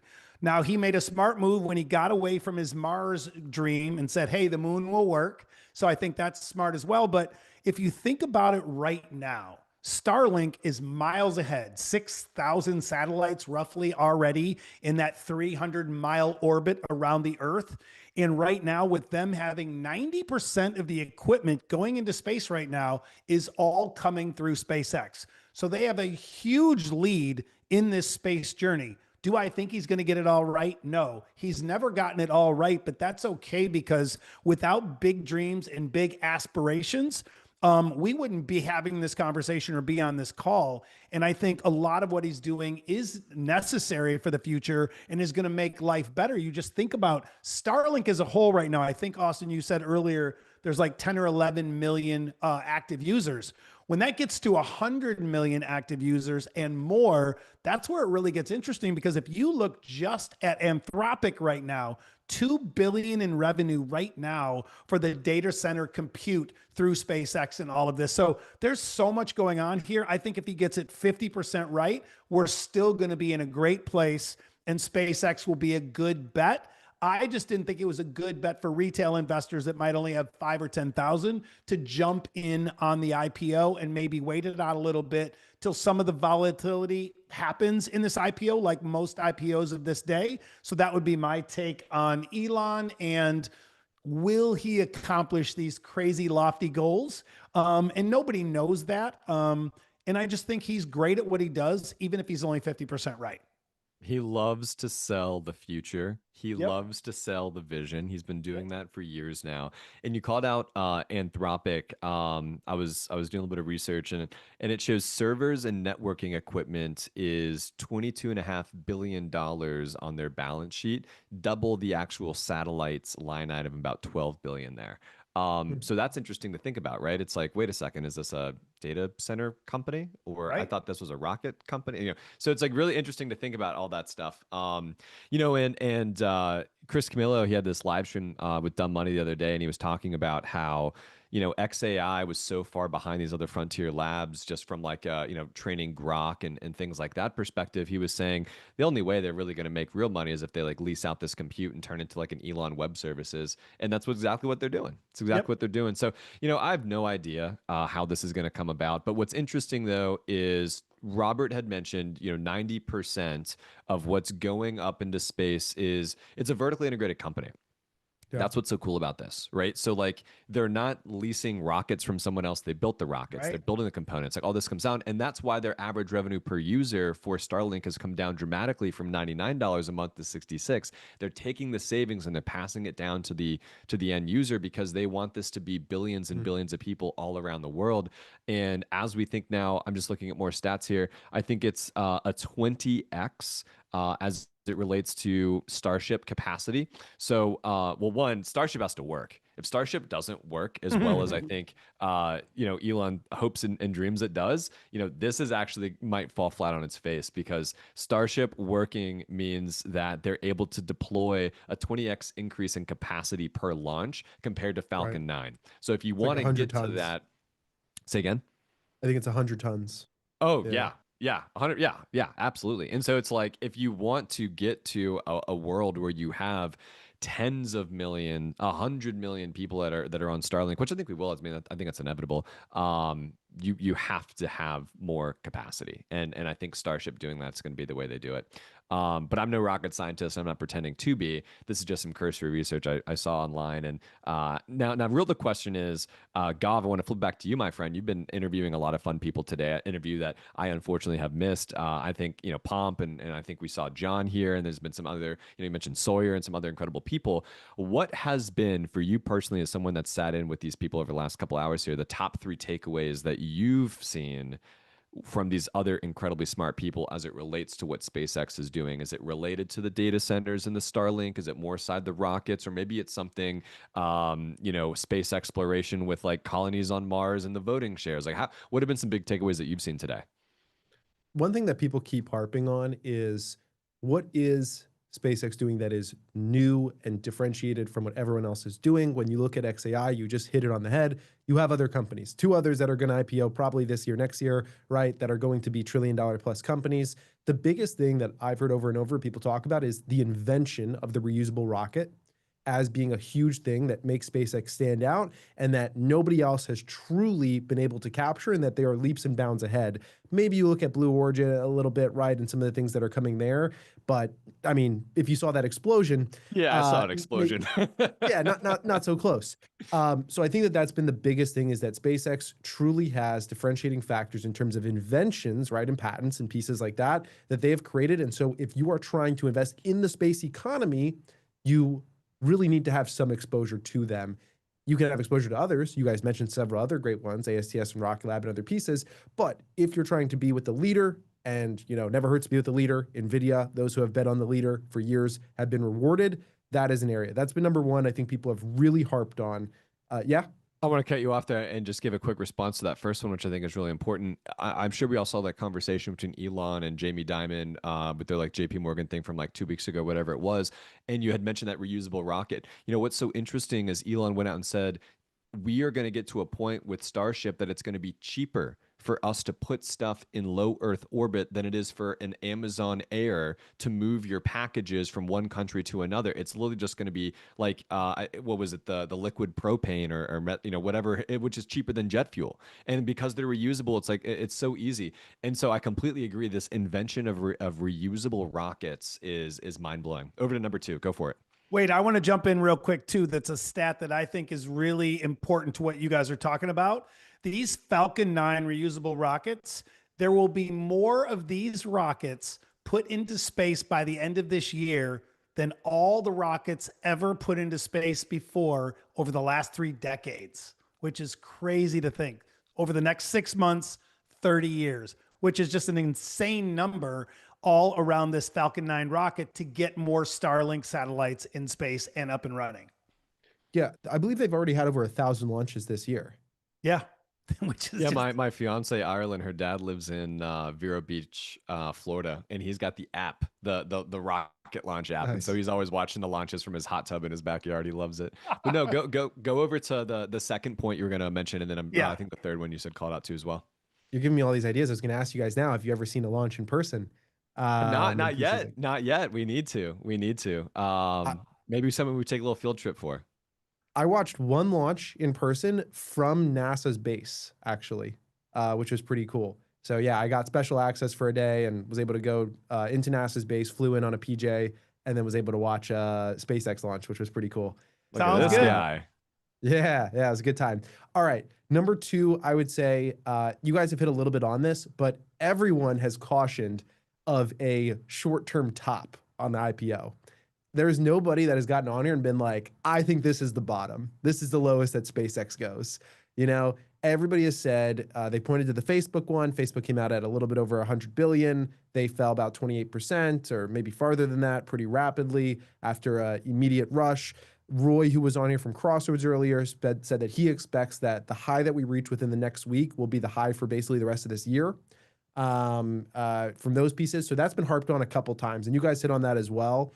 I think one reason that people think that is because there's going to be a lot of share unlocks and a lot of people are going to be looking for liquidity. So you only have about 4 to 5% of the float unlocked right now. And it's a very unique structure how they set these unlocks. You have a big unlock at the first quarter earnings report. You have the only person who's really, I guess, like locked up for a year plus, which is unique. There's Elon and a few other key executives. But yeah, I think you're just going to have all these people through SPVs, employees like, I mean, like they said that cafeteria workers are going to be millionaires off this. Do you think the cafeteria workers not liquidating half of that immediately? Like, come on, like you just have to from responsibility standpoint. So I think that that's been another big thing that people have really focused on. And because of that, I've actually been telling people like, hey, like, okay, so maybe you want to have some exposure to this through an ETF, right? That has it, that's going to be a part of it. So maybe you get more of that diversified exposure. So that's been like a big point of conversation is people thinking that there is a short-term top here. No, I completely agree with that. And I'm looking at, I just kind of pulled this up. You know much more of this than I do, Gav, but early release schedule, right? So we've got up to 20% second full trading day after Q2 earnings are released. So that's the first public report, early to mid-August. Another 10-ish% if the stock closes 30% above the IPO price, which we're trending for. And then 7%. For at least 5 of the 10 trading days prior to earnings. Yes, at least 5 of the 10 trading. Yep, you got it. And then 7% each at days 70, 90, 105, 120, and 135, which goes through pretty much the end of October. And then another 28% unlocked second trading day after that Q3 earnings, which is probably sometime in November. And then everything else is after, call it mid-December. I completely agree. And like, don't get me wrong. I don't think, let me be very clear, I don't think the stock is going to go down because people are losing faith in Elon or optimism in what's possible, or Elon will not be able to deliver upon perhaps like some expectations that investors might have. I think there's literally just hundreds of billions of probably liquidity that needs to get sucked up somehow, some way from all of these early investors. I mean, what, Google's got a $120 billion position. I saw a really cool breakdown that showed the entire cap table of SpaceX. But dude, it's bonkers. And I think to your point, those look, you know, if it's a cafeteria worker, whatever's going on, I can't find the image right now, but yeah, dude, they need liquidity. They deserve it. And I hope that they are prudent and responsible with this newfound wealth. I'm going to jump in on that, Austin, and say they're not going to be prudent. It's like when you think about a new athlete that just signs a $50 million deal, or somebody that has their first hit record and they get their first huge bonus. I think you're going to see a ton of movement in the Rolex market, the jet ski market, the Mercedes market, because people are going to be YOLOing money.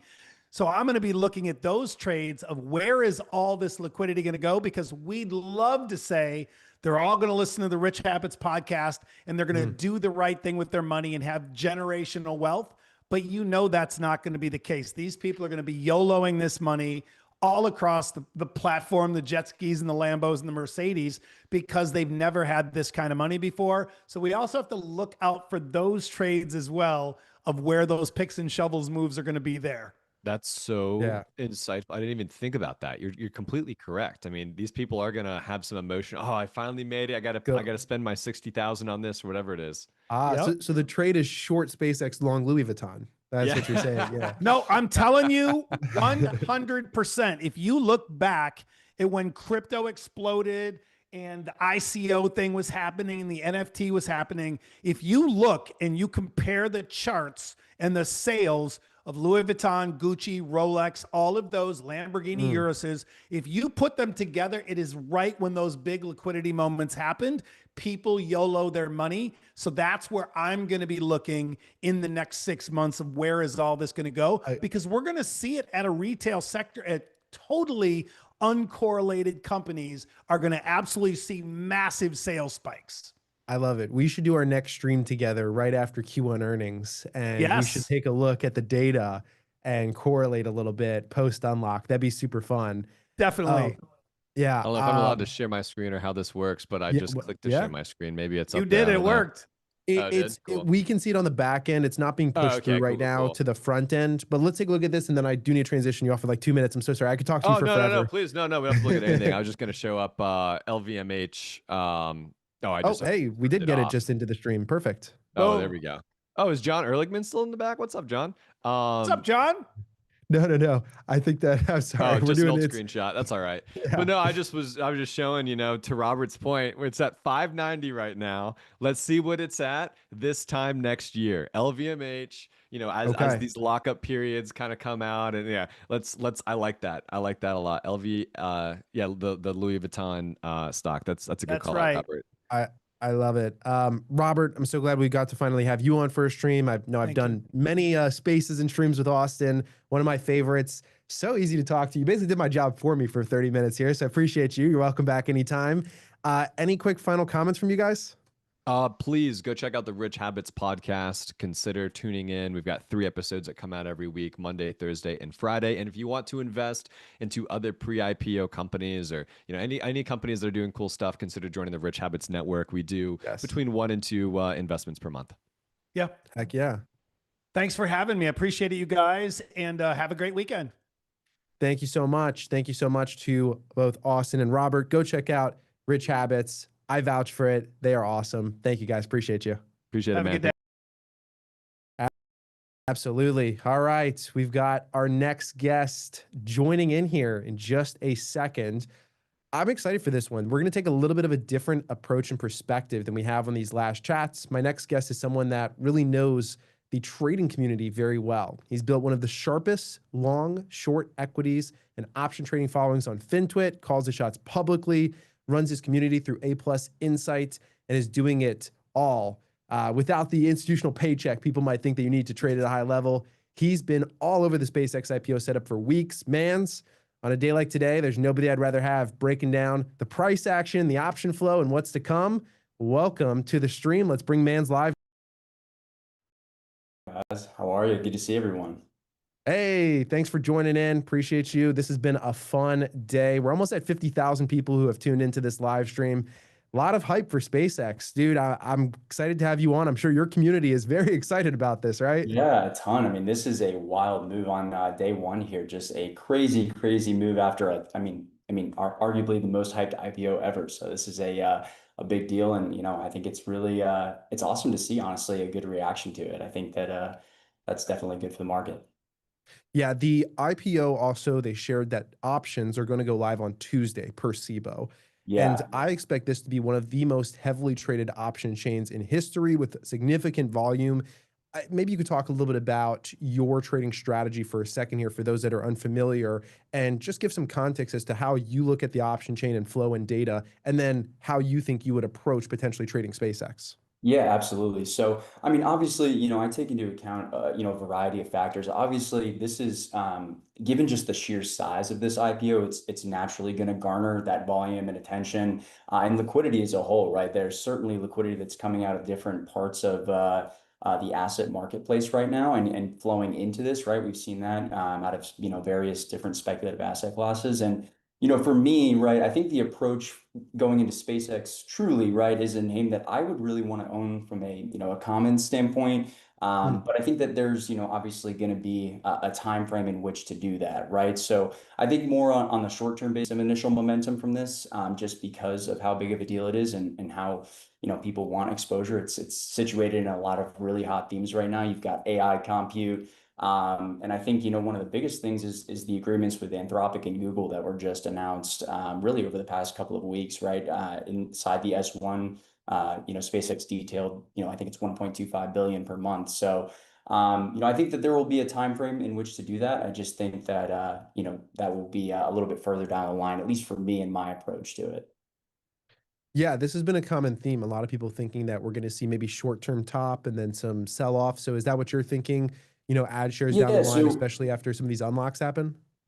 Yeah, absolutely. I think one of the biggest things people should watch, and if, like I said on my main Twitter the other day, but if you haven't read the S1 already, you should read it because the SpaceX IPO has so many early shareholders that are in, from years ago, right? Because there were so many pre-public seed rounds, and so you have an unlock tier that's going to happen where you're going to have 70 days post IPO. You'll see 7% of the share float unlock. And then basically every 25 days after that, you'll see another 7% until you get to that 35% mark, which will unlock fully on October 25th. So it'll be kind of a tiered system. And so I think during that time, after the initial momentum phase happens, you'll see just a steady kind of diet of sellers that'll be present because obviously people are going to want to, take profits at some point, right? This is a as of right now, last check, let me triple check, but a $2.3 trillion company. And you've got Microsoft sitting at a $2.8 trillion company, right? And so I think that naturally that will garner some sellers after the initial momentum happens.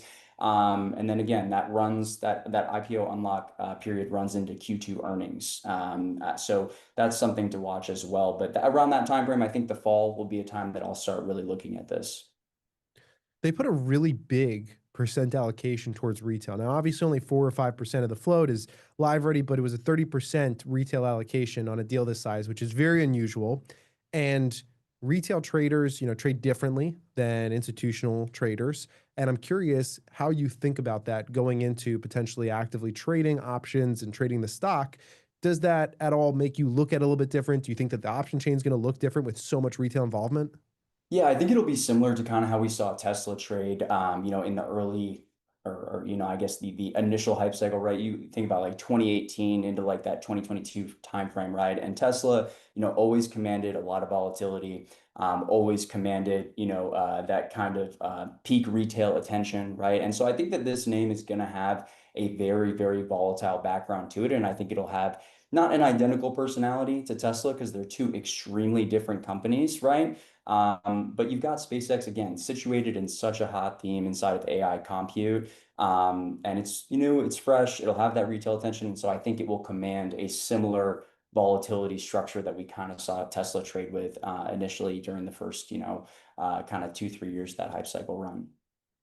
What do you think about other like sympathy plays around it today? Firefly down 17%, ASTS down 14%. RKLB, even with the pop that it got last night, is still down 8% today. So That it's was clearly wild. pulled a lot of liquidity out of the market. For sure, yeah. That was a wild move. I guess, RKLB gets added to the NASDAQ last night. I looked at my phone at 10 o'clock. RKLB was up 10% or 11%. And I look this morning at the open and it's, down 6 or 7, right? And it's like, Yeah. oh my gosh. And I think that's just kind of natural, right? If you think about back to the Facebook IPO, you saw a lot of stocks running in anticipation of that IPO happening. And then once the IPO actually came, there's that kind of natural take profit point. Also, RKLB has had an incredible run lately from the 60s to the 150s. That's an incredible move. These names are going to be volatile. It's a new industry. What did Elon say? He said it's like unlimited TAM, right? The total addressable market. We don't even know yet, right? Because it's such a new and fresh and highly speculative industry. I think the areas to watch are really going to be that AI compute connection area because that is what's commanding the revenue, right? Even if it is shorter term. When you see gaudy numbers like Google paying, SpaceX $920 million per month, they just amended the S1 last week to include that deal. How long is Google going to pay them that much money? We don't know, but we also have Anthropic paying them 1.25 billion per month. I mean, these are really, really gaudy revenue numbers. And so I think there will definitely eventually, after this initial post-IPO take profit phase, I think there will be a theme that really does develop around it. But I think it'll be those names that stand to benefit the most from that potential earnings bump that we're seeing with these deals right now surrounding the AI compute. Yeah, insane deals, insane revenue pieces. Still has a lot of revenue to make up to have any type of reasonable revenue multiple. Goldman Sachs does estimate that they're going to significantly increase, although Goldman Sachs also has a conflict of interest here. So a little bit hard to tell how that's going to work. Zooming out for a second, maybe taking SpaceX out of the picture for just a minute here. When you think about long-term investing versus short-term trading, how have you been building out your portfolio?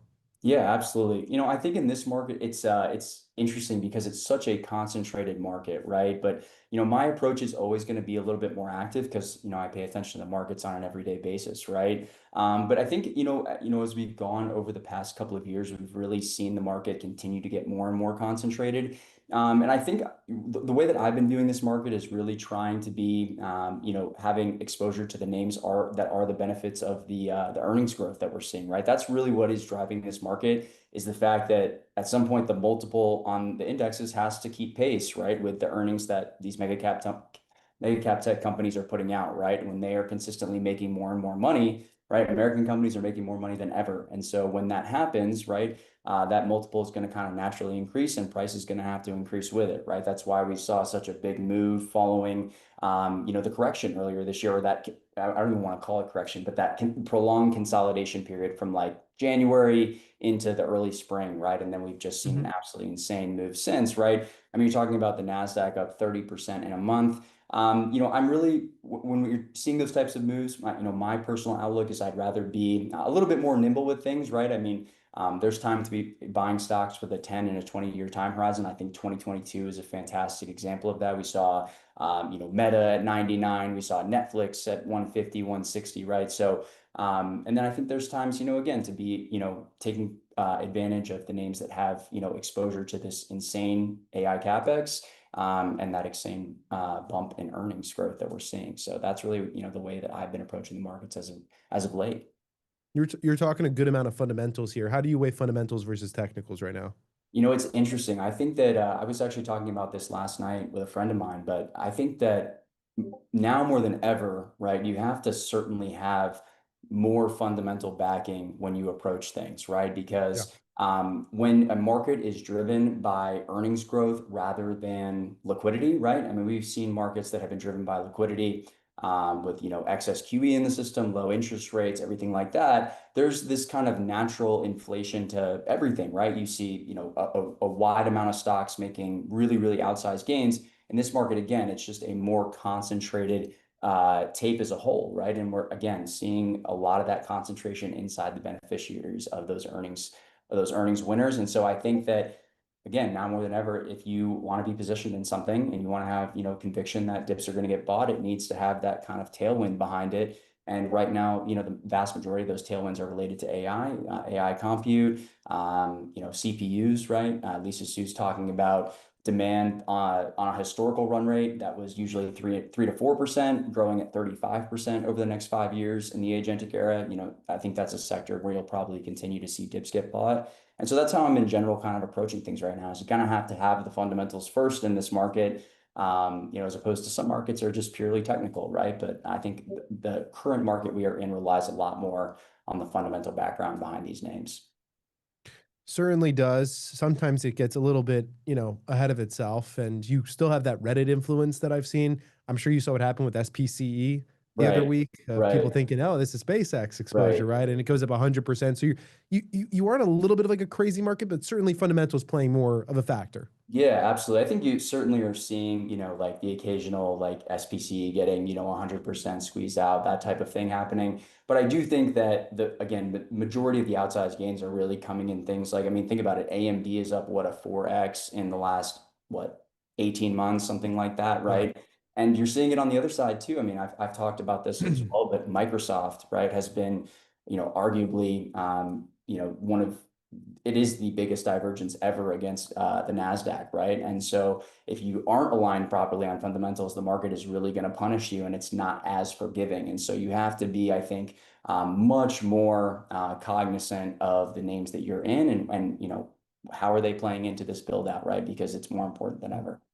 One other thing that's really interesting about the timing of the SpaceX IPO, which has such a big retail participation, is the removal, I believe, just this past week, of the pattern day trading Yeah. law. So, what did you think of that? I saw you posted about it. Yeah, I thought that was interesting. I think that was probably a natural progression for markets at some point, right? I think that was a little bit dated, so I think the timing, right, is ironic, right? Of course, there is certainly retail interest when you have names like AMD and Nvidia and doing the type of returns that they've done, right? Stocks are generating a lot of attention right now, right? Whereas like a sector like crypto is not getting that love. So I think you're seeing those transformative kind of new waves occur inside of equities right now. And I think that's just kind of, again, the natural progression of things. We're going to see not 24-hour, but we're going to see extended hours trading on options on the Mag 7 starting in about a month and a couple of days here. July 14th, I believe, is what's been floated. So that's going to be, again, another big change to the market dynamics and, how things move.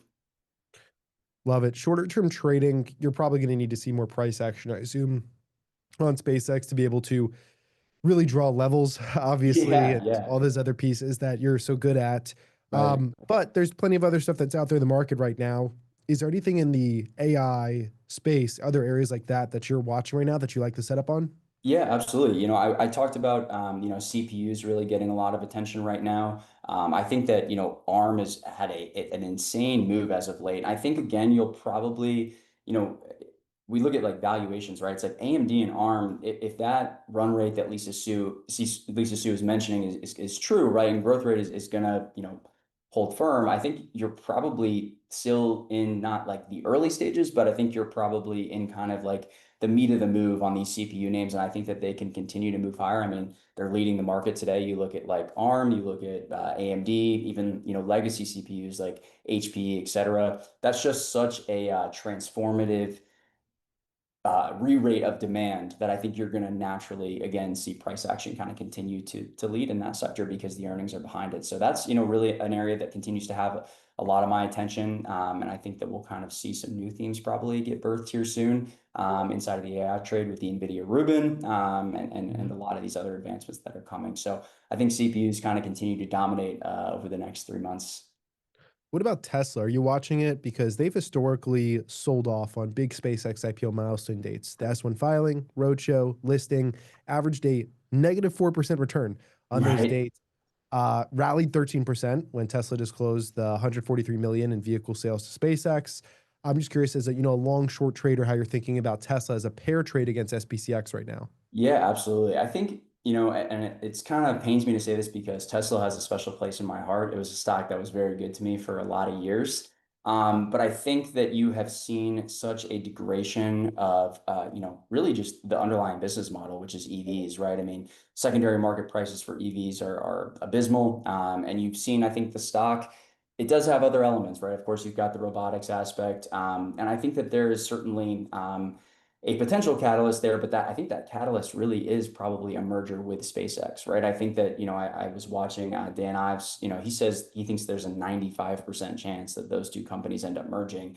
And I think really now, I think for at least a little while, right, this is going to be kind of a play on a potential merger with SpaceX. I have no clue how that would even, possibly look really. It would be, I'm sure, a very complicated and complex process, but I think that is unfortunately probably the biggest and best catalyst for this name right now. Just, it's still a trillion market cap name, so it'll need that type of catalyst to really, I think, get it moving again. After it's been sideways now for a long time. It'd be a huge catalyst, and not only are people thinking about it, but there are markets for it already. Polymarket actually gives a 38% chance that it happens this year. Yeah, I mean, I think that might be maybe a little light, honestly. I mean, when I feel like Dan's a great guy. I mean, he seems, like if he says something like that, usually, he's got a pretty good feeling behind it. Like I said, he's a lot more plugged in than I am, but I would not be surprised, right? I mean, Elon has a history of merging his companies like this. I think it is the logical move to just have one big kind of, you want to call it like the Elon ETF, right? But he has a history of doing this, Musk right? Industries. Yeah, exactly. And I think that, so the solar aspect of this will be, really transformative probably at some point. I think that's one of the more sustainable AI, power paths forward, right? Is that. And I think that, it makes a lot of sense to merge the two, but, we'll have to see. I think that 38% mark might be a little bit low though. Could be. We're dipping here for those that are watching live. We just pulled back. We were sitting in the 170s for a while there, all the way since around 1250 until not too long ago, about two. And then now we've fallen down. We're back to 165. So we're below that initial high as well. Are you watching the 1 minute chart today? What are you on? I don't have much else to look at. No, of course not. No, I'm going to see how this daily chart ends up.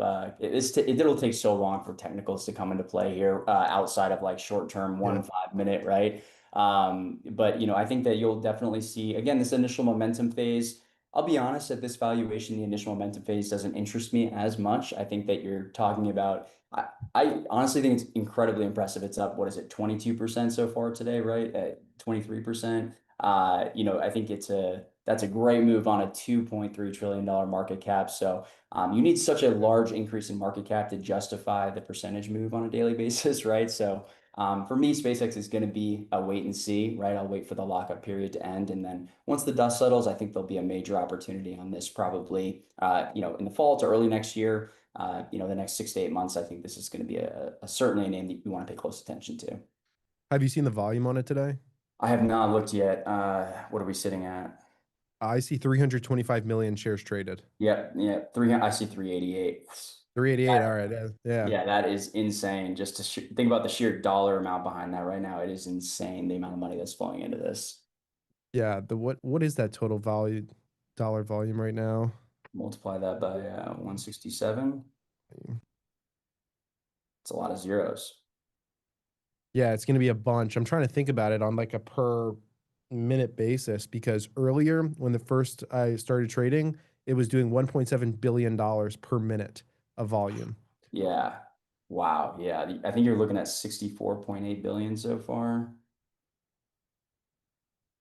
Yeah, massive amount that's going through. Just crazy numbers, really. I mean, to think about the amount of liquidity that is inside this versus, some of these other names, it's not, again, I don't think it's surprising that you had to see, we'll call it a correction because think of what the NASDAQ drew down 8% from the highs at peak, right from peak to trough recently. So it's not surprising that some money came out of this. I think you probably saw some repositioning and some freeing up of capital to be able to, support this type of move.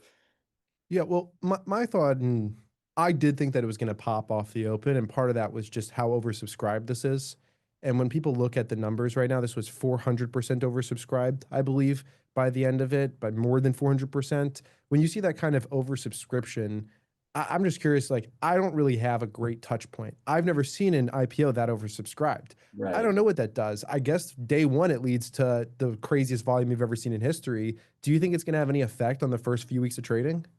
I think it will. I think, arguably the largest oversubscription I saw was Snowflake, which was, I believe, like 4 or 5 years ago. And I think that was 200% oversubscribed. And, Snowflake had compared to SpaceX, Snowflake is, nothing, 200 billion versus 2.2 trillion, right? We're talking about a 10x the size. But I think going forward, I think that will have an effect, certainly. But you have to remember, we've also got two more $2+ trillion IPOs coming in the next 6 months with OpenAI and Anthropic. And so I don't think we are done with the liquidity shuffle that we have, seen and are seeing inside of the market right now. I think that's really just beginning.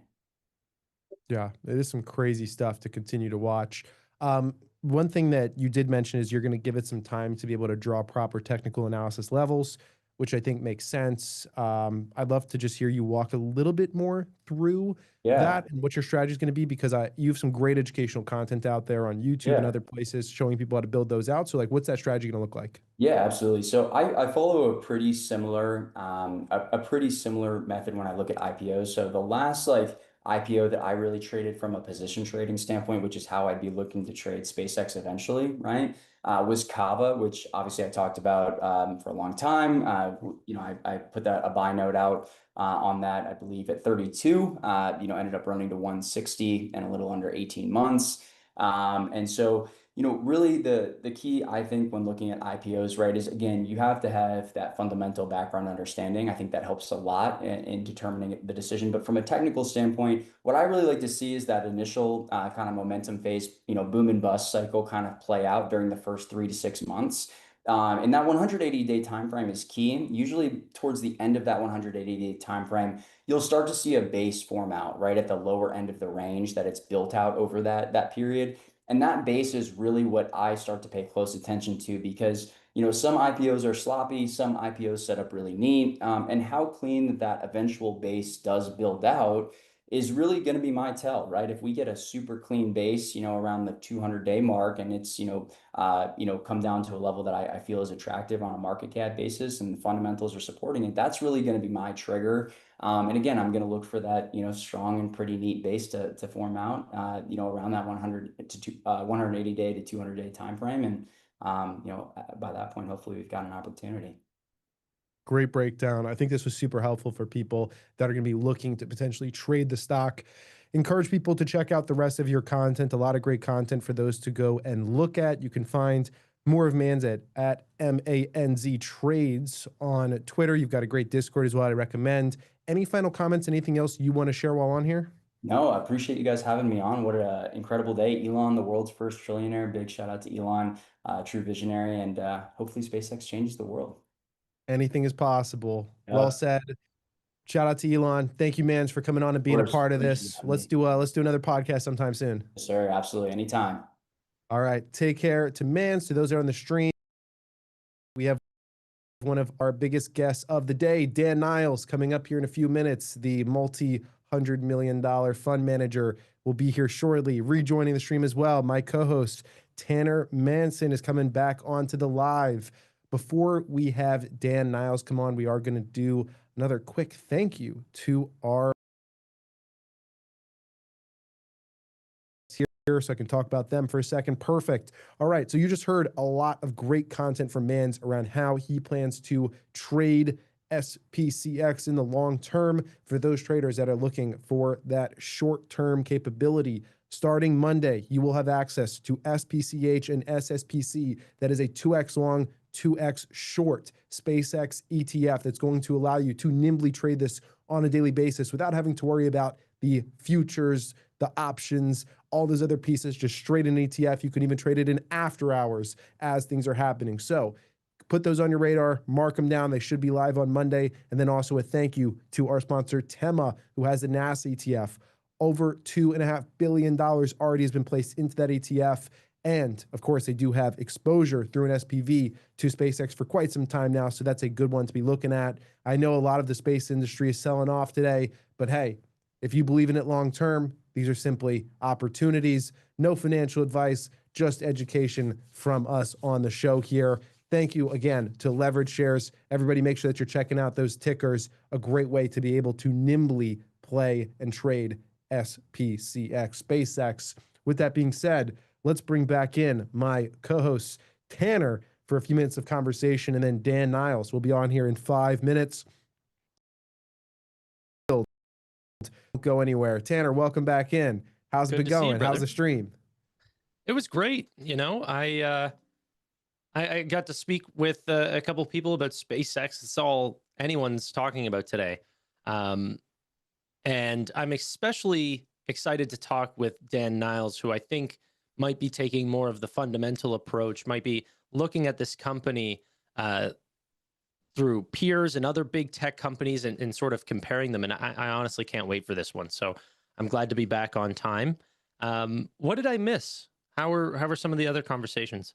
Really good conversations. So I know that you jumped off right around where Roy was leaving. Roy did ask one more question to John Ehrlichman, and then John's, so easy to talk to. We talked for a little while longer afterwards. John gave me some great historical perspective. Obviously, I mean, he covered the Facebook IPO. I mean, we're referencing it. He was covering it. I don't think I was doing too much in the stock world at the time. So we talked about that. We talked about Elon Musk as an entrepreneur. We talked about a few other things that I think were just very pertinent to John. I wouldn't be surprised to see him creating some super high level, amazing content about SpaceX. Then I had a very different conversation with Austin Hankwitz and Robert Kroke. Austin is one of my favorite financial content creators. He actually got his audience into an SPV to invest into SpaceX, XAI, and Perplexity when SpaceX was at a $200 billion valuation. Then he got them back in at $400 billion and then another one at $800 billion. So they have had 3 very successful investments in here. From that first one is over a 10x, I believe a 12x almost for them. And I talked with him about, all those people that got in early, what should they do now with that exposure that's going to happen? And talked about, taking some profits, where to reallocate to, how to approach it. Also just talked to them about like educating retail. I think so many people have questions like, is this a good buy? Is it not a good buy? You get the text from your parents, but this is like that on steroids. You have 100+ people messaging you, asking you, they have a community. So I just was trying to figure out like, how are you fielding those questions and how are you educating people so that they can make proper decisions here? Yeah. That makes a lot of sense. Imagine investing in this company at $800 billion, thinking you've been later in the rounds than you have before. You've seen the 200s, the 400s. He comes back with the $800 billion valuation, private equity. Okay. Like, how do you parse that out, Unbelievable. Now that it's public, so clear that that's been an unbelievable valuation. We're coming up on tripling that valuation here. That would be at 2.4 billion. We're at 2.2 now, 168 on the stock price, as you guys can see. Sorry, go ahead. Yeah. I don't want to actually waste any time. We've got Dan Niles ready to roll in. So we're going to bring him into the show right now. Super excited for this. If there's one guest today that's going to give you the honest institutional read on this thing, not just the cheerleading version, it's this guy. Dan Niles started his career as an actual engineer, then spent 35 years on Wall Street, becoming one of the most respected tech investors alive. He called Facebook's IPO disaster in 2012 when the whole world was hyped. He called the COVID crash before it happened. He runs Niles Investment Management. And today, I want him to tell us what Wall Street is actually thinking when they look at a 1.75 plus, 2.2 now trillion dollar valuation on a company that lost $4.9 billion last year. Dan Niles, welcome to the show. Let's bring him in now. With that kind of introduction, you set the bar way too high, but anyway. I had to do it. I had to do it, Dan. Welcome to the show. Momentous day. I really was excited to have you on. There's a lot of people in my audience that I think are very excited, a lot of Elon cheerleaders, but they need a little dose of reality here. I don't want to make, direct comparisons of Facebook IPO. I just want to leave the floor open for you first to share your thoughts on how you are approaching and thinking about this $2 trillion+ SpaceX IPO. Sure. So let me start off with this. I am a major, major Elon Musk fanboy. So I view him as the Thomas Edison of our generation. We've never seen a guy like this in our lifetimes, right? He's, in space, robotics, Neuralink. As I like to joke, I go, the last time a guy could make a blind man see, a religion sprung up around him, right? So you could argue like this guy is one of one. There's nobody like him. Now, having said that, when you look at Tesla, and I'm going to work off the IPO price.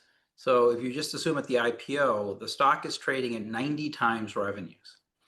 And if you look at the revenues, you go, oh, they must be growing incredibly fast. And you go, well, they went from 35% growth to 33% growth in 2025. Then they went down to 15% growth if you look at just the first quarter of 2026 compared to the first quarter of 2025, right? So not there. As you pointed out, huge losses. The losses in Q1 net income were 4.3 billion. The losses for the entire last year was 4.9 billion. So the losses are accelerating. And then you know that to get to this 28.5 trillion total available market that Elon has talked about, which is the largest in human history, he has said he's going to need to spend hundreds of billions of dollars to get there. Now, what do we know? Well, we know that Meta, after they went ahead and said, hey, we got to spend more money, their stock went down 15% since they reported the quarter versus the S&P that was up 4%, right? I actually put out something on Twitter on this, so you can look at it. But like Google, likewise, right? They raised that $85 billion. The stock has had a tough June. Same thing with Amazon. They had the largest bond offering in Canada in history for corporate bond offerings. That stock has massively struggled. So the market's not caking well when companies need to raise CapEx to get to their ambitions. You've seen that with some of the best companies on the planet.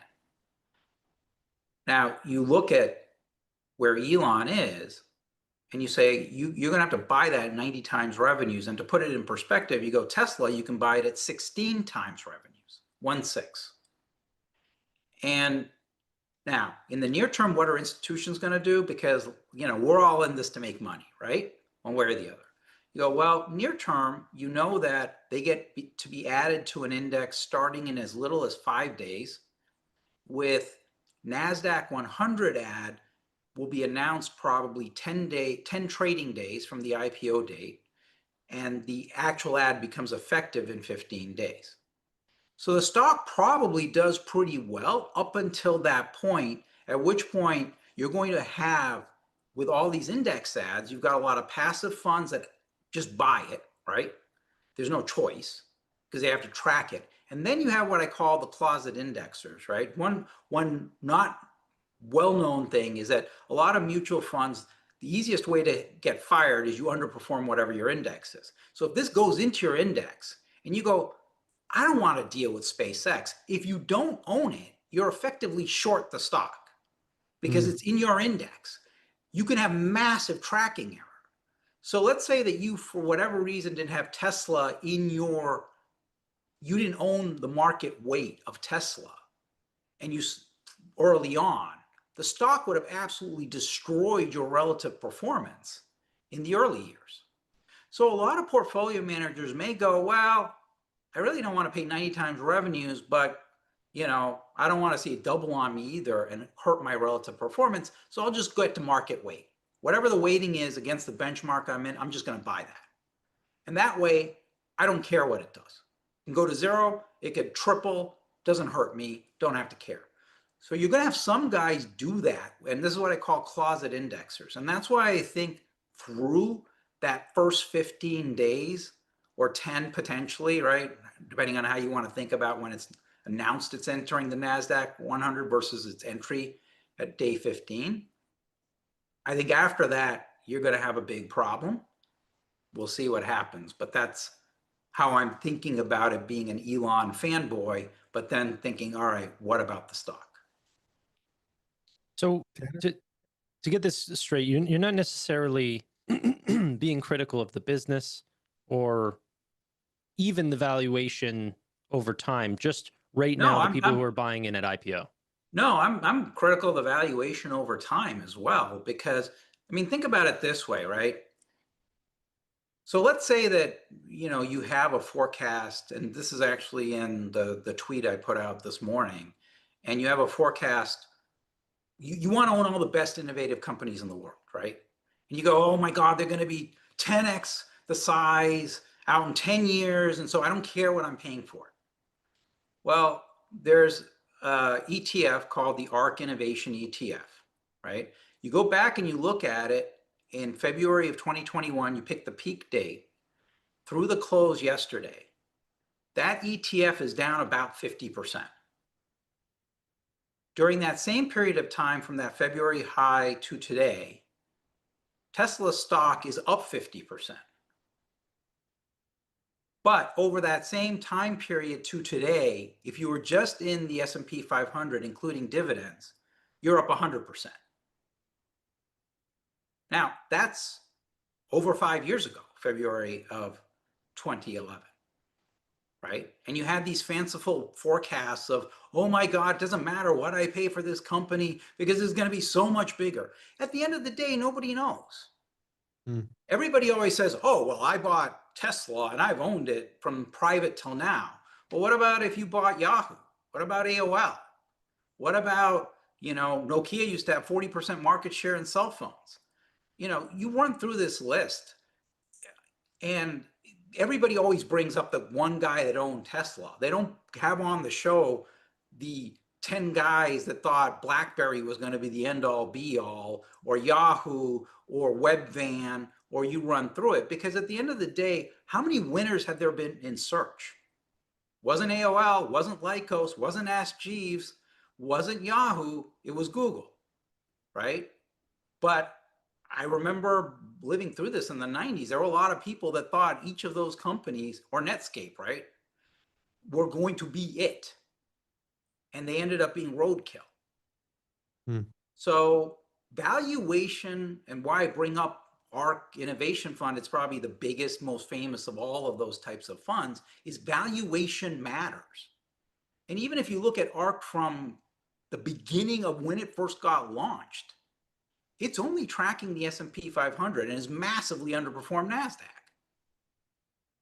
So that's why I say valuation matters, because you also don't know who the ultimate winner is going to be. And right now, the public markets are not treating well the best companies in the world that want to raise money to meet their ambitions, like Google, like Amazon, like Meta, like Microsoft, you know.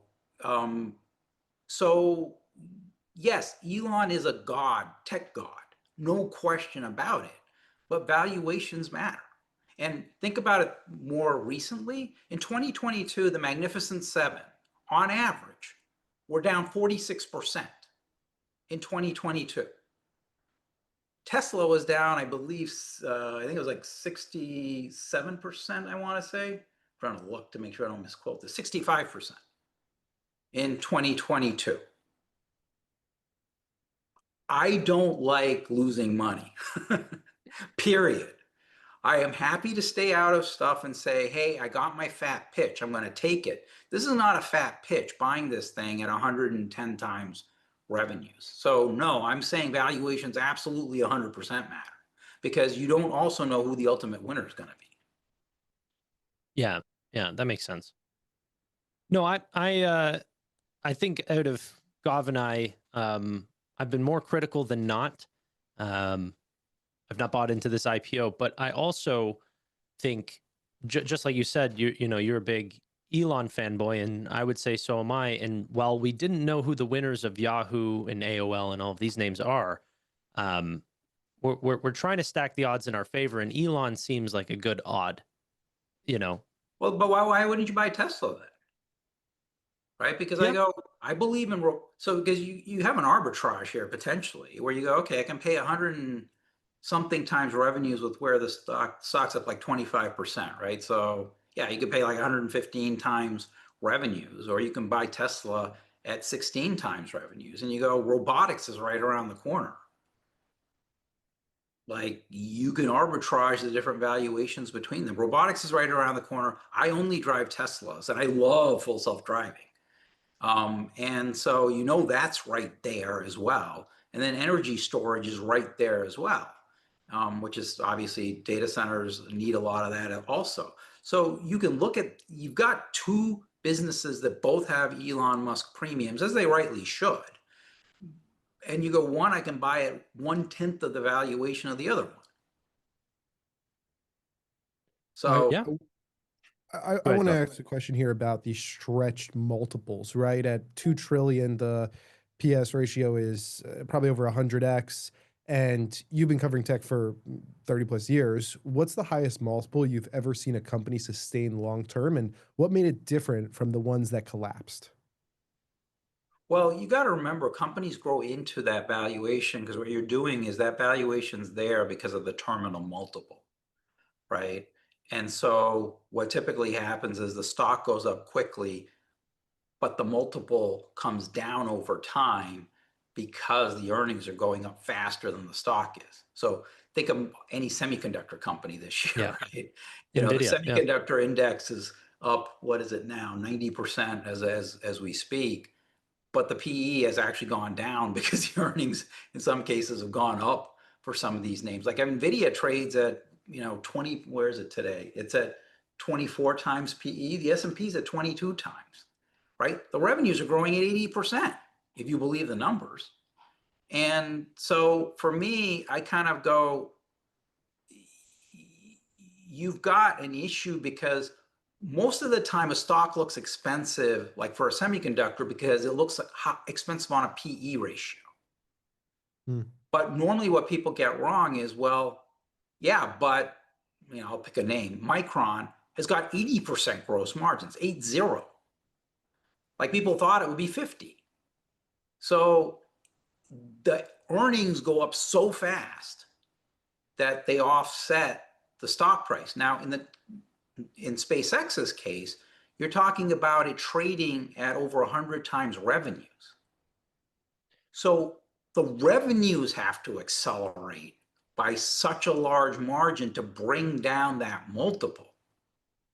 That makes it a very tough ask. So high PE ratios don't bother me as much, because then I can go look at the enterprise value to sales ratio and go, okay, that's actually still low. They're just the profitability isn't there because they're just trying to get market share, whatever. And I can grow into that because the earnings will go up so much because I'm going to get leverage. But in this case, you're asking me to make a bet on the top line. Now, and I'm not saying that the revenues aren't going to reaccelerate, but to do that, they're going to have to invest a ton of capital, which they've already said they need to get there. And I go, I've got some of the biggest companies in the world between Google, Amazon, Oracle, Meta, Microsoft, and all their stocks are struggling because they're doing the same thing. So I've already, I like this phrase of history may not repeat itself, but it often does rhyme, right? A Mark Twain quote. And I go, well, I've got the history here. Maybe it doesn't rhyme in the case of SpaceX, or you use the other classic phrase on Wall Street. Well, it's different this time. Okay, fine. You can go play with that, but I don't want anything to do with this. I mean, as I brought up earlier, right? Valuations matter. Look at what happened from ARC Innovation and Tesla relative to just owning the S&P 500 from the highs in February of 2011. It's minus 50 for ARC. It's plus 50 for Tesla, and it's plus 100% just owning the S&P with dividends since that period of time. That's 5 years. Valuations absolutely matter. They don't matter in the short term, but over the longer term, they do matter, right? Tesla could double from here. No question. Wouldn't surprise me. I think that it's important, though. I don't think anyone's questioning whether or not valuations matter. I think that is the case. but companies can often build into those valuations extremely quickly. If you were to be on this show for NVIDIA in 2022, you'd be pointing at the PE ratio. The valuations of this company was sky high, but the earnings quickly built into the stock because they were growing EPS by like 200%, 300%. Yes, but remember the CapEx wasn't making it so they went cash flow negative. Right. That's the difference. In this case, you need cash flow to go very to be able to grow into the valuation. That's very different.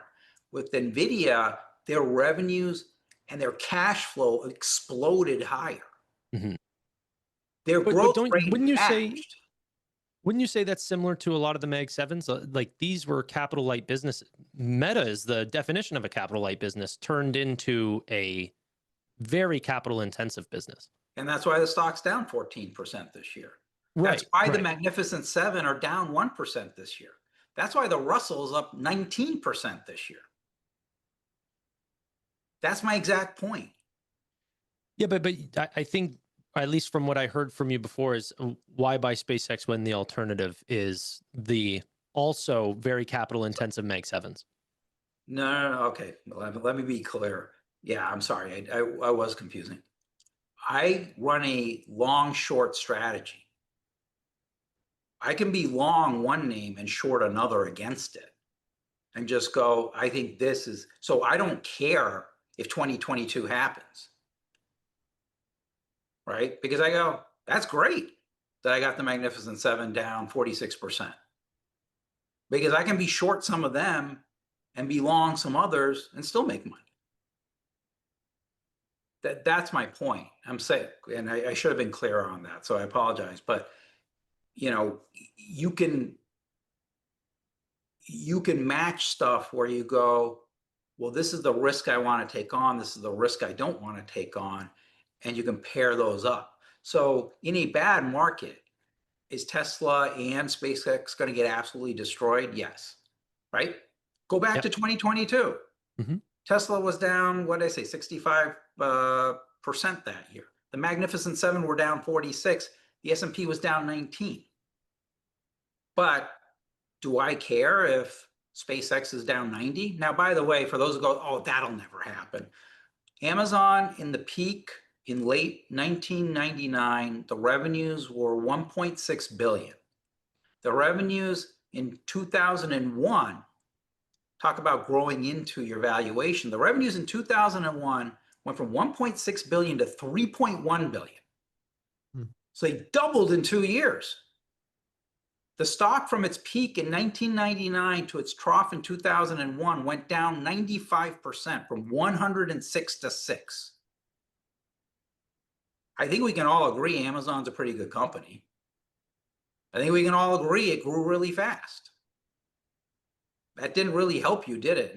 In during that 2-year period of time. In that 2-year period of time. Yeah. Yeah, in that 2-year period of time. Now, by the way, everybody brings up, well, if you held it through that, you'd be fine. Yeah, well, what about if you held Webvan? You know, you can pick a million other companies that went to zero.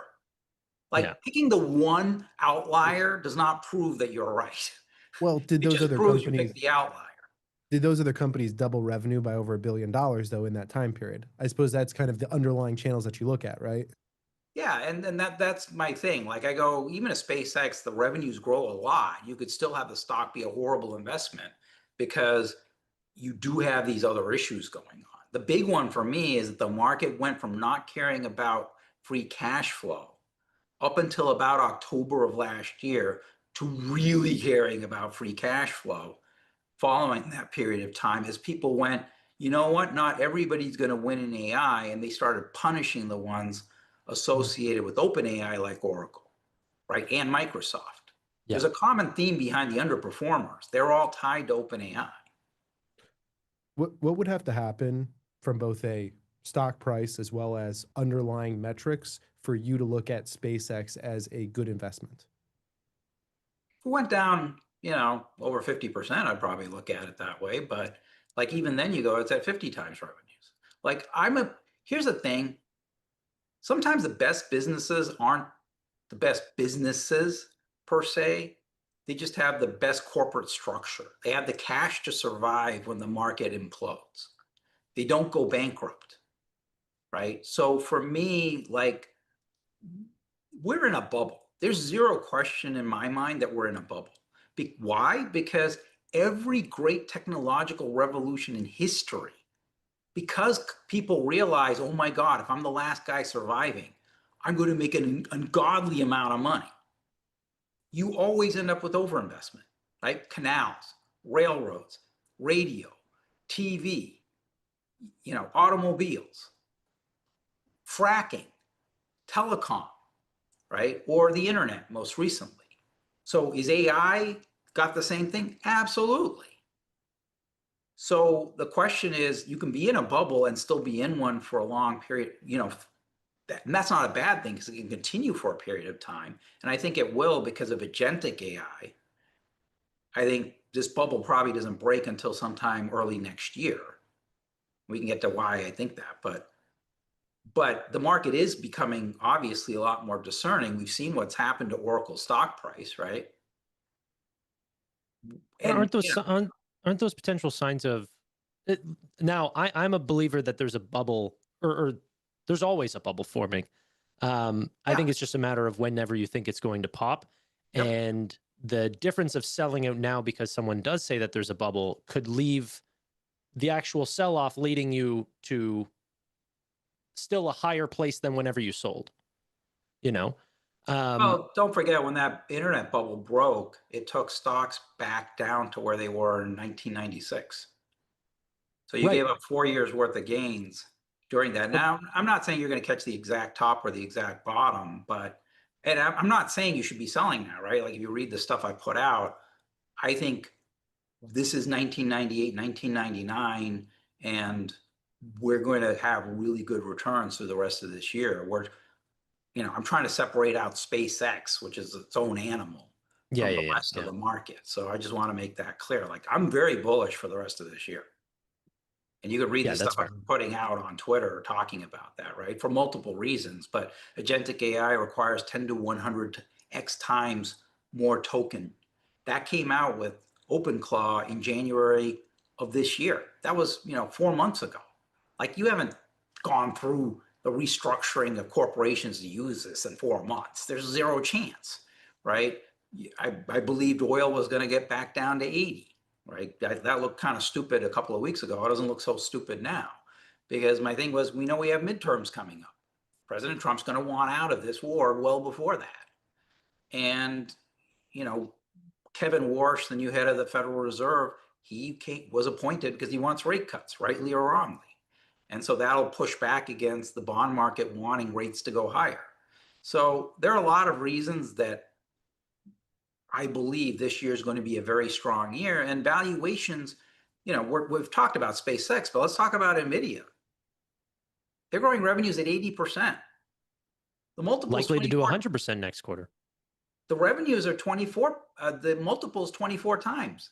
The S&P is sitting at 22 times. That's not a bubble.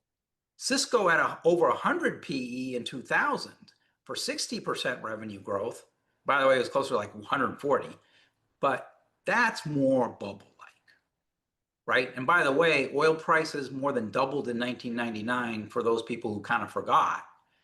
And that was part of the issue. And the Fed was raising rates in 1999, right? Which some of your viewers may not be familiar with. So there were a lot of other things that helped pop that. I'm very bullish to the end of this year. You can read what I've been writing. What I'm just saying is SpaceX is its own animal, and don't forget what kind of animal that is.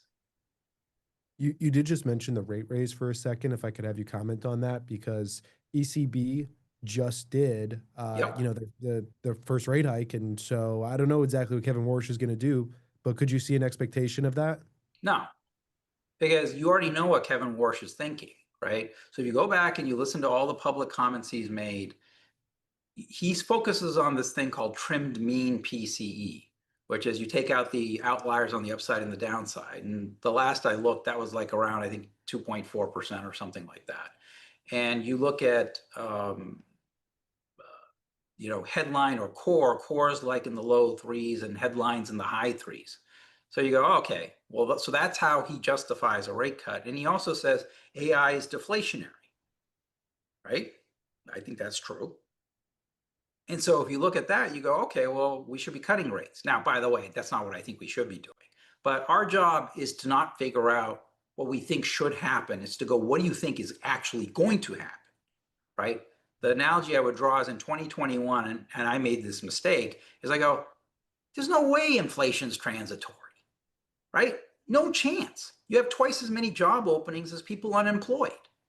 Like, how is this going to be transitory? The US is 70% services based. It's pretty darn clear this isn't transitory. What did the stock market do? Because the Fed was on hold, it went up 27%. 27%, with CPI going from 1.3%, I think, to start the year in 2021 to 7% to end the year, if I remember correctly. So that's why I'm looking at Kevin Warsh. I'm not saying what he wants to do is correct. What I'm saying is that's what he's already told you, how he's thinking about the world, much like the Fed told you in 2021 that inflation's transitory, as stupid as that might have been. Yeah. And so that's what I'm looking at right now and saying, in that environment, animal spirits take over and stocks can work. Now, I think you have to pick the right stocks, because the market clearly is saying Microsoft's not the same as, Micron or Nvidia or Intel or a semiconductor name. And well, it's pretty, in my mind, it's pretty obvious, right? You're borrowing all this money, raising all this money to buy chips. Well, why don't you go invest in the chip guys? They're cheap. But the only standout name that I hear you say there is Micron. Although the stock's gone up, I mean, the valuation's still much cheaper than Microsoft. Yeah. But, if you're a software guy, you think Microsoft's cheap too. So maybe I misunderstood the question. What were you pointing out? No, I was just, you were saying that Microsoft's not trading like Micron, for example, suggesting that Micron is expensive. But I don't think that, forward P of like 8 that's much cheaper than Microsoft. Oh, yeah. No, what I was trying to point out more is just Microsoft, Amazon, Google, Meta, et cetera, right? They're having to raise a whole bunch of money. But I'm going, all right, well, they may be going cash flow negative or neutral or wherever you are in that equation. I go, well, why don't I just go buy the guys that are getting more profitable every day, because they're taking all that money and spending it with all these chip companies. Well, so if I could speak on, sorry, go off. And Tanner, I'll make this just the last question. I know running through here, but yeah, one last question and then we'll wrap from there. Sure. Okay. So I was just going to ask, because I think a lot of premium is given to companies like Micron. I don't think is getting a big premium right now because people don't believe that the rate of growth is going to continue. Fabrications are going to come online, the pace of growth, or even the EPS is going to slow or potentially decline. Microsoft, I think, is also in that boat right now where people might think Claude or some of these other things might end up disrupting some of their enterprise solutions. Do you think that SpaceX coming onto the market has durable growth, that the market would give it a premium because they don't have competitors, because no one is looking to disrupt them? I don't know. I think Jeff Bezos is trying to disrupt them, right? Like, but I mean, look at how that's gone. Yeah, it blew up on the launch pad, right? Yeah. But, so, yeah, but I think, again, it comes down to what is the multiple that people are willing to give it. What multiple do you think a stock that's losing money and growing 15% should get? I personally have a hard time with over 100 times revenues. Now, if you told me, well, yeah, but the growth rate's going to go up a ton and it's going to get more profitable as the growth rate accelerates, then yeah, sign me up. You tell me the only way the growth rate's going to accelerate is they're going to have to spend a bunch of money to get there. I've been through enough cycles to go, it might work, but you're going to have to thread the needle to make it work. I don't believe in. I like the give me a fat pitch, then that I can hit, I don't need to try to hit 100-mile-an-hour Nolan Ryan fastball to the corner of the plate. That's not Yeah. my idea of the swing I want to take. Yeah. I think that that's really the key. You know, Goldman Sachs is predicting exactly what you just stated there, but of course they have a little bit of conflict of interest with this deal. Dan, wealth of knowledge as always. We love having you on the spaces and now on this live stream. Thanks so much for making the time to come on with us today. I know it's a busy day. I appreciate it. It's always fun to have the discussion. All right, take care, guys. and have Always a great pleasure weekend. speaking, Dan. Thanks. All right, take care, Tanner. Bye-bye. Thank you. All right. We are going right into our next guest here, an exciting one coming up. Stephen Sykes joins us from the team over at public.com. We're going to get hopefully a little bit of a background as to what's happening among retail traders today. For those that are unfamiliar, by the way, Stephen might have the most interesting background of anyone joining the show today. Originally deployed to Afghanistan as a U.S. Army cavalry officer, came back, joined the founding team of SoFi Invest, helped build one of the most used retail investing products in the country from scratch, and is now the COO at public.com, one of the platforms where retail traders are actually trading SpaceX today. Sits at the exact intersection of market structure, retail behavior, and what happens when a 2.2 trillion company starts trading. Stephen, excited to have you on today.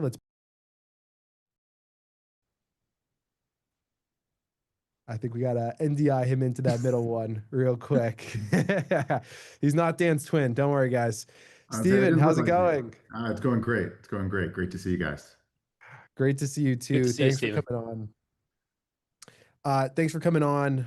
You have been excited about this SpaceX IPO. You actually posted, I believe, about it this week that public customers were already asking to restrict SpaceX from their direct index products before trading opened. Really a remarkable data point. I want to hear from you a little bit more about this divide and how retail investors feel about this company versus all the headlines that we're seeing and the data on the back end that you're seeing to back it up. Yeah, I mean, listen, I think as many things are, I think it's a very polarized response. I mean, I think sitting here today, we see a pretty dramatic amount of activity and interest in SpaceX. So I think relative to any of the recent IPOs that we've seen, I mean, this far outstrips anything we've seen, or even going back to my SoFi days, anything we saw then. So this is, again, I think we probably expected this to be the most active, most in demand IPO among retail investors, and it has lived up to that today. At the same time, I think there's a fair amount of skepticism. I think there's a lot of the valuation is built on pretty speculative businesses. The multiples are really healthy. I think as you look at more sophisticated ends of the spectrum, they see a really small float. And that, with a fair amount of liquidity to be unlocked, over the next 6 months, right? And actually a relatively short unlock period relative to, some other more traditional IPOs. So I do think, I do think that's it's a sort of it's a polarized story. It's a barbell story. There's both, really good, strong indications early, and it's trading quite well, I think at the moment. But I think there are plenty of reasons to look forward and just be, there are plenty of reasons for skepticism looking forward. I'm curious, really quickly, as you talk about that unlocking of the float. I think the rough numbers were going from like 5% to nearly 50% over the next 6 months. What does that do to past stocks? Like how do they usually perform whenever that happens? It's hard to say, right? Because it's, again, I think it's hard to paint with a broad brush, but I think what you see in, the smaller the float, the more volatile it's going to be, right? There are fewer shares available, and so therefore more dollars chasing those shares is going to have more outsized impacts. The other way is true as well, right? If we do see, if we do see the options open, we do see, the short interest open, we're going to end up, we could end up with a lot of short demand on the other side. And that could, have an outsized impact on the downside as well. I think whether, and how it trades over the next 6 months really has to do with how much, what percentage of the holders that will be unlocked plan to sell, versus how much demand do we see from a follow-on perspective, coming after the fact. Yeah, good Gav, question there, anything? Tanner. Yeah, I wanted to jump back in here and kind of just talk a little bit about the data that you'll be able to see. Maybe you could talk with us. Obviously, you're working at a major brokerage. People are trading SpaceX on the platform. You get to see what retail is. Like, what can you share with us from what you're seeing? Yeah, so I mean, I think I said it earlier. I mean, right now I think if I looked at the numbers at where we're trading today, I just pulled them up on my screen. We're at probably something around 12 or 13% of all trading volume on the platform today is equities trading volume is in SpaceX. That is a tremendously high percentage, right? We never see something hit above 10% in that way. So it is really dramatic. And of course, because it's a new issue, like it's almost all on the buy side, right? So we're not seeing a ton of two-way trading there making that up. We see a lot of people buying and holding. That has driven, pretty significant new inflows to the platform. Again, what you would expect. And then if you look at sort of the number of users, right, if you just looked at hey, of all the people that logged into public today, all of them logged in to check their account, buy something, maybe not, do a transaction, maybe not. Just people that logged in and opened their public account today, we're looking at, I don't know, almost 5% of them bought SpaceX today. Wow. That's a pretty big number, in any way, shape, or form. So again, I said earlier, I think there are plenty of good reasons to be skeptical, to take your time. Let's see the options open, because right now, in a new issue, nobody can take a short position, right? As you said, there's only 5% of the float available to be sold anyway. And so you're in a little bit of an interesting place. As soon as options open, it all opens up, and I think we should see that sort of mid next week. I'm hearing as early as Tuesday, maybe as late as Thursday next week for options opening. And once we see that, I think we'll have a better idea of ultimately where the price will settle. Again, it's gonna be tremendously volatile, but I'll feel, regardless of the float, once the options open, I think you actually see a lot of the expectations of that unlock come into the price earlier. And so I'll feel a little better next week, at the end of next week, and see where the entry points might be. That's really interesting. We're only seeing one side of the trade so far. Totally. That's wow. Okay. Yeah, I was gonna say options. SIBO said that they expect them Tuesday. You should have 2x leveraged long and inverse Monday. ETFs Yeah. on Monday. Yeah. So that's also kind of people taking the opposite side of the trade, right? With the 2x short on Monday. That'll be something that's starting out here. And then NASDAQ 100 fast entry rules means that SpaceX could qualify after just 15 trading days. I want you to walk us through a little bit about what a passive fund inflow actually looks like mechanically, as someone running a brokerage. Like, who's going to have to buy when? What type of pressure does that create? Yeah, so it's I think I would start from just the fund itself, right? As you think about, hey, QQQ ultimately has to add it as a position, right? They've got to raise some cash, meaning they got to sell some other stuff. They got to, insert it into their allocation. They got to go and buy shares, and that amount will be driven, by their asset allocation. And then all of their, effectively the way that gets executed is that all of their authorized participants, all the broker dealers they work with for creations and redemptions will have to start reflecting that same basket. And that's sort of in the mechanics of the ETF. So the ETF will both make the trades themselves, but then all future creations and redemptions will have to reflect that same portfolio. And so I think as you look at it, you're going to see a lot of, again, you're right, on day 15, and I don't know exactly how. I think it is Invesco that trades QQQ. I don't know exactly how they're going to get into that position, whether they're going to be able to pre-position it all, whether they have to do it all in one block, how they're going to do that over the counter, if they're going to do that in the open market. Again, these are sort of internal trade secrets that all these portfolio trading teams at the big asset managers will do. But they're going to have to, it's going to be billions of dollars of net new demand. And then you have sort of the second layer, which I think also part of your question was there will be a bunch of other asset managers, be it investment advisors, that somewhat benchmark QQQ, and therefore, if they don't have any exposure to SpaceX, they'll be taking sort of that basis risk against their benchmark. And so, there is some demand there across more like the long only mutual fund complex. So we'll see. It's gonna be interesting. Like I said, I think we've got options unlock, the 2x levered, 2x inverse. I think those are good ads. I think you've got the passive demand coming in as well. I think you've got a bunch of puts and takes, and we could see a pretty volatile market over the next 3-4 weeks. It makes me think about, what does even SpaceX financially change for some of the fintechs and brokerages in general? I think that's interesting. And this is sort of 1/3 of the mega IPOs that are coming online this year, or potentially within the next year. I mean, depends on what you count, right? Like, I think, mega used to mean 100 billion, and if it meant 100 billion, it might be more than 3, right? Like, yeah. a trillion, Yeah. we Now have mega's a $3 trillion trillion. ones, Yeah. right? Yeah. The super megas. We got to create a new term for whatever these companies are coming in at size now. But Anthropic, OpenAI, I'm curious to know if they are also not. I'm just sort of speaking in terms of just shooting this into the void, not looking for an answer, but if they're also going to see this type of demand and how that's going to benefit the brokerages and fintechs. Very interesting. One, this is good for business. Yeah, I was gonna say.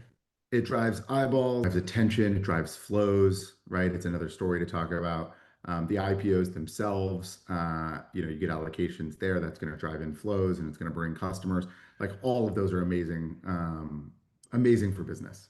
And I think, to follow through on like what I was talking about earlier, for SpaceX, when the options open, there will be a lot of people who are shareholders directly or have significant exposure to SpaceX that will want to hedge that position, and that'll bring volume to the options market. And you might think, hey, if you're a SpaceX investor, you might, have a relationship at a major bank to do your options trading. In reality, that's not likely what's going on, right? There are going to be a lot of former employees. There are going to be a lot of even institutional investors that sort of will express those positions in ways that we see it sort of through the brokerage and the retail and online brokerage world. So again, I think there will be a lot of options volume again, which is great for the industry. The last thing I think we expect to see is, a lot of employees, early investors, who are going to make a lot of money. They're going to have substantial windfalls. We're talking to a bunch of firms who, over the last, several years have offered investment access to sort of accredited investors and like SPVs, as I'm sure you guys are familiar with, for individual investors to be able to invest in opportunities like Anthropic, OpenAI, SpaceX. And really among those three, they've raised quite a lot of money from that SPV market. And so we do have a lot of accredited investors and individual investors who are seeing, life-changing amounts of money. And they're coming to us at Public and like, hey, what do I do? And I'm like, that's a great problem to have, but like, there's some real considerations and there's some real decisions about how to manage your exit. Again, how to use the options market accordingly, how to, use direct indexing to create tax losses to offset those capital gains you're going to get, and things like long short direct indexing, which I'm having a lot of conversations about right now to help people sort of increase their capital losses next year while maintaining index exposure against, these sort of 10x gains that they've had. 10x is conservative gains they've had in sort of the names that are coming public over the next 6 months. So I mean, honestly, it's like it's a boon for our industry. It's a boon for our capital markets. It's going to be amazing for sort of the startup world. Again, we're going to see a lot of LPs make a lot of money, put that money back into the VC ecosystem. I think it's just, it's fantastic. It's all good stuff. I was talking earlier with Austin Hankwitz and Robert Croak, and they were saying that with all this life-changing money, they were like, maybe the pair trade here is, short SpaceX, long Louis Vuitton, maybe it's as people get their money out, they don't know what to do with it. They just got to buy things. Yeah. I mean, listen, I try very hard not to take negative positions on like flows, right? You try to focus on the business because I do think we have a pretty efficient capital markets, and if the business is good, you short it at your own peril, and especially when you get to any Elon related companies. So I don't know about that specific. Maybe not short. Maybe just I long love the Yeah, Austin. just maybe just long the long. luxury goods. Just buy the Yeah, luxury goods side. That was kind of the exactly. idea because there's going to be a lot of unlocks and a lot of money coming through. Yeah, it's Yeah, an I mean, interesting part. for sure. So I was actually going to ask you on that. 30% of this allocation went to retail, which is abnormally large. Do you think that that's kind of being reflected in what you're seeing, where 5% of all users logging in or buying SpaceX? It's kind of because they put so much to retail. And then do you expect that to be similarly done for Anthropic and OpenAI? Yeah, I'm not, again, I don't know if I have a prediction on future issuers, but what I'll say is there are two things. One, of course, there's a big Elon effect, right? This was an enormous deal. Uh, Elon has had the best relationship with retail investors among any entrepreneur, business leader out there. And so I think, um, you know, the, the SpaceX team and their bankers went in appropriately focused on retail, knowing that they can sort of build a nice floor of demand to ensure that this very large issuance went to market successfully. I think that was a very logical approach. I was very happy to see it. The second thing that's true, retail are much better long-term shareholders than they get credit for. I think there's been a trope over the last 10 years, 15 years that back when banks like to try and keep retail out of these issuances, the trope was always that retail's hot money. They're going to see a 20% spike and they're going to sell day one. The reality is like, we've tracked this data on public among our investors. And, over the first 6 months, post IPO, public members that received an IPO allocation tend to buy 30 to 50% more shares than they got in the allocation. And that's net of any selling that might happen, right? So we're talking enormous opportunity to continue to grow the allocation, to grow the shareholder base, and grow the shares owned by that sort of initial allocation group. And I think it's obvious. When in reality, that's the trend in retail.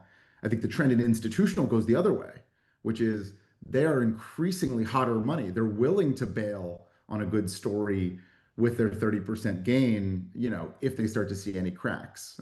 They're going to be more risk averse in holding for the long term just because their jobs and their performance depend on it. Whereas again, retail investors can afford to be patient with companies that they know and love. And so I think we've seen that in the data.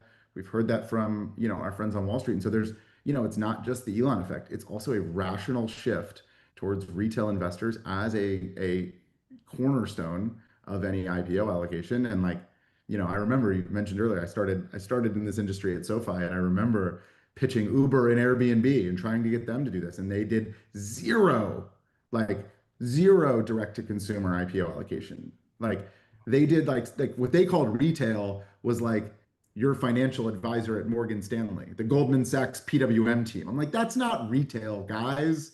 Like, that's a different thing.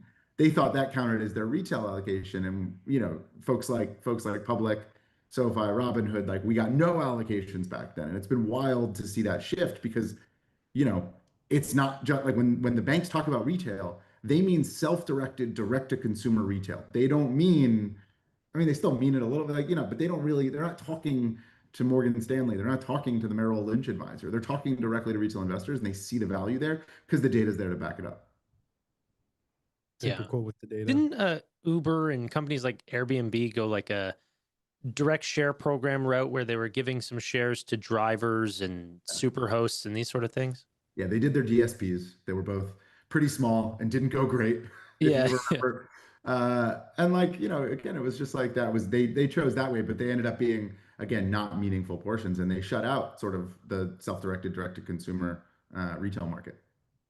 Yeah. You guys, sorry to jump in, but you guys have some pretty unique features on Public with generative AI assets and agentic trading, which has really come into its own now. I mean, it's super early, it's day one, but are you seeing any people like playing around with that yet from the AI side? Hey, trade SpaceX for me, my AI agent, things like that? Yes, I am. Okay. It's early, but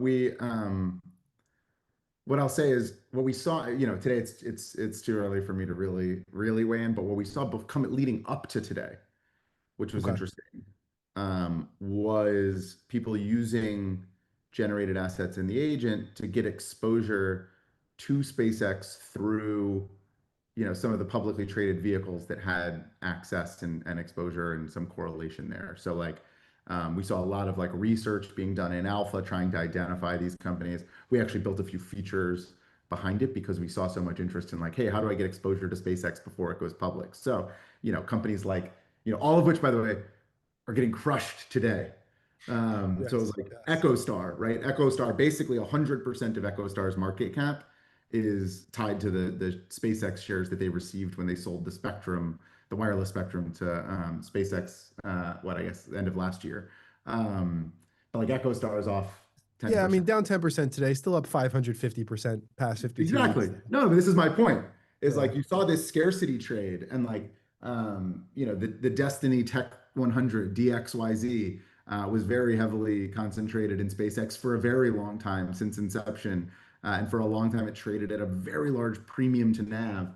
And today, I think it's trading at a discount to NAV just because the scarcity trade went away. So we did see people using sort of these AI tools to do the research to identify these names that are correlated or provide that exposure.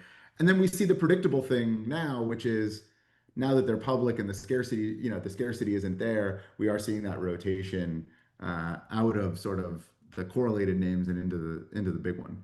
And by the way, you mentioned earlier, like you said something, we're talking differently, but like, do you expect to see something similar with Anthropic and OpenAI? And my answer is yes. So I think as people think about chasing these scarcity trades that provide some exposure to Anthropic, OpenAI as the IPO story heats up, that can be a good trade. But I'd be very careful. I think that's a good place to sell the rumor, or what do they say? Buy the rumor, sell the news. You got to be a little bit ahead of the IPO there because we're seeing that rotation happen in a big way today. Yeah, that is so interesting. I never VCX, I think, became very popular, but it trades at quite a premium to its actual holdings. But what happens whenever those companies become public and the valuation is what the market determines and it's still sitting at a premium? Yeah, and that's also a a limited float story as well. Yeah. There are lockups coming on that, and again, we see a lot of interest among our member base in VCX for that same sort of scarcity reason. A lot of exposure to Anthropic and OpenAI.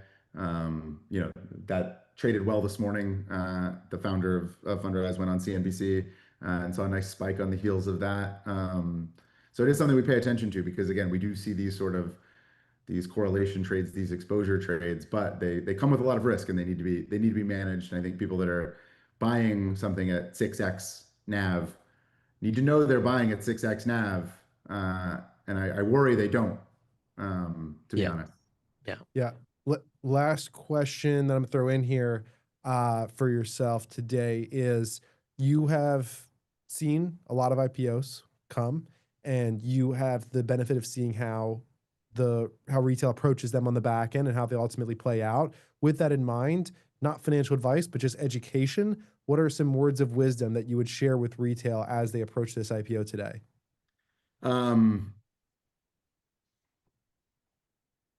I think always approach it judiciously, right? I think if you're lucky enough to get an IPO allocation, hold it. Don't risk getting yourself tagged as a flipper and losing opportunities for the future. So if you're lucky enough to get the IPO allocation, great. You're probably going to see some benefit. It might go down below the IPO level, but use that as an opportunity to build a position. My advice is wait for the maximum amount of information to hit the market so that you're not getting distorted by, inability to short, lack of options availability, the unlocks. So, as much as possible, give yourself time to build the position and build the position knowing there's going to be volatility and intentionally. I think chasing the FOMO in these names when there's a short float, when there's not a lot of, or when there's a small float, when there's not a lot of, when the options aren't open, I think can be a real recipe for disaster, right? To having a much higher basis than you could if you played it more patiently. So yeah, I would say start small. Always good to have some skin in the game in anything you want to be following. It just makes us pay more attention. But start small relative to the position size you want. Build it over time. Wait for the information to hit the market, and trust that you're buying a great company and you want to hold it for the long run, and that's going to drive your returns. Don't count on FOMO. Don't count on a trade. Don't count on somebody buying it at a worse multiple than you did for your returns. Count on the business improving in the way that you think, and having that flow through to the share price as it inevitably does. Anything else, you're taking some risk, and have fun, but know what game you're playing, if that's the case. Yeah, well said. Appreciate you joining us today. If anybody is looking for a place that they want to trade, SpaceX on public.com/wolf. Use code wolf, baby. Check it out. Thank you, Steven. Appreciate you coming on. Any final comments?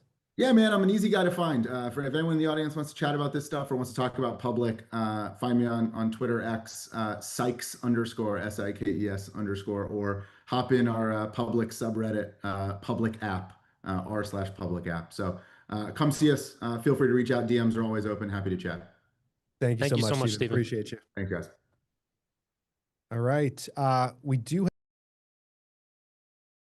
back in a second. Before I get to that, I do want to thank, first of all, the speakers that have been on today, but then also thank our sponsors real quick before we do run into this next speaker. Producer Charles, you able to throw?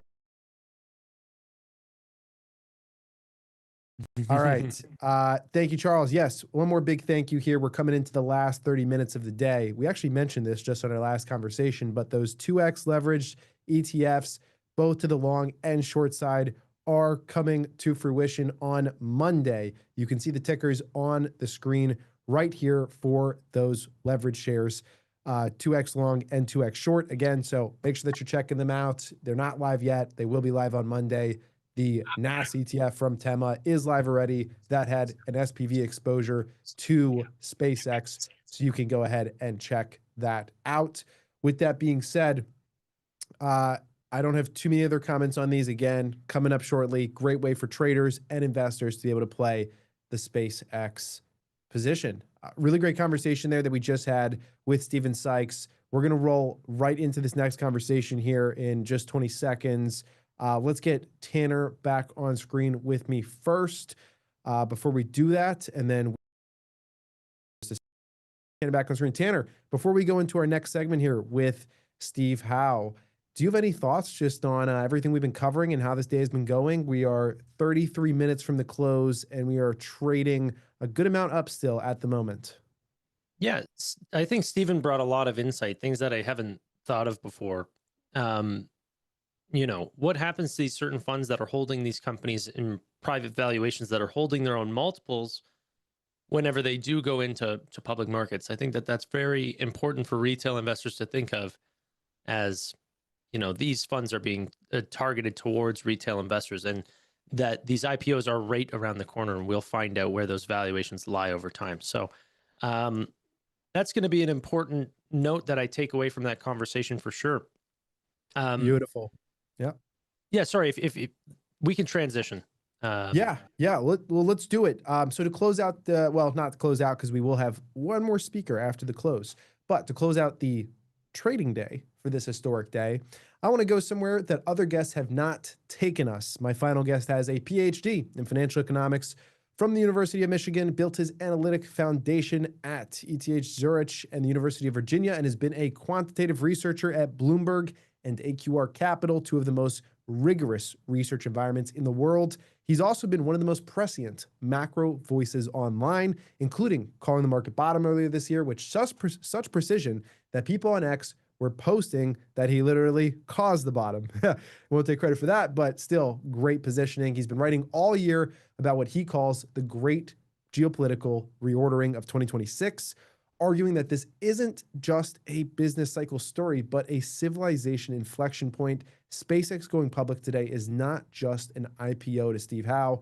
It is a data point in a much bigger story. Steve, 30 minutes to the close. Let's bring him on screen now and put this day into the biggest frame that he's got. Welcome to the show, Steve Howe. How's it going? Hey guys, that was quite the intro. Don't think I've ever been introduced so flattering before. So appreciate that. I should have recorded that. Hey, we'll get it's on the recording. This live stream will turn into recording when we Okay, finish all up today. So play it back Yeah. anytime you need a little ego boost. Awesome. You got it. Yeah, indeed. Nice to meet you guys. Thank you for having me Pleasure. on. Yeah, Nice to meet you, absolutely. Steve. Last time we were talking, you were sitting on stage next to me. Things have progressed for you since then, both in Yes. work and life. I want to talk a little bit about your 2026 thesis here. You shared that Yeah. this is not just a business cycle story, but a civilization inflection point driven by geopolitical reordering. Where does the privatization of low Earth orbit fit inside that framework? And does it matter that the person who controls it is deeply tied to the US government? It, by the person deeply tied, you mean Elon? That would be Elon Musk. Yes. I mean, I've been saying that whether it's AI, whether it's space. I mean, I wrote this outlook at the start of the year saying geopolitics is the macro for 2026, right? This is the year when geopolitics becomes the macro. It's all really the same trade, right? AI is the first frontier, one of the most important frontiers, US and China are competing.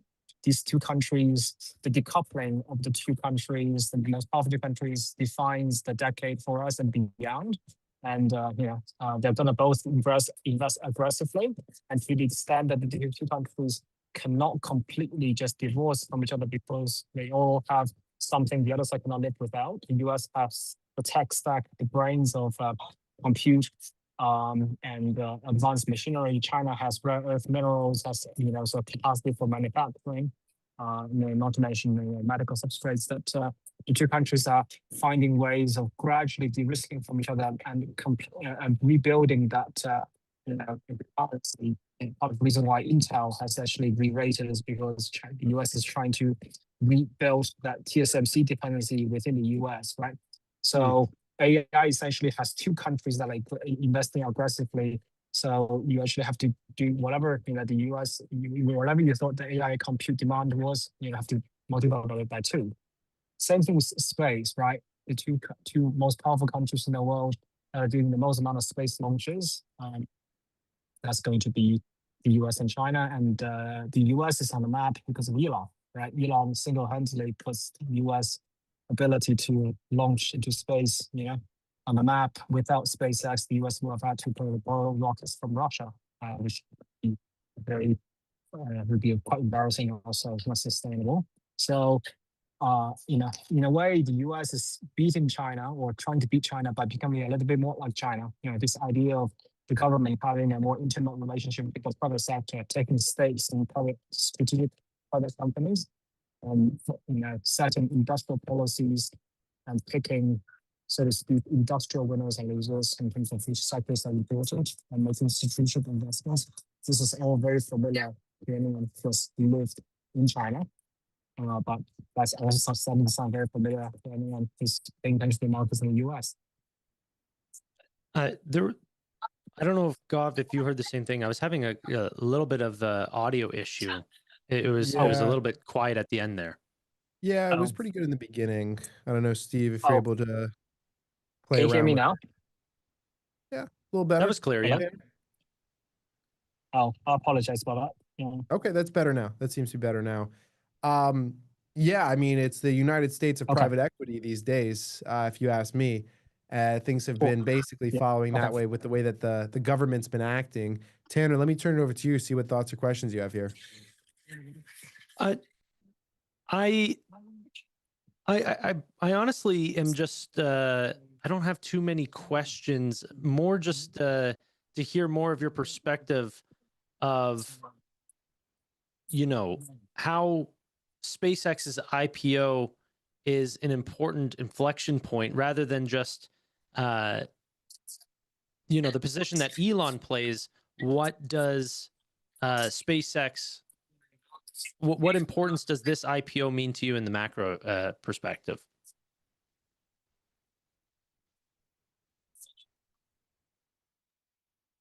I think he Did- might be did we lose you? glitching a little bit. He might be glitching a little I bit. think this came off for There we go. We got you back. space as an industry being. Yeah, yeah. Hello. Hello. Hey, Yeah, I think we're just having a little bit of I think it's a connectivity issue. yeah, connection issue. Yes. I'm not sure if there's a spot nearby that might have better Wi-Fi. I mean, you're back now for this for right now if you want to talk. Yeah. Well, let's see if it stays this way. Otherwise, maybe we'll come back chat at a different time. But can you hear me now? Right now, yes. Yeah, we got you right now. Okay. Yeah. I mean, SpaceX to me, IPO is certainly a watershed moment for space as an industry being recognized by public markets for the first time, right? And just like Tesla made EV, a thing, and the rest of the industry followed, the supply chain followed. I think SpaceX is going to have that effect. But obviously, SpaceX being priced at such aggressive valuation at a pretty, I think, exuberant market. I think this game should be interesting to watch for the next 6 months what happens. We've had quite a few IPOs in the last couple of years, and I think they have not done well, right, post IPO in the ensuing months. So it remains to be seen whether or not SpaceX will do well, in the coming months. John? Yeah, I've got another question here that I wanted to ask you specifically around valuation, actually. SpaceX was valued at $400 billion privately a year and a half ago. It's now trading at, I'll tell you right now, it's trading at $2.23 trillion at the moment. That is a pretty large jump. You have a PhD in financial economics. What is the macro or geopolitical story that justifies a $1.8 trillion new value creation in 18 months?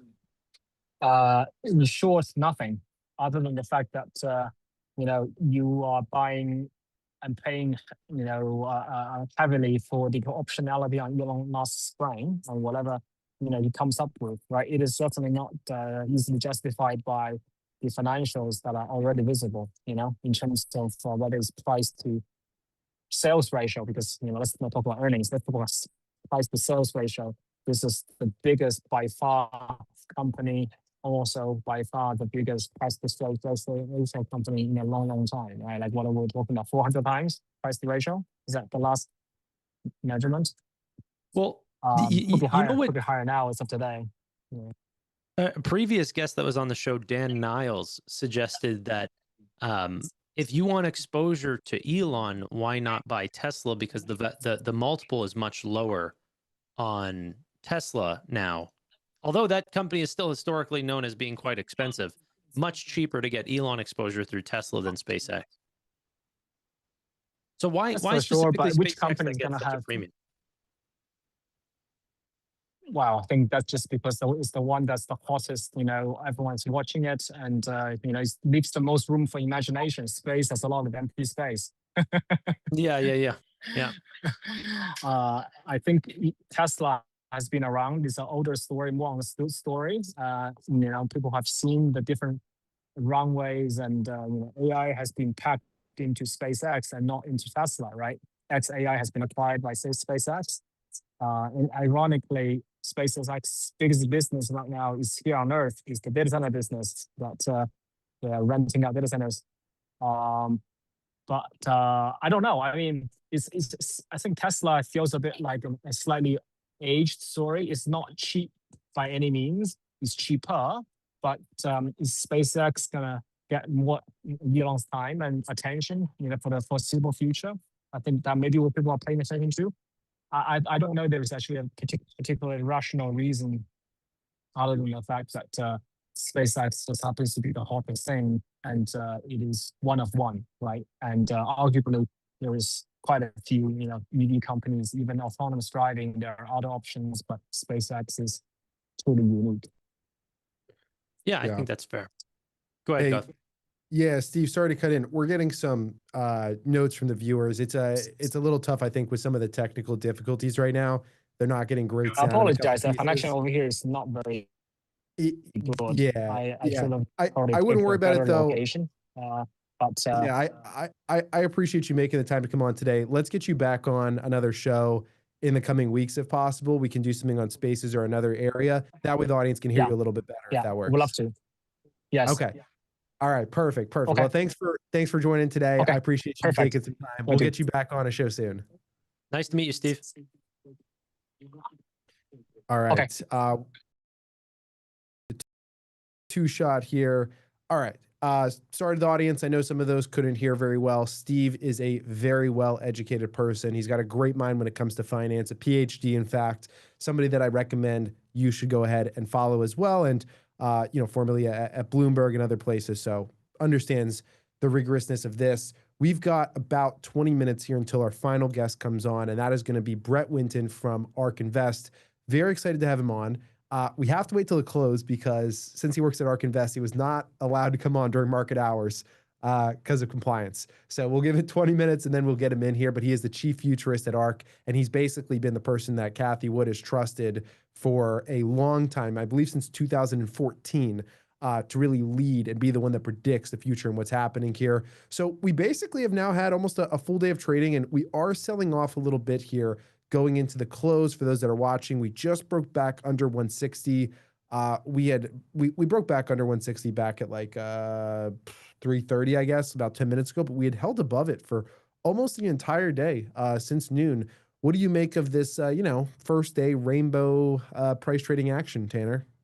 Yeah, I mean, it is pretty insane watching this pricing. I'm not exactly sure where we're going to end up at. I think as we were heading into the day, we talked about this over or under at about 163 or something like this. And halfway through, you would have almost guaranteed that it was going to be 176. And this is before we're starting to unlock on Monday, like these short sellers that potentially come on, whether it's Tuesday or Thursday. You're going to see, I think, this pattern of Friday, all buyers right now. And then eventually, as options markets come on, we might end up seeing a mix of both long and short traders that come in. And then 15 days later, NASDAQ opens up, and that's going to lead to a massive boom in passive investors as well, as indexes follow the trades to include the NASDAQ, to include SpaceX. So nailing down where the price is going to be today specifically, it's going to be all over the place, and it will be for the next few weeks. I think the real question that people should be asking, or at least what I'm asking myself, is where does this settle out at? What is the valuation that the market is willing to pay for America's largest space name? I don't have the answer to that. They absolutely are doing some really interesting things, and I actually really like what Dan Niles said regarding the Tesla Elon trade versus the SpaceX Elon trade, because although space is extremely interesting, so is humanoid robotics, and I actually think there's probably more commercial viability in automating labor. So the fact that you can get an Elon premium on this and it's much cheaper, I actually think SpaceX almost gives a viability to bring up Tesla's valuation even before a merger. Yeah, it was pretty interesting that a couple people mentioned Tesla. I do want to also say, I want to bring in, can we pip in stock market news here? Hello? Nice. I don't know if those on the stream can hear him. Charles, do we want to do a third box? He flew in. He came in so quickly. I was ready. He said, though, turn your camera on and we'll put you in a box. And I said, you can put me in a box, but the camera's not coming on yet. August 3rd, New York City, first in-person event. I haven't grown out my mustache like the wonderful mustache on the screen that I'm seeing. So shout out while we have those people here. If you're here, you're probably a retail investor, because retail investors care a lot about SpaceX. So just a reminder, the Wolf Summit, August 3rd, New York City, summit.wolf.financial. We will have all of the best, as long as Tanner comes, best content creators in the world there from the finance side of things, the best investors, and the doxing of stock market news. So if you haven't bought your ticket yet, it's worth it just for that. Summit.wolf.financial. You can get your ticket. As long as you have a public.com account, they are going to be 33% the Did you cost. So $250. did you hear what Uh, did you hear what they're saying? what are they saying? New York City, City of Champions. New York City. Yeah, we're doing this in New York City as well. So if you're somebody that wants to come see what the destroyed city looks like after a finals, it'll probably still be an absolute wreck like 2 months later or a month and a half later. So you can come check out what it looks like. It'll probably be safe though by August 3rd. That's when, the people will have cleared off the streets. They won't still be flipping cars and stuff. So safe by August 3rd. That's when you can come in, see what the city looks like. Stock Talk, myself, Evan, Peter Tachman, so many others, our whole trading crew. We're going to live trade on stage. Maybe we'll talk some SpaceX. So if you haven't checked it out yet, go check it out. But Evan, we haven't heard from you too much on the stream today. You ran a space as well. What's the thoughts out there? What's the pulse? Everything you guys heard. No one's gonna say anything bad about the company. No one's gonna say anything bad about Elon, except for the people who don't like Elon, who are always gonna say something bad about Elon. So I think it's more of the same you'd expect on there. It just generally though, this is at a 1.75 trillion. Now we're talking 2.25 or whatever, or 2.2 trillion. It's just everyone's saying it's overvalued.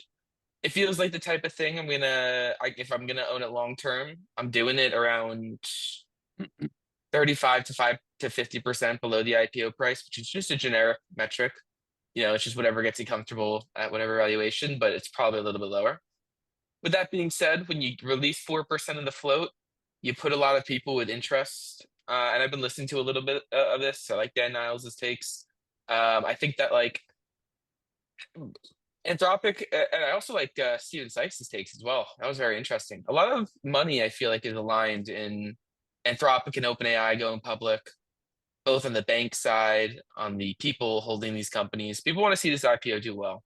It's probably gonna have a good first month when you have limited shares outstanding. I put in a request for 10 IPO shares and I got 10 IPO shares. Yeah, So I'm gonna hold. I think I'm gonna hold 10 IPO shares. Hold them. You're gonna make a Don't flip fortune on them. that $1,000. There you go. 1,400. Don't What's discount that? me, sir, please. What's that gains today? 18% gains? Not bad. My computer is not loving the live stream right now, so I have to go check my phone. Short Apple, I hear you. guess. Yeah. It's not going to yeah. show you just yet. It won't show you how much you're up technically. You just have to do the math at the moment. But for you, it's going to be $25 times 10. So it's going to be $250. Is that accurate? Tanner? I was just going to say, I think Dan Niles put up some points that we should consider. I don't think people who are extremely bullish on SpaceX should not trade this company if they believe in it. That being said, do we really believe that in the grand scheme of the markets, through the large change in tide of the macro, that we're not going to be able to get cheaper shares than today? We brought up this Meta IPO thing and talked about how that was a success in terms of you could have gotten better shares of Meta. But in the grand scheme of thing, Meta has been a generational wealth purchasing, wealth building opportunity. So the only thing that I would add is okay, maybe today SpaceX is hot. In Dan Niles is correct in terms of saying that valuation is important. But if you're right on this name, 2 trillion is going to be scratching the surface of what they could truly become. And I'm curious your guys' thoughts on how to play both sides of this, trying to find the moderate middle ground. Evan, what do you think? For me, the answer is I guess we'll find out after. I think that what you were trying to say when Dan Niles was on was like he was saying we don't know which ones are going to be the winners, but if you want to take an educated bet that the company that Elon is attached to is going to be the winner, and you just feel that way, and the valuation isn't right now, but in 5 to 10 years or whatever it is, I think honestly Tesla might become before SpaceX, but SpaceX is probably a bigger opportunity. I don't know, but you can kind of feel like he's the one, and maybe you do just need to own and buy, but. I'm going to have my 10 shares. I'm going to feel good about my $1,000.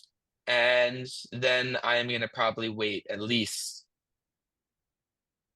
The rule Yeah. says 35 to 50% below the IPO price is where you start buying. I'd probably start buying below like 10, 15, 20%.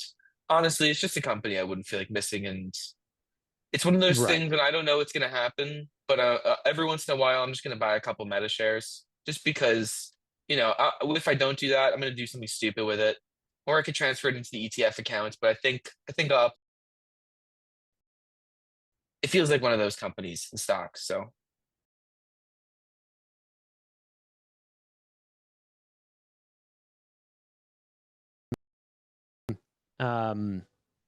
Looking at this name, and I'm essentially like, okay, I believe in the potential that they're going to do AI data centers in space. All the things end up being right. I want access to this. In the next breath, I also think companies like NVIDIA are going to see major benefits there as well. And not like, I actually like Dan Niles coming on the show, but I don't agree with him to say, hey, like, how do you know that they're the winner? I purchase into individual investments exclusively. I don't know for any of my investments, including Meta or including Microsoft or any of these, that I know that they are going to be the individual winners. We never know that. So you're trying to take an educated bet. I think what I was trying to say to Dan Niles is just, for serial entrepreneurs of multi-trillion-dollar businesses, it's more likely than not that there should be given some execution credit to Elon, and there is a price to be paid for that. It's higher than the average. It's higher than their peers. But is it at 2.2 trillion? That's all. I think it's just hard because like data centers in space are probably, all this stuff is probably going to happen at some point. It doesn't feel like a 5-year thing to me at this point. And that's kind of where the market starts to speculate into. So you're just kind of doing on things that could maybe possibly happen in the future, but there's no tangible way to see it in any near future thing.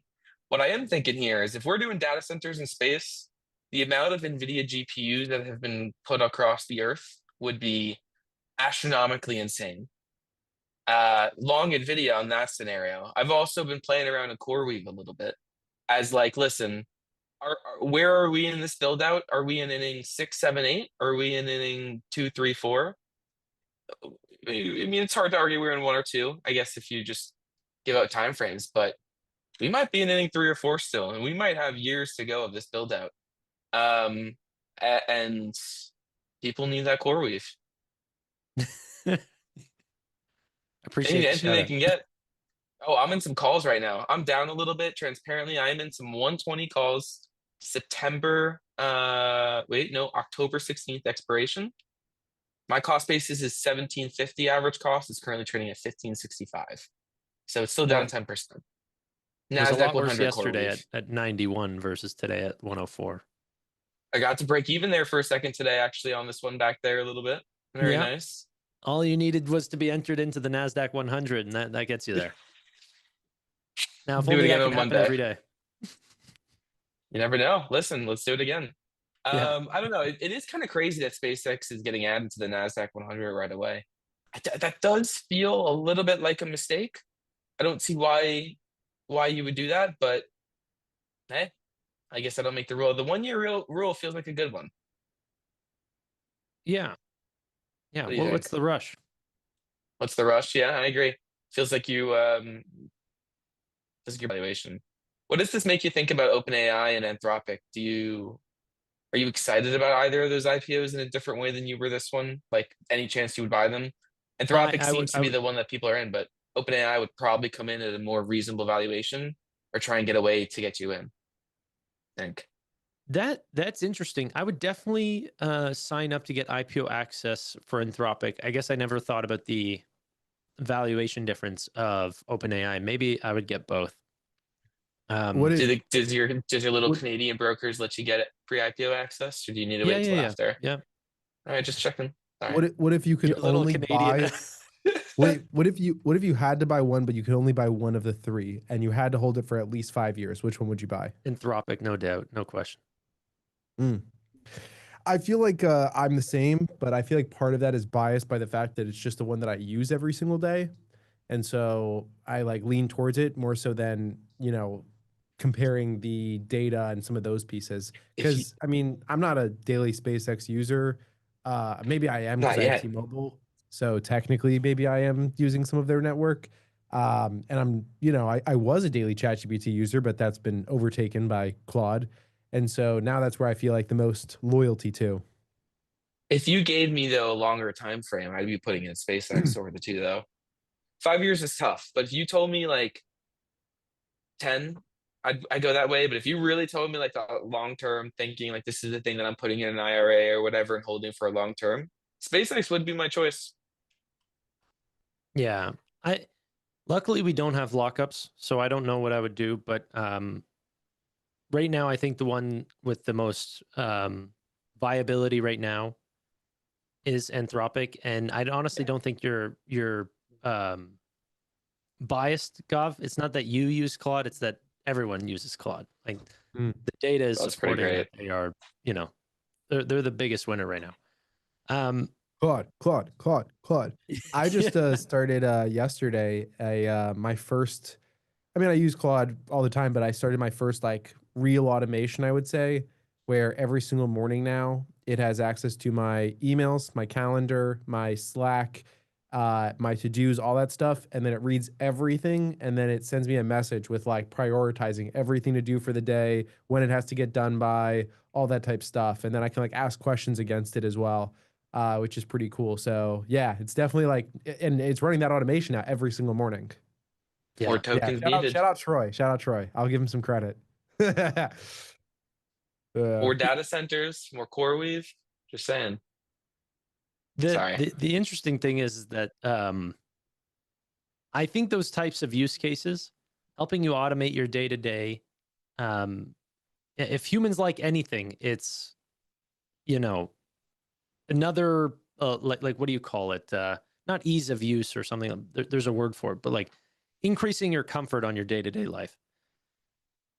AI agents are going to do a lot of that automated like what used to be manual tasks will become completely automated.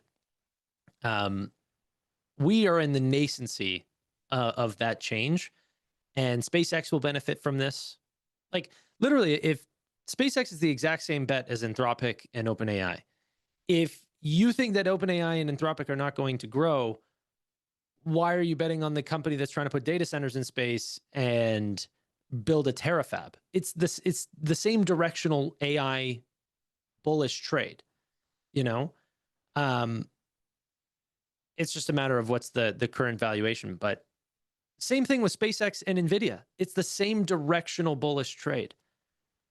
Yet the valuations are going to be far different. You're muted, Gov. Robotics and physical AI feels like the next thing after the online world starts to be built out. And this one feels like something that is more within a 5-year time frame. And maybe it's humanoid robotics, but just robotics in general does seem like. But that's what I think is interesting about the comment from Dan Niles. Yeah, sorry, no, you go first. You go first. Oh no, I was just gonna say the difference between what Dan Niles said is that humanoid robotics play isn't necessarily SpaceX as much as it is Tesla. Yeah. I think the move there is my home robot, which is also doubles as a data center. That way, he's just producing compute. All right. We are ready.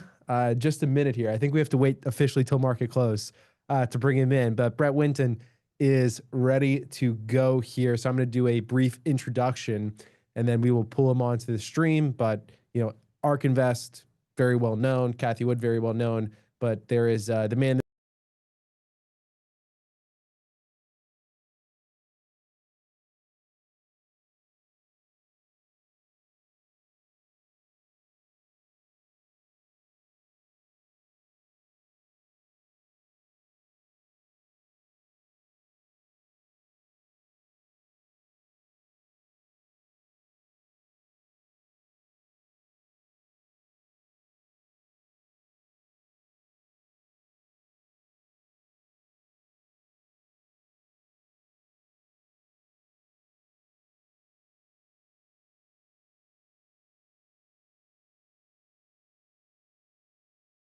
is sufficient to justify. Oh, can you guys hear me? Sorry, I'm getting some feedback there on the back end. Oh, cool. Perfect. You guys got me. Starlink alone is sufficient to justify a $2 trillion valuation. He's been more right about this company for longer than almost anyone with a public track record. Brett Winton, welcome to the show. Let's bring him up on the screen. Brett. Thank you. What a great introduction. Thank you so much, Gav. Yeah, listen, I wanted our listeners to have some insights. You share a ton of stuff, and I'm constantly intaking your content, especially with the Brainstorm podcast, but I wasn't sure if everyone was familiar on how great you are. I think that they should. So let's dive right into it. You said on CNBC 3 weeks ago that Starlink alone supports a $2 trillion valuation. At that time, the expectation was a $1.75 trillion valuation, I believe. We have seen what the markets decided that this was worth, and that is 2.23 trillion as of the close on day one. Pretty amazing to see that. You can see that it closed here right at $161 and a few cents on top of that.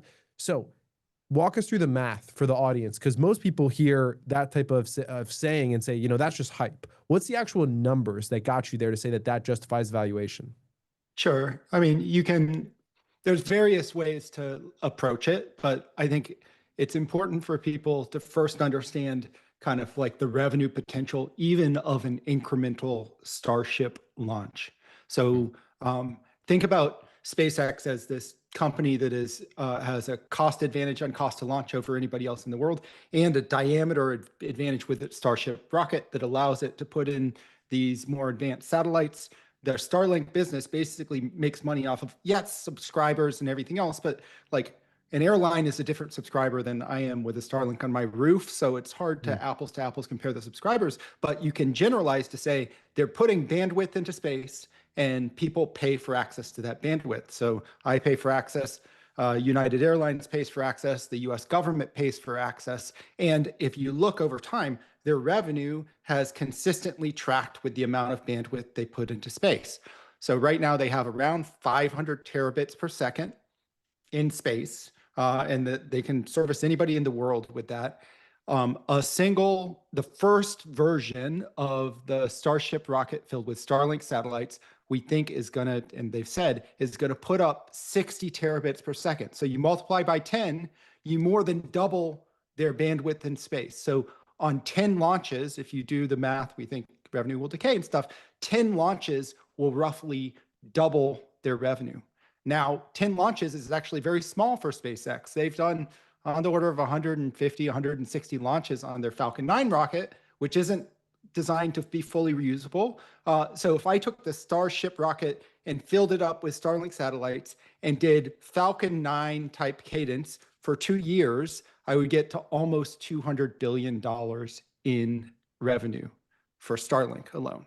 So you could, frankly, you could say, well, maybe a 10x revenue multiple is good on this thing here. And that would get you to, the $2 trillion valuation. We do it like in a little more complex way. And you have to account for the cost structure, but like so let's just lay that out as a top line. Actually, by 2030, we think Starlink, or the combined entity, but mostly Starlink, will be on the order of $300 to $400 billion in revenue per year by 2030. So that's roughly where we think they can get, injecting a lot more friction into the model than Elon and co are saying they're going to actually deliver on.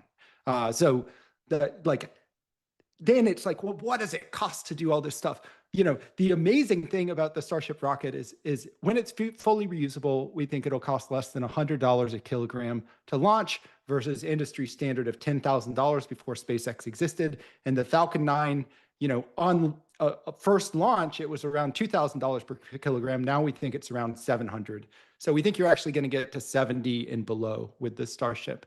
So the actual cost structure is not launching the rocket anymore. It's filling it full of satellites. If you look at a full basket of satellites, and acquiring the customers and building the ground stations, it's basically $500 million to launch the rocket, but you get $1 billion a year in revenue off of that, roughly. So I put in $500 million for every rocket launch. and I get $1 billion for 5 years in revenue.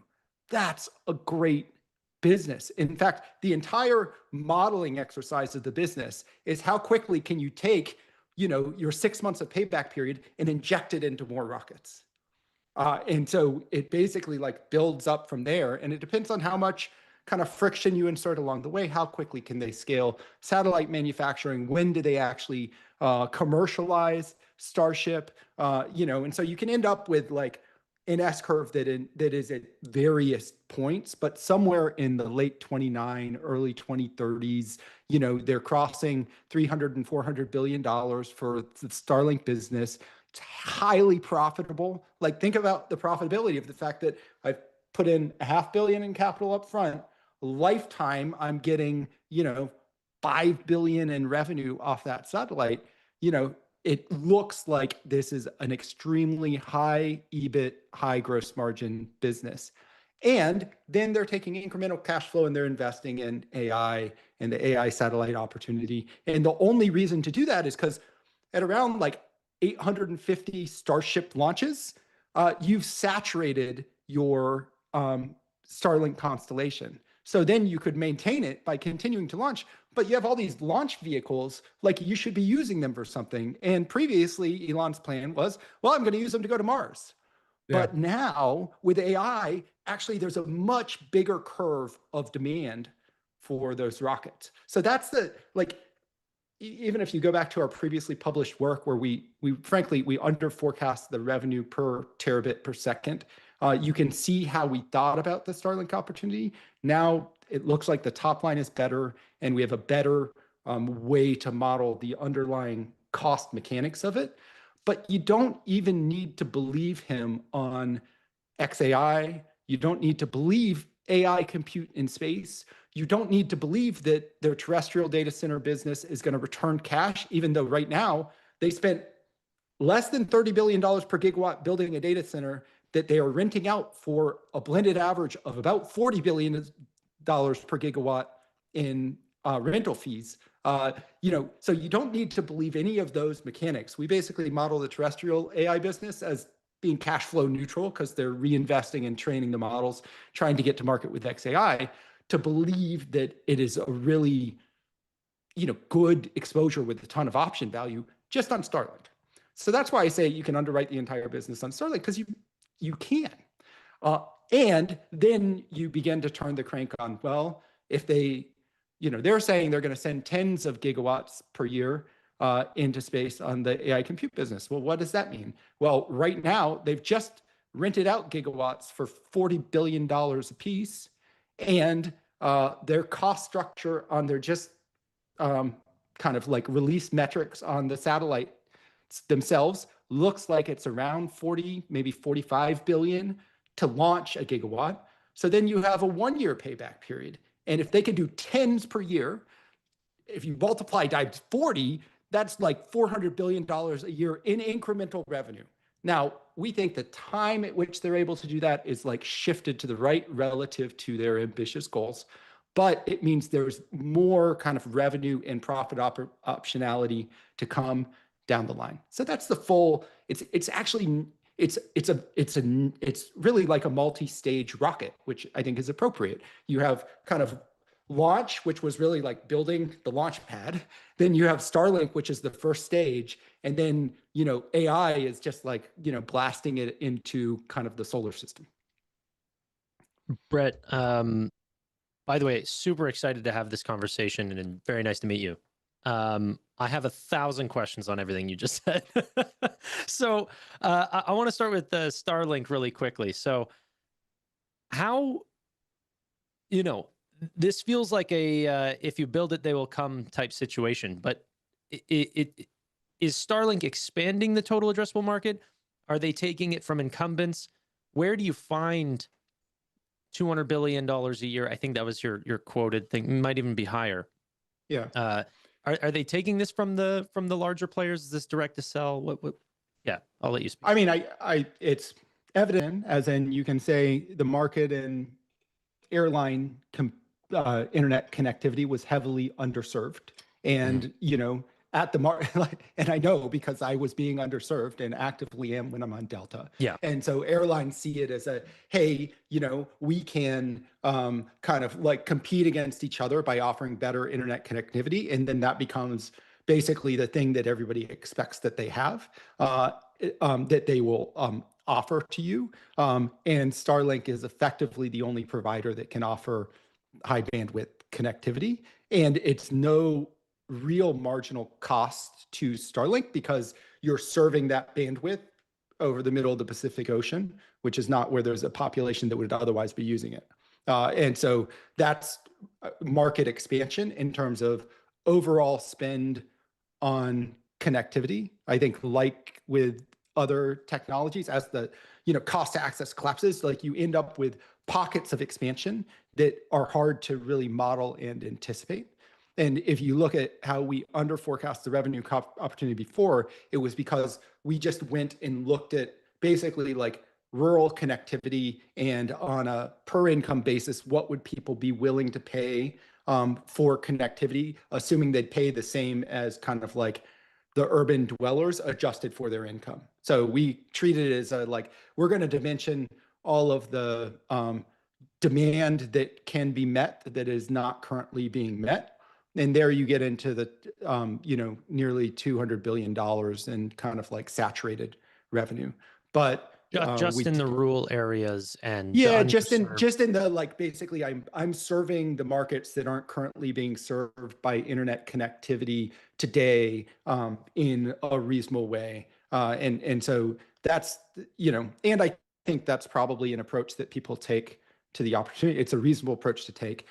But then the reality of what's happened is that, the government is paying for Starshield, which is using the same bandwidth effectively, and kind of like I have basically duplicative. I'm spending more on internet than I would have otherwise, because if the internet goes down in my house, I'm basically dead, right? And so I have I have fiber, and occasionally some contractor clips the fiber line, and then it's, I have no cell service here. So, literally somebody could murder me. No one know. Now I have Starlink as a backup, right? And so it flexes over to Starlink when I need it. And that provides a degree of kind of like, call it insurance against earthquake loss. I also have, batteries that will power it. So I'm like, more self-sovereign. So that's also like created demand. And, and I think that direct to cell, that's in a partnership with the likes of T-Mobile. It's kind of an add-on where T-Mobile says, well, this is part of the all-you-can-eat package and we're paying for this particular bandwidth. I suspect that SpaceX is going to vertically integrate and go, basically have its own cellular brand where they are servicing you, the global customer, in urban areas. They are MVNOing, buying cellular connectivity for others if they can't serve the current customer base with satellite connectivity, but it'll be like default satellite connectivity and then kind of like fail over to cellular connectivity. Whereas right now it's clearly default cellular failover to satellite. And there's a way to think about the market. So that would be competitive with, a bunch of like kind of sluggish behemoths that everybody hates. So I think that they could win share on that basis. If you imagine like connectivity as a market is very, very geographically fragmented. Because it's like tied to the physical assets on the ground. And so, I, as a Verizon customer, it's not like I'm a Verizon customer and I move to Europe and I can stay a Verizon customer. I have to be an Orange customer or whatever, and so it's in some ways similar to the old media markets where it's like the cable companies serve media in this particular pocket and then at least nationalized, but on a global basis, it didn't at all until Netflix came in and said, actually, we can amortize content costs across the entire world. And that's what Starlink is basically doing, is they're amortizing connectivity costs across the entire world, which then gives them like an ability to become a truly global telecom provider, which nobody can do today. Even like think about a business has a different telecom relationship in every geography they operate in.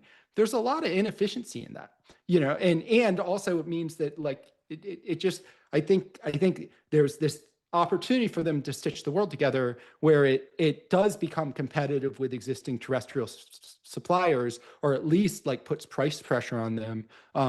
And then there's also TAM expansion that occurs. But if you see their TAM they lay out is basically the global connectivity TAM.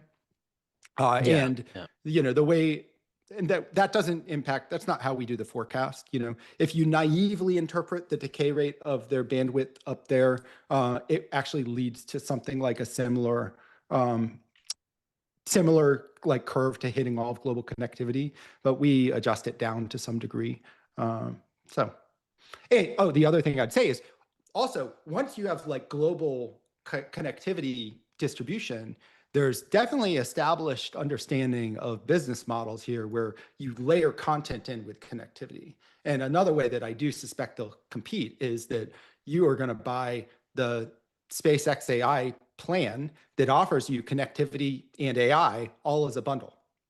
And so kind of there, you know, and of course, X money and like communications, you know, really will try to be a vertically integrated kind of, you pay once to one provider and you get it all type packager of content, media, and intelligence. And, you know, that's a pretty good value proposition, assuming they can line up the pieces in a way that's compelling for people.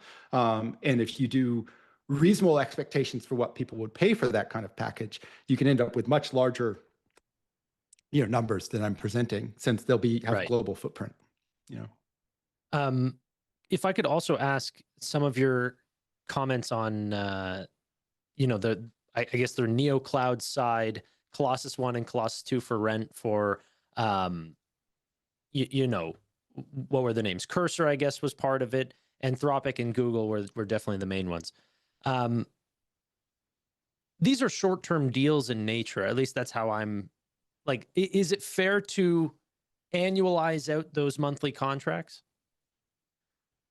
Well, I did that, and then Elon responded to me and said, these are short-term deals in nature. So I don't know. Yeah. Like, I think one of the challenges with modeling the business is to try to figure out how much of their capital they're going to put into the terrestrial data center side. And roughly the way we think about it is that they will put additional equity capital into that line item. And whatever money they get off of those contracts, they'll recycle into their terrestrial footprint.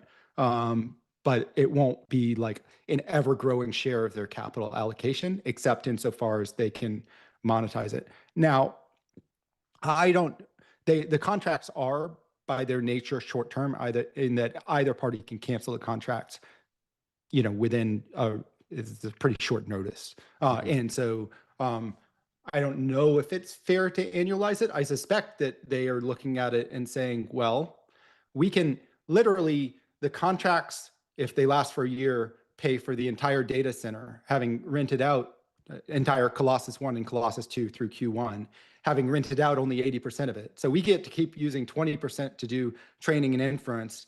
80% of it pays for itself. And then if the contract ends, we've gotten, you know, a free Colossus 1 and Colossus 2. That's great for shareholders. I suspect, in the way we model the company on the AI side over time, is that they will continue to apportion some share of their gigawatts to an infrastructure as a service business to effectively finance the training costs of catching up to the frontier on the AI software side, and then, you know, the actual monetized gigawatts that they use on the AI software side when they hit, you know, presumably a stage of inflection for AI monetization. But to be clear, like, again, that's all option value on a Starlink business right now. As in, they could, if I took our model and I said they're going to give up on AI training and they're going to not try to like compete with XAI versus the frontier model providers, then it becomes like much more cash flow generative, because they are on the ground terrestrially best in the world at building data centers on a dollar per dollar basis, as far as we can tell, and per the financial filings, it's pretty well confirmed. And, you know, once they get into space, they're going to have like declining cost structure to yield gigawatts versus escalating cost structure on the ground. And they're going to be, we think, at like $300 to $200 per kilogram launch, cost competitive with terrestrial. So you know, they at least have like this orthogonal mechanism by which they could take off. Yeah.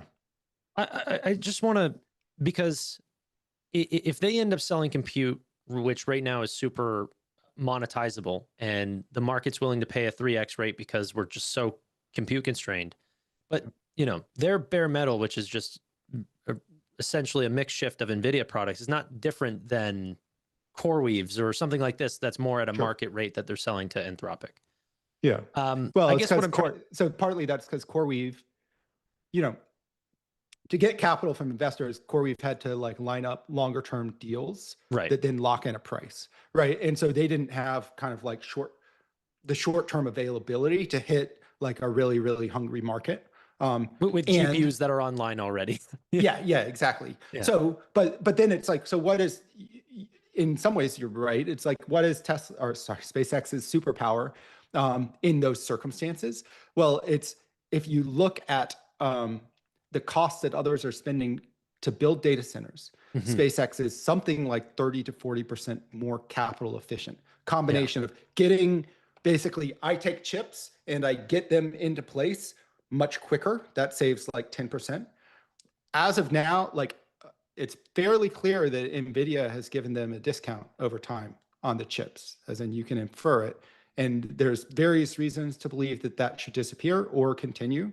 The reason to believe it should continue is Jensen has a long, productive working relationship with Elon and needs other big demand sources for chips, so he can go to Taiwan Semi and convince them to build more capacity, because he can say, listen, Anthropic wants this much, OpenAI wants this much, and Elon wants this much, and Google wants this much. Those are four big, super well capitalized entities that all want this much. Then therefore you should build more, because he needs more supply coming out of Taiwan Semi to drive his top line. So he is strategically interested in having really as many frontier model providers as possible in voracious chip demand, both to sell into, even though Elon's going to try to develop his own. He's like, good luck. I mean, I wish you all the best, and I'm happy to supply for you between here and there. And because, you know, I think that kind of like they're both trying to accelerate as quickly as possible. And so having like dealing Elon in is in his interest. And that's discernible in the behavior on kind of like the cost of the chip infrastructure that SpaceX has built in place so far.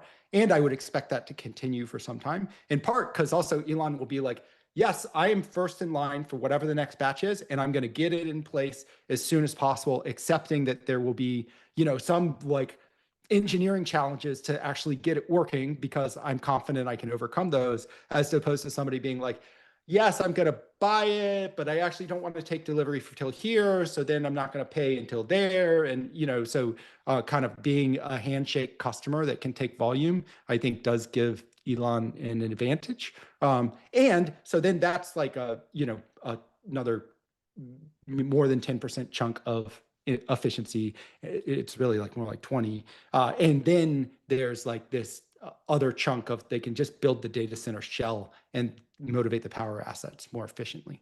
So anyway, it's net 30 to 40% more efficient. If you just had that, like the industry has to price it a way that is profitable relative to their cost to build. Right. So then the marginal price setting mechanism is something on somebody that's at a different cost structure than SpaceX. So it could be, and it is right now, evidently, an amazing money printing business.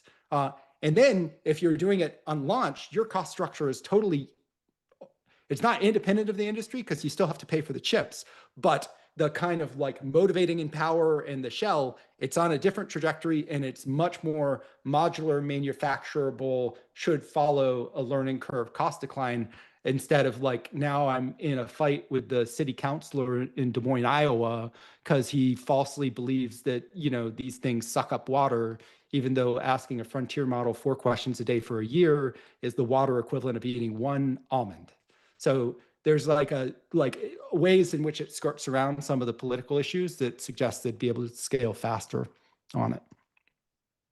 I was just going to say about some of the modeling, like how do we give a premium to, you know, the neo cloud side of the business, but then at the same time also give premium to their ability to potentially bundle intelligence into this, you know, late stage SpaceX having X money and some of the software and services and direct to sell that you were talking about, because the only reason why you're selling compute is because you're not utilizing it through Grok, and you know they're not frontier anymore.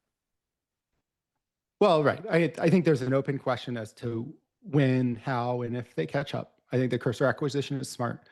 Yeah. In the way that we currently model the company, there's not an expectation that they get to the sweet promised land of AI monetization, not in the central case.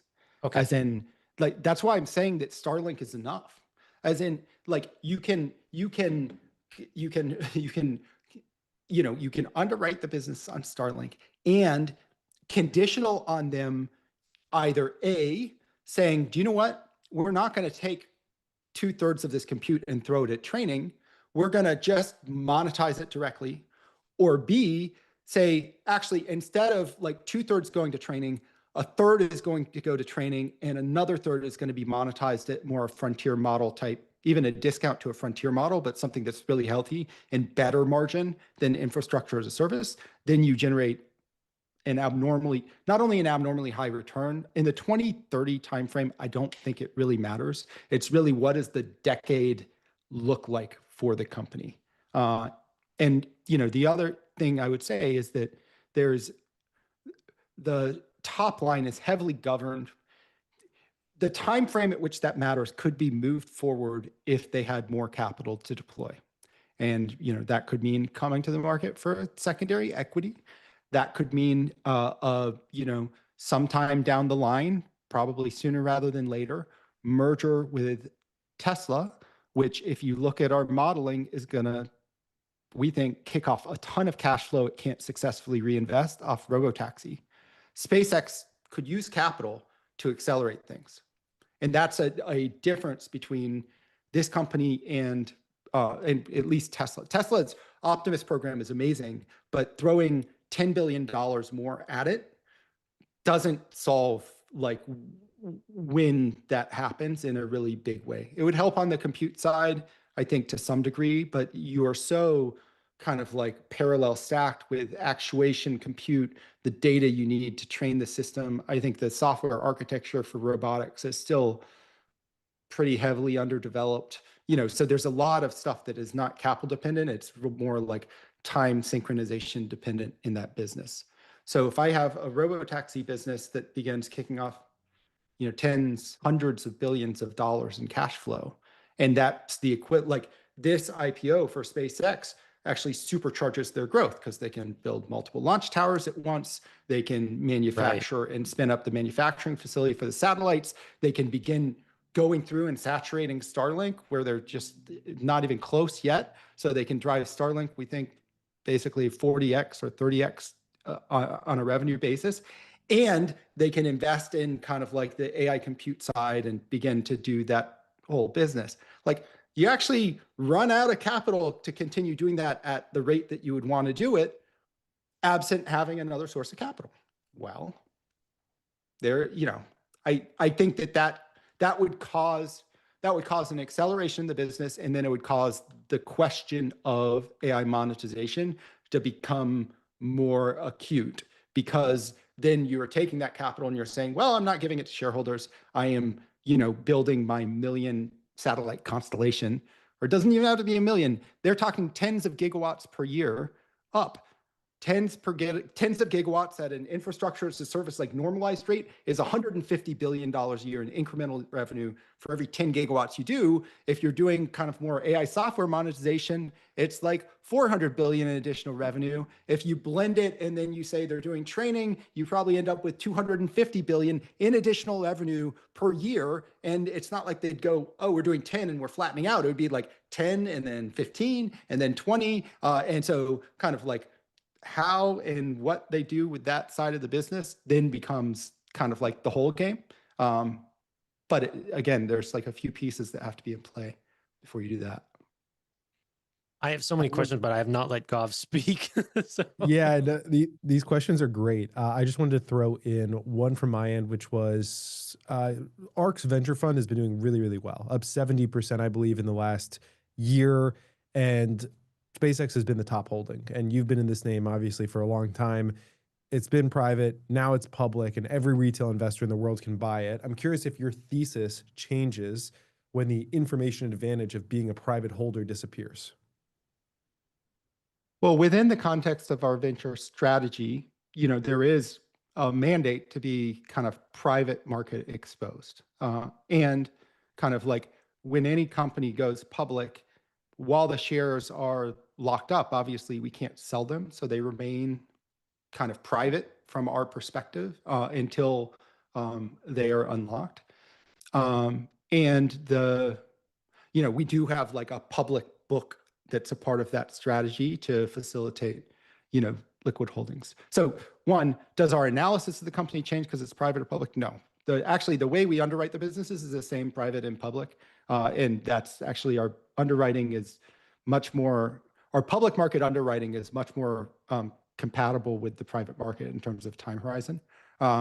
Does the kind of like mandate of the fund is that, over time, anything that becomes, liquid public will naturally diversify either through inflows into private assets. And then that's a function of like, how fast is money flowing into the fund versus when shares unlock. And we don't have an obligation to immediately sell upon unlock. So that'll be, tactical and portfolio managed at the time.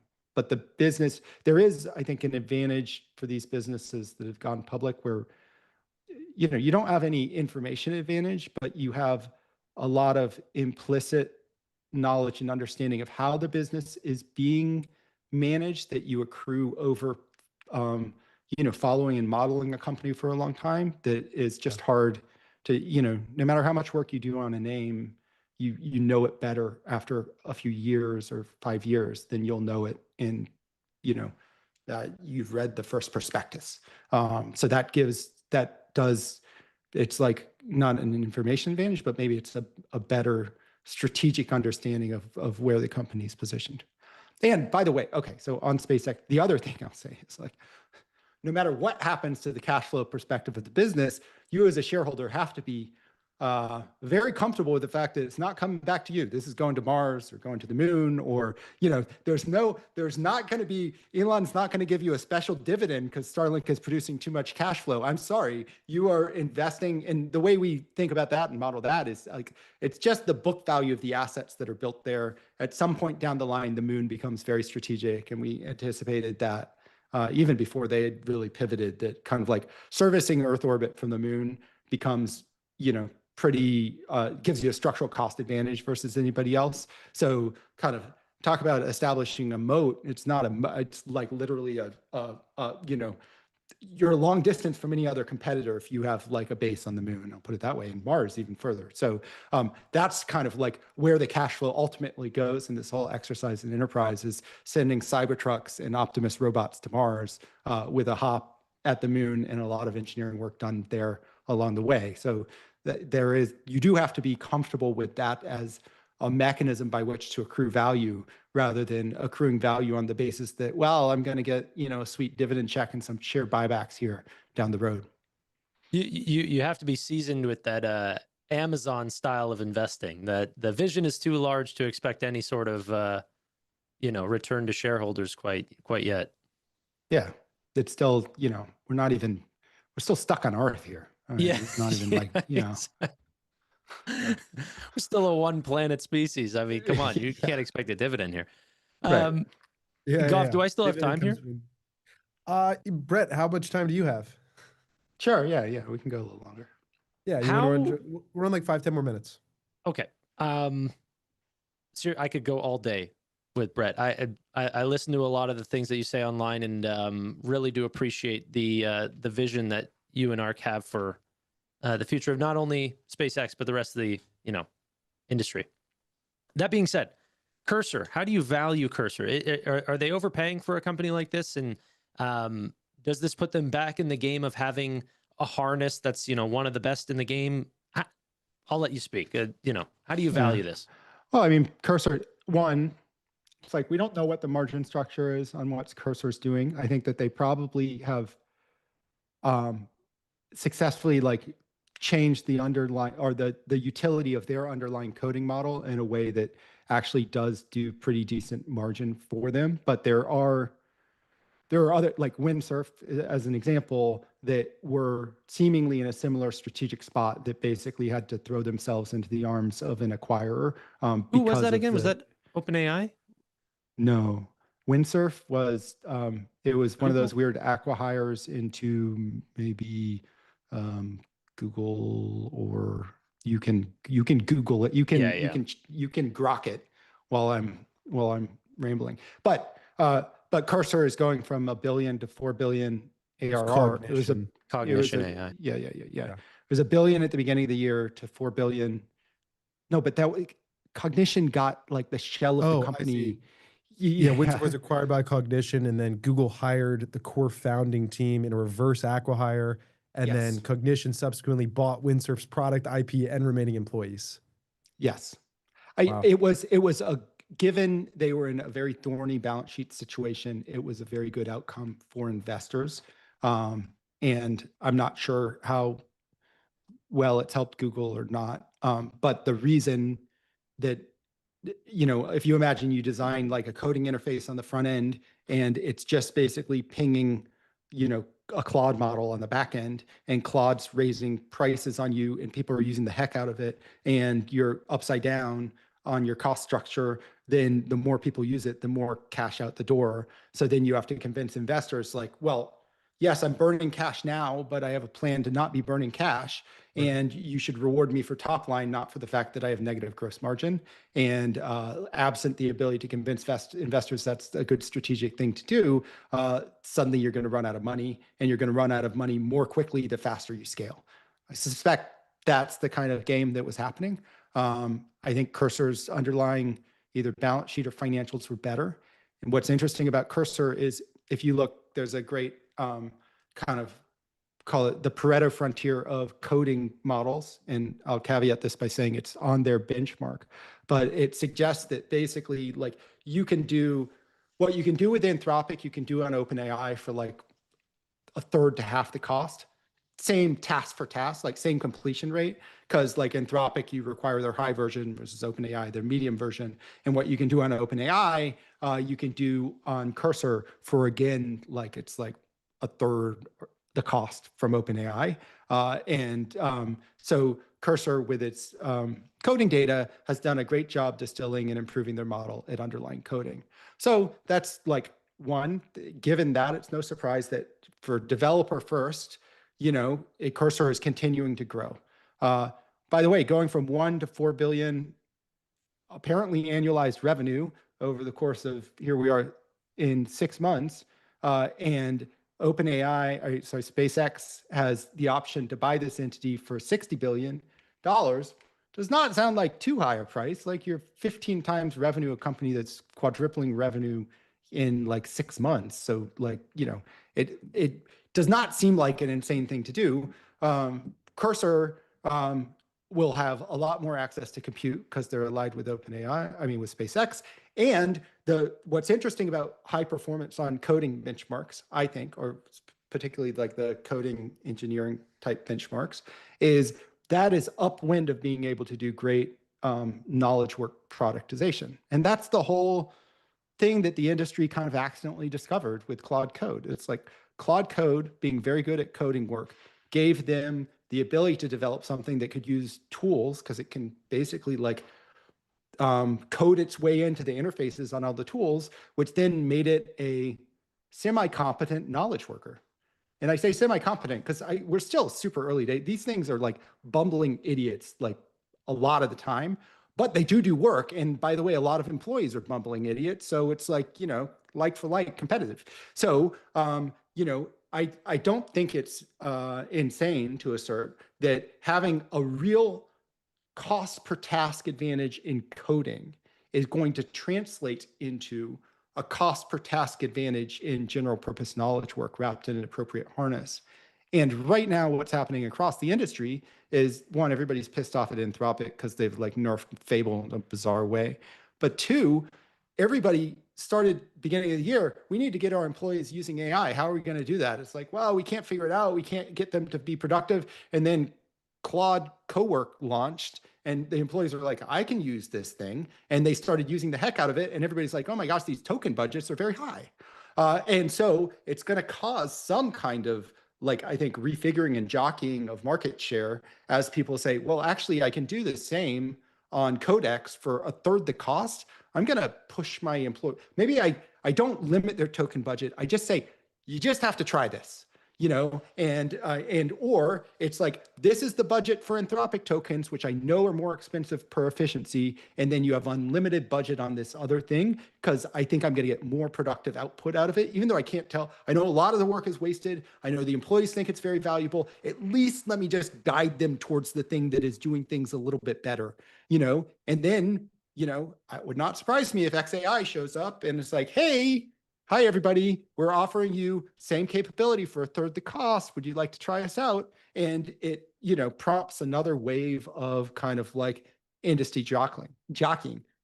Ultimately, downstream, I think the market share resolves to basically share of compute commanded in the year that it occurs. Like, I think that's where we're going to get at the frontier model layer. And everything Anthropic's doing today is just to try to basically secure the financing it needs to try to secure downstream compute where it's offsides of where OpenAI has gotten itself and where it can't launch satellites into space like SpaceX AI can.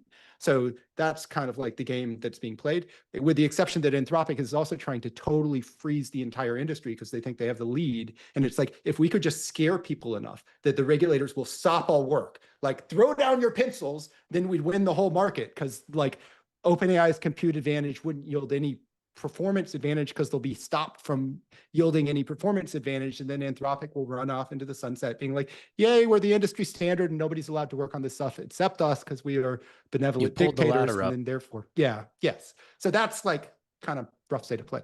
Full disclosure, we have big exposures to OpenAI, to SpaceX AI, to Anthropic. We think that the collectively, frontier model providers are going to be worth around $15 trillion by 2030, shared amongst them. And so with SpaceX AI, it's like, are they the odds-on chance to win in that time frame? Almost certainly not. Over 2035, maybe you give them better odds, and there it's a bigger pie that they're competing for. But do they have a shot? Yes. And can I underwrite the business on something that's totally separate from that? And not totally separate in that it gives me the cash flow to invest in it, but totally separate in that I can have them fail at this and still underwrite the business? Yes. So then it's provocative. Wow. I have so many questions, but I'll let Gov. No, here, how about this? Let's do, Tanner, 2 more questions and then we'll wrap. Yeah, let's do it. Well, okay, Tanner. So my question, the only problem is they're not super XI or XAI related, but you said the $15 trillion valuation on the model companies. I'd love your answer to the commoditization commentary that you hear from a lot of people. I mean, I think it comes to a judgment of where you are in the market of these things. As in, I'll present 2 future states to the world, and I'll tell you why I believe in the one versus the other. Okay, the commoditization argument roughly runs like this. Well, Anthropic kind of pierced through into this set of capability that people are willing to pay for, but everybody's going to cross that same threshold. And if you look at the relentless cost declines in the space, the cost to do that set of capabilities is going to fall by, 75% at least over the course of a year, maybe even more, right? And so good on you, Anthropic, that you're doing tens of billions of revenue for delivering this particular service. That service that's being delivered, that same service will cost, 1/10 as much a year from now. So then therefore, any margin that you're expecting to get, it's going to be soaked up by a ton of people providing the same services, and they'll wrap it into other things that you don't even have a thumb in the pie of. And so you'll get killed. And I think that's wrong. And there's a few reasons to think about the way it's wrong. One is, again, these are like bumbling idiots right now. They're not these are not effective knowledge workers over long time horizons. They're like, you can set them loose for 3 hours in a pretty expensive way to do something that is 80% done. And then you go back and you spend the 20%, you spend half of it undoing the stuff they've done wrong. And then another, like, so we're actually still very early in the capability here. And until we cross a threshold where we're being overserved, where it's kind of like, oh, you did this too well. Please don't put as much effort into this thing because it's perfect. And not only do I not need to touch anything, you're like embellishing it in ways that are like actually more ornate than I need. We're not there. And two, imagine you have a customer service agent, which by the way, Meta did, that is facing an external party. And that is a threat vector for your organization. If your agent is dumber than the AI agent of the person on the other line, they will take advantage of that agent. They will negotiate a better deal. They'll figure out a backdoor into your enterprise. You are like, any surface that you expose as a person in enterprise here is actually a much bigger vulnerability than it used to be, because these agents are going to be hyper capable at exploiting any chink in the cracks of your business model, in your kind of ability to offer free trials to customers who are new customers. Well, it's the cost of creating a new customer is collapsing here. So I'm just going to repeat the same free trial over and over again. I'll never pay for your service. So how do you guard against that? Well, you have to like basically have smart orchestrators of customer service interfaces at least. And so I think there's a degree to which like there will be no more expensive choice than choosing the cheap model as an agent for your enterprise. And so, yes, I would love to have this set of capabilities for only a tenth the cost, but I'll get run over by a truck from some enterprise that is paying the same cost for 5 times better capabilities. And I think we're going to live in that space for quite a while. Then there's also, it's pretty clear that continuous learning is going to be the next breakthrough here. It's going to have, like, after agent space, we're going to get into continuous learning space, which is like, think of agents right now as they are basically trying to do stuff in your organization by looking at a giant bulletin board with all these instructions on it. And they're like, oh, okay, I should do this. Oh, okay. They don't remember anything. They're like goldfish. Like, they can't like keep anything in their head for like more than 15 minutes. Okay. Well, continuous learning is, as it exists, as an agent exists inside an enterprise, it begins to internalize into its weights kind of like the ways in which the enterprise works. Well, you can imagine how that would be, has much better lock-in than the current setup. The current setup, the lock-in is like, well, the IT guys have agreed to turn on Claude. They haven't yet agreed to turn on Codex, and so therefore we're going with Claude. The future lock-in is, if you want to switch agents, you basically have to retrain the agent workforce. And that's a huge pain in the butt. So I think that as a next breakthrough, which we don't know who's going to actually achieve it, but we kind of know who the candidates are, is going to then prompt a much more kind of like secure, kind of locked in set of customers than currently exist. So yeah. Yeah, that's it. There's so many interesting things. Sorry, Gov, did I? No, you're good. I was just, it's like the things you're saying are making me scratch my brain. I'm like, I didn't think about the switching costs and that, and the retraining of the models, and how if I just go with the lower model, your model will literally bully my model. And like, it's just such a crazy world to think about. Is like, I think people are going to need to be very careful about people who are running clawbots and stuff. Like, you're going to need to be very careful about who and what can interact with those clawbots. Like, you'll need like a trusted agent network. Actually, only very large enterprises will trust like outside interfaces, because they'll have paid up for the security budget they need to protect themselves against exploitation. Well, yeah, I mean, like, recursive self-improvement is so crazy that it's going to get to a point where they start making decisions based on their own learning that we can no longer comprehend. Almost like AlphaGo, whenever they were making moves that like even champions weren't making, but it was thinking 20 steps ahead. These models, if you believe in recursive self-improvement, which I mean is pretty widely agreed upon, but they will eventually learn way past us. And then we're kind of in the side chair at that point. But somebody has to turn them on and off. I think actually, okay, so this is I think there's going to be more work to do, not less, for humans. And there's going to be kind of like labor is going to become much more dear and valuable, not like paid less here, because there's like the choke point will still be human attention, and the and well, one, I see it in my life. It's like, gosh, I'm busier than I've ever been. But two, it's that the because material abundance will be much cheaper to get, it'll be harder to induce people into work. So you have to pay up for the people who are actually going to do the hard work of trying to like guide these things in a direction that is maximizing the productivity expansion growth of, you know, our little pocket of the galaxy. Could I ask you a quick question on will the big model providers like OpenAI, XAI, and Anthropic go through cloud providers like AWS?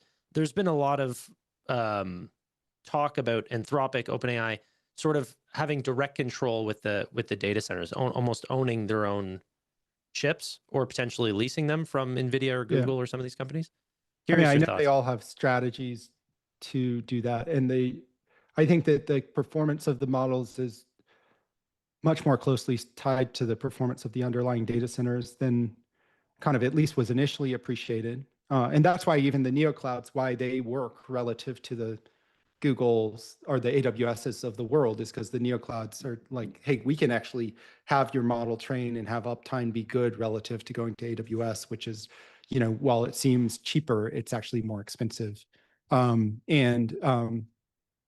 think it's, call it an open question, the degree to which they need to vertically integrate versus not.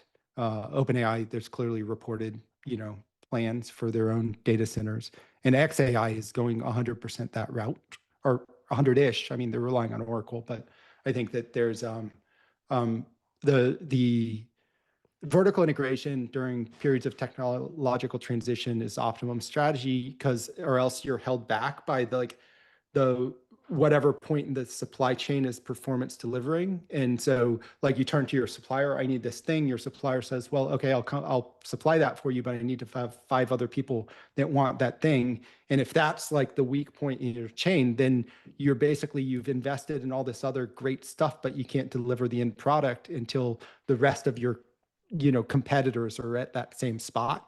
And so I think that, you know, vertical integration through the underlying data center, it could be that that's important in that way.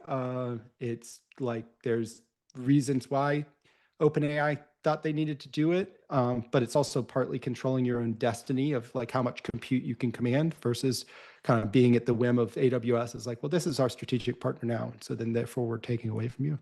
So Right. Okay, I'm well over time. I really appreciate your time, Brett. Thank you. Thanks, Brad. Gab. Thank you, Tanner. Such a pleasure having you on. I encourage everybody, they can listen to you weekly on the Brainstorm, which, you know, we're lucky as a Wolf to be a partner and to help with editing and distribution of that. So we're big supporters. Anything else you'd want to leave people with? Any final messages? Anywhere else they could check out your material? Yeah, I mean, you can follow me on X at Winton Arc, and you can go to arc-invest.com to see all of our research. You know, we're supported by an amazing research team that does work in all of these areas. And I think that there's, you know, I'll leave you with one last thought. Like people, for one thing, like people just say AI is a bubble. Like that's been the ongoing narrative forever. If you look at chatbot AI users as a percentage of smartphone users, we're at kind of early 1996 internet users as a percentage of PC users levels. So that's one way to frame it. It's like early 96, Google didn't even incorporate it until 98. So like, you know, we're that spot, but happening kind of twice as quick in terms of diffusion relative to chatbot. But if you think, well, yeah, that's one thing, but that's different from like the agent space where it's like Codex and Claude Cowork users as a percentage of knowledge workers. And then we're in like the 1% penetrated land. And that's like 1990 in .com, before the web browser was even launched. I think that's like a better analogy for where we are. This is both an incredible time, but it's also like the next 5 years will be a lot more incredible than what we're seeing today. So hope you stay along for the ride. Yeah. The great inflection. Yeah. It's here. The great acceleration. The great acceleration. Great acceleration. Yes, that is the term that you had coined. Yes, I did see that's that. our The great official term. acceleration to describe the current technological moment, and that you also said that history will look back upon this as a critical technological inflection, maybe in the entire history of humanity. Yes. So excited 100%. for that. Brett, Yeah. we'll have to do another one of these sometime. Appreciate you coming on. All right. Cheers. Cheers. Cheers. Bye. Thank you. Thank you. Okay. The two-man screen here to finish our wrap up. Thank you to everyone that tuned in. We've been live all day. It has basically been about 7.5 hours live at this point. Market typically open for 6.5 of those hours. We have run almost an hour past. Thank you to so many people that have been a part of this and tuned in. We have had 63,100 total cumulative viewers on X. We also still have about 40 plus people live on YouTube right now. One sec. What was that, Emp? Talking to me? All right. I don't know if they're saying anything important to me right now on the back end. But with that being said, just going to run through real quick and just thank all of our speakers for being a part of this today. So if you've been with us throughout the day, we started with Jose Najarro, which was awesome. And then we had Sawyer Merritt. We had the SpaceX IPO right here with Anthony Pompliano. We had Roy from Crossroads joined up. John Ehrlichman, a little bit of overlap there. Austin Hankwitz, Robert Croak as part of it. Mans at Mans Trader, and Dan Niles was on here. Steven Sykes, Steve Howe, and capped it off right there with Brett Winton, the chief futurist at ARK. And of course, just a massive thank you to my co-host for the entire day, Tanner Manson, for being a part of this. You should go check him out on both Twitter and YouTube. His handle, it's a little small on the screen, so I can't tell if it's there for me, but it's Future Investing, but there's no I in the investing part. So just FUTURE and then investing without the I. You can check him out both on Twitter and YouTube, sharing a lot of great information. Tanner, any final comments that you want to share on this stream, or any takeaway or thoughts from that whole convo you just had with Brett? I'm glad I got to witness it. No, it was a ton of fun. I apologize for bringing us over time. You're good. You know, there's definitely a great, like, wide spectrum of people that we brought on, whether it's looking at the company through historical lenses and seeing where there might have been revolutionary IPOs previously. Then you have the other people who are potentially looking at this through, okay, well, how does this change the world? What's the new opportunities we've never seen before? And I love the way you put this together, Gav. It was a ton of fun. Really happy to be a part of it. But yeah, in terms of the conversation with Brett, I just got a little bit taken away because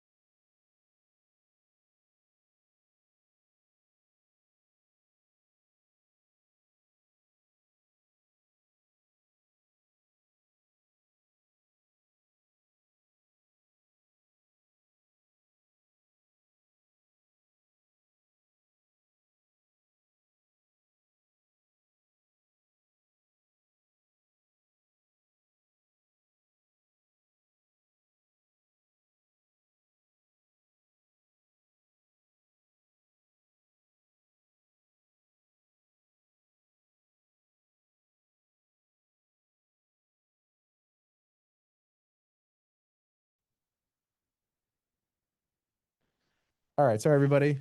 We had technical difficulties there for a second, but we are back on.